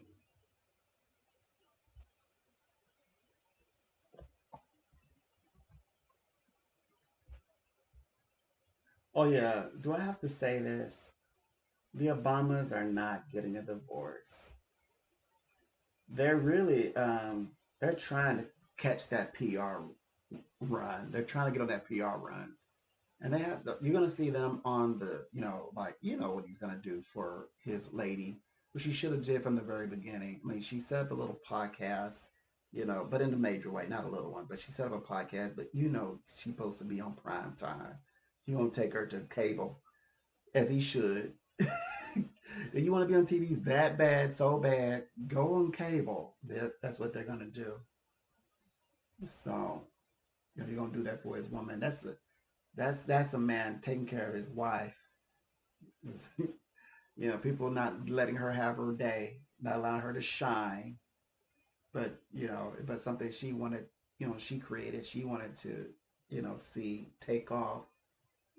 And so she is interesting. She don't want to do anything political, but she definitely, I don't know any ladies, even shy ladies, who are running away from camera time. She wants, and but she does miss that spotlight. She don't like to be out of that spotlight for too long. Now she doesn't like all the politics, but that her husband does. So I think he's gonna help her out. Even if he has. Oh, and his daughters, they didn't change their name because they're disassociating from mom and dad. That's a big name to try and, like, give the men a chance. There's not a lot of pickings out there who are going to compete with that name. So they're like, okay, they're going to take up their name. They're going to have an identity. So it's not like they tapping a bomb. Like, no, you got to earn that. You don't just, you got to earn, you got to earn big, come grow and marry to the family. Like, marry to the family. First of all, you marriage and Paul. So it's like a logistics thing. So it's not that they're not mad or pulling away from, no, they're trying to have their lives. They're pulling away in that way. They're like, look, they're trying to get married, but how they gonna like this in this era, this climate? How they gonna get it going, get it hopping you know, when they're in a, when they are an Obama.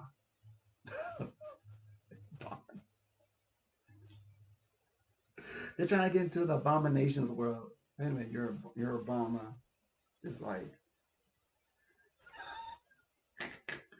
so they had to choose a different name. Look, I'm a person.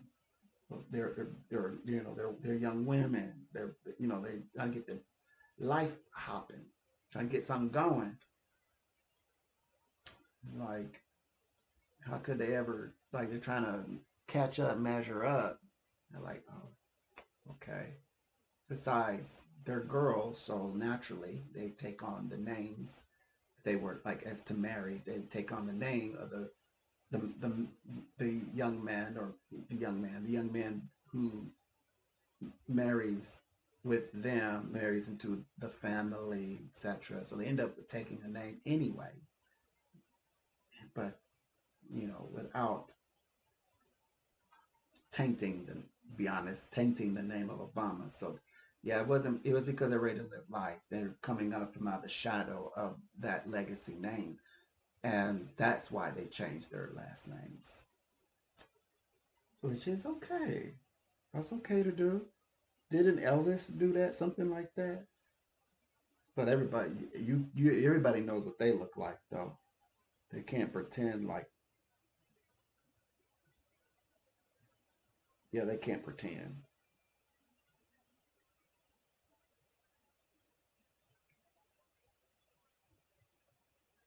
That nobody doesn't know them. I mean, finish that though.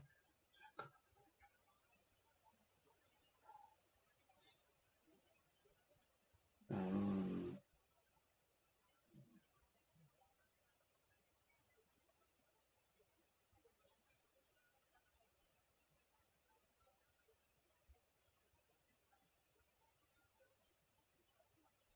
Gotta be careful what I'm looking at. Uh,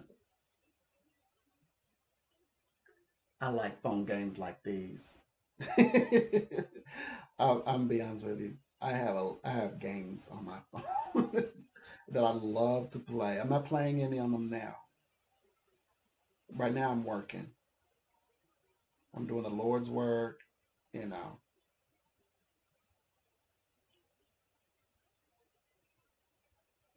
let me make sure.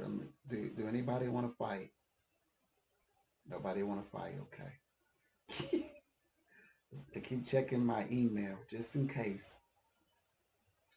y'all want to battle, because you know I do. You know I want to battle. It's not even for fame.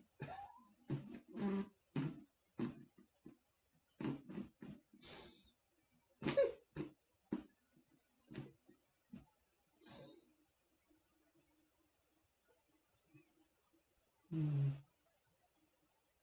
let's see.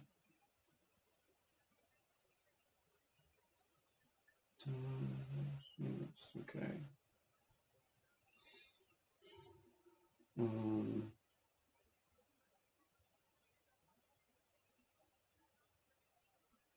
okay.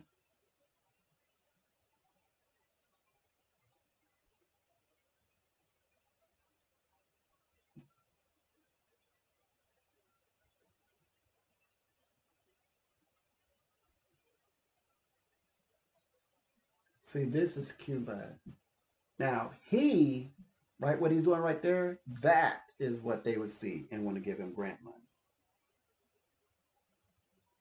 That right there would get him grant, good him real good with people like big, like whether if it's a university or private corporations or somebody who wants to help, you know, in privately, anonymously, donate, government, you know, where they deal with grants, or people who do the grants, who do the lending. That video, that gets them that attention.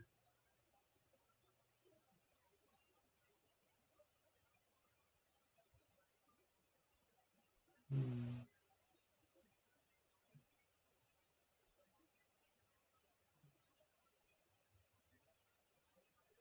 yeah.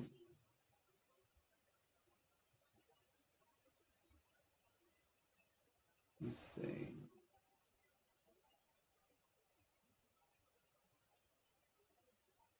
Um,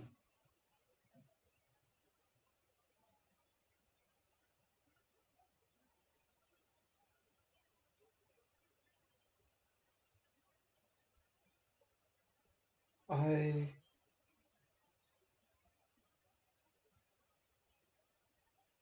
let me check my Twitter. Right now, nobody is picking at me. It says,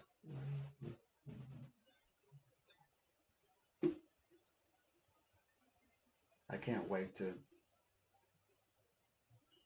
No,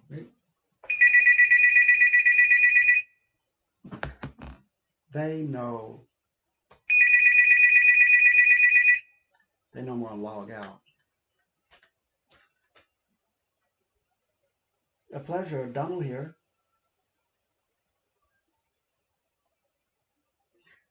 A pleasure working with you today. And let's see what the guides here have to say for you. So, the spiritual world is illustrating that you will have some ideas of, well, they said they're saying something to the effects of maybe taking things like slowing down to kind of get a confirmation before proceeding forward. It's like you're still thinking about things. They said before you put all of your like eggs in one basket or lift up into the relationship too high, like expectations wise, I believe it says expectations to be fulfilled.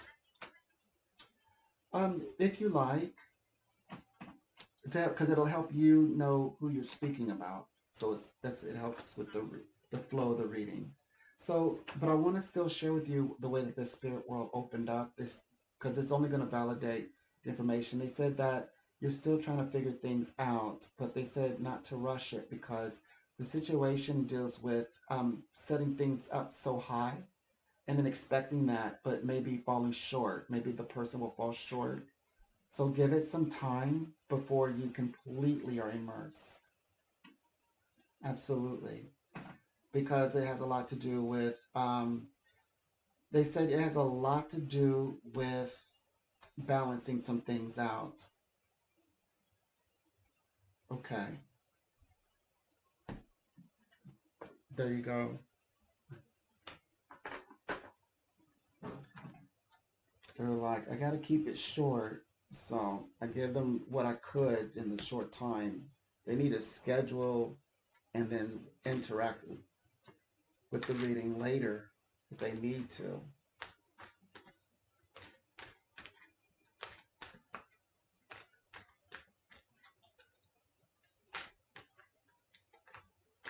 Because that reading has a lot to do with they needing to have a relationship, but the relationship that one was in, that's they're wanting something that's most likely not gonna happen.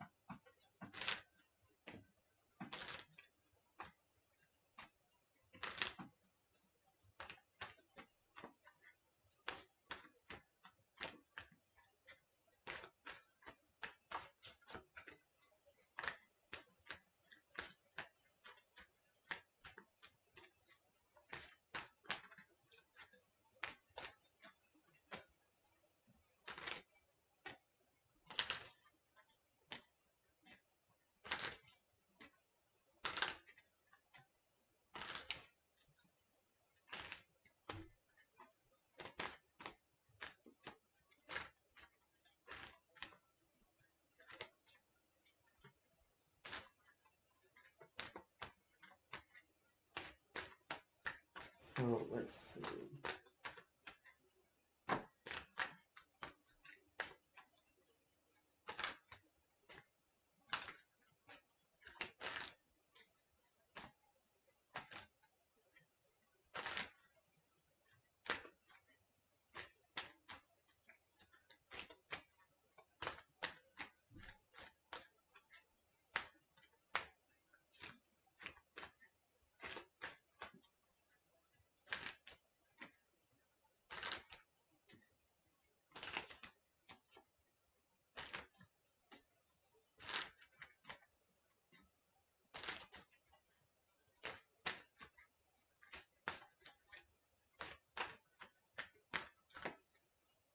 don't want that energy to carry over to my next reading. That relationship is not going to happen.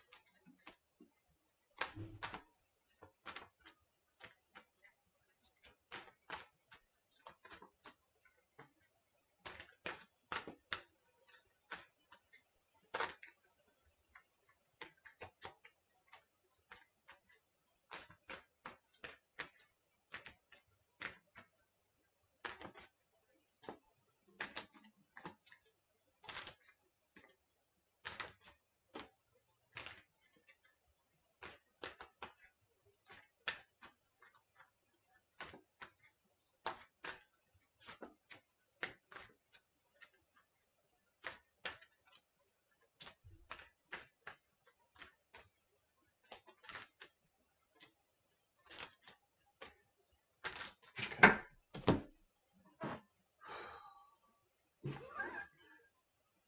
I don't want that.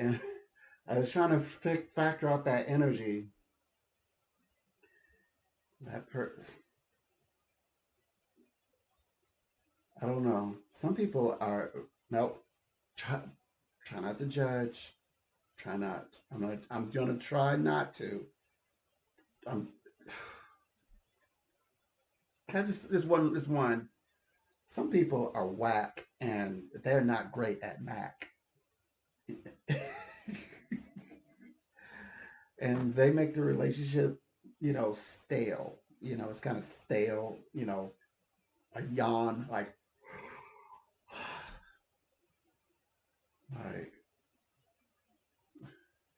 please don't do it that way. I wish I could have gone deeper into the reading, but they're like, I don't have that much time. But I'm like, good luck, but don't expect too much. No, be open minded. I'm going there expecting a great deal. Dynamic, trying to figure out who you are, because yeah, it's not going to work out like you think. Some things, some people get good information, some people don't get good information. Like sometimes it's good information, but it's not always, it's beneficial to them always, but not always what they wanted. So that's just a reality. Like the world, they said the world owes you nothing. You don't always get what you want, but you have to kind of accept things as they are. So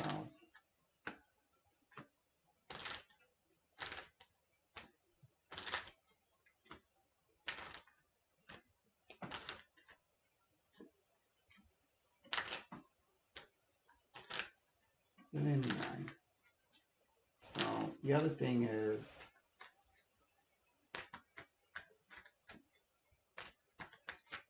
I'm not giving them gurus, right? I'm not going to give them a masterful guru, and I'm not giving them a healer. And if mating with you is what heals you, you're going to be bedridden, waiting for me, because I'm not choosing you, and I'm not going to be selected to do the healing. I will guide you to healing. I will guide you to a place, to a person who will be your mate. But I don't care for you that way. And I am not an Eastern world or European. If I were a psychic and by region, I'm an American with a Second Amendment with Second Amendment with all of the rights, but the Second Amendment right and also the First Amendment right and also the right of liberty of choosing yeses and nos. And I can zero out maybes. I scratch out maybes, only yeses and nos, and I do what I want, and I say what I want, and I can make my predictions, my prophecies, and that just be it, and I can stand by them because I am an American psychic. I'm an American. If I were a prophet, I'd be an American prophet, not one that you can lop off the head. You can't lop my head off. You do. You probably.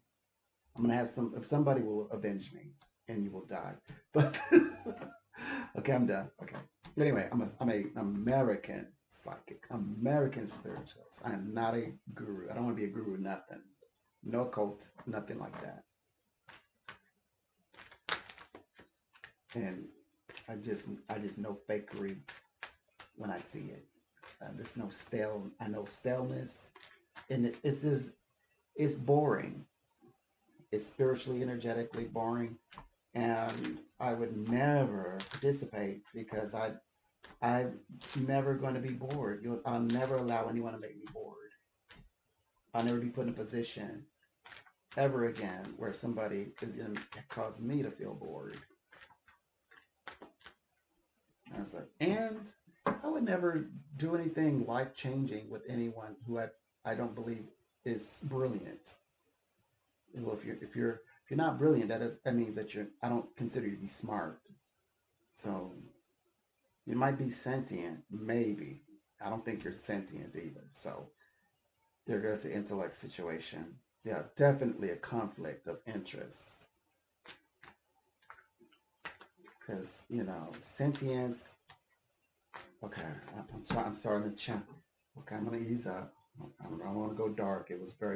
It's nice outside. It's pretty outside. The sunlight's out. Okay. All right, okay.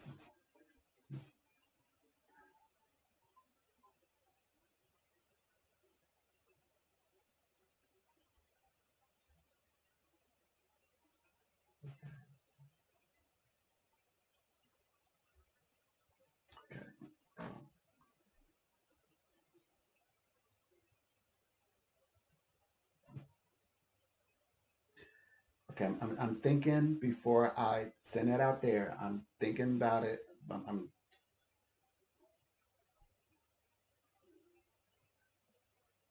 we're not going. Is it true we're not going to the same destination anyway, right? Okay, I gotta calm down. Calm down. I guess it's kind of that sunlight. Some sunlight. Yay! Okay.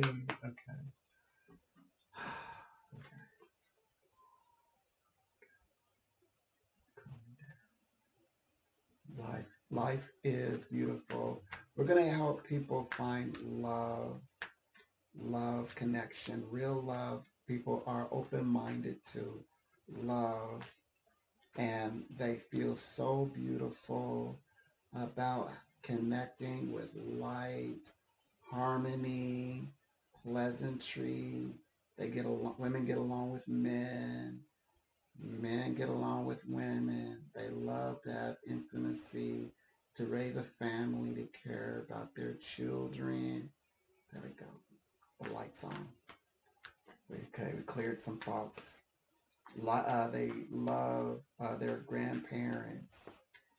The grandparents are beautiful. They're so proud of their children. They're proud of the grandchildren. Okay. And Syria is looking after the Druze people. That's positive. Uh, TD Jakes is doing well health-wise. He's doing good. He's got his lovely wife. Um, Lots of things to be thankful for. My client is living the life, living the life, and it's really great weather. Okay, keep it going. I have 5 stars.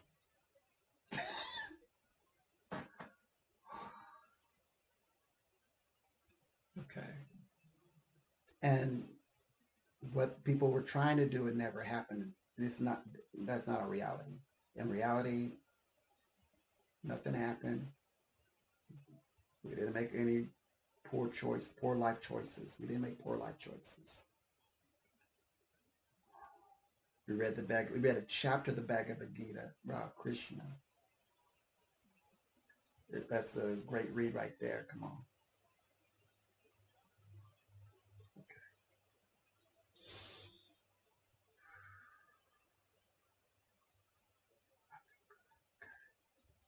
All right. All right.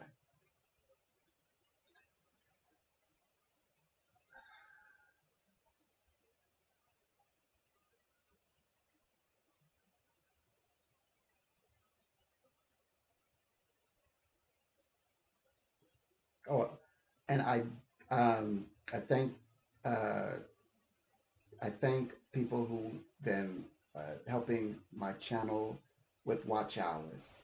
Yeah, that's also positive. Okay.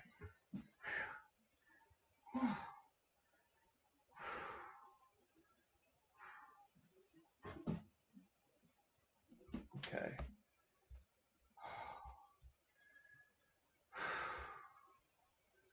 We didn't do it.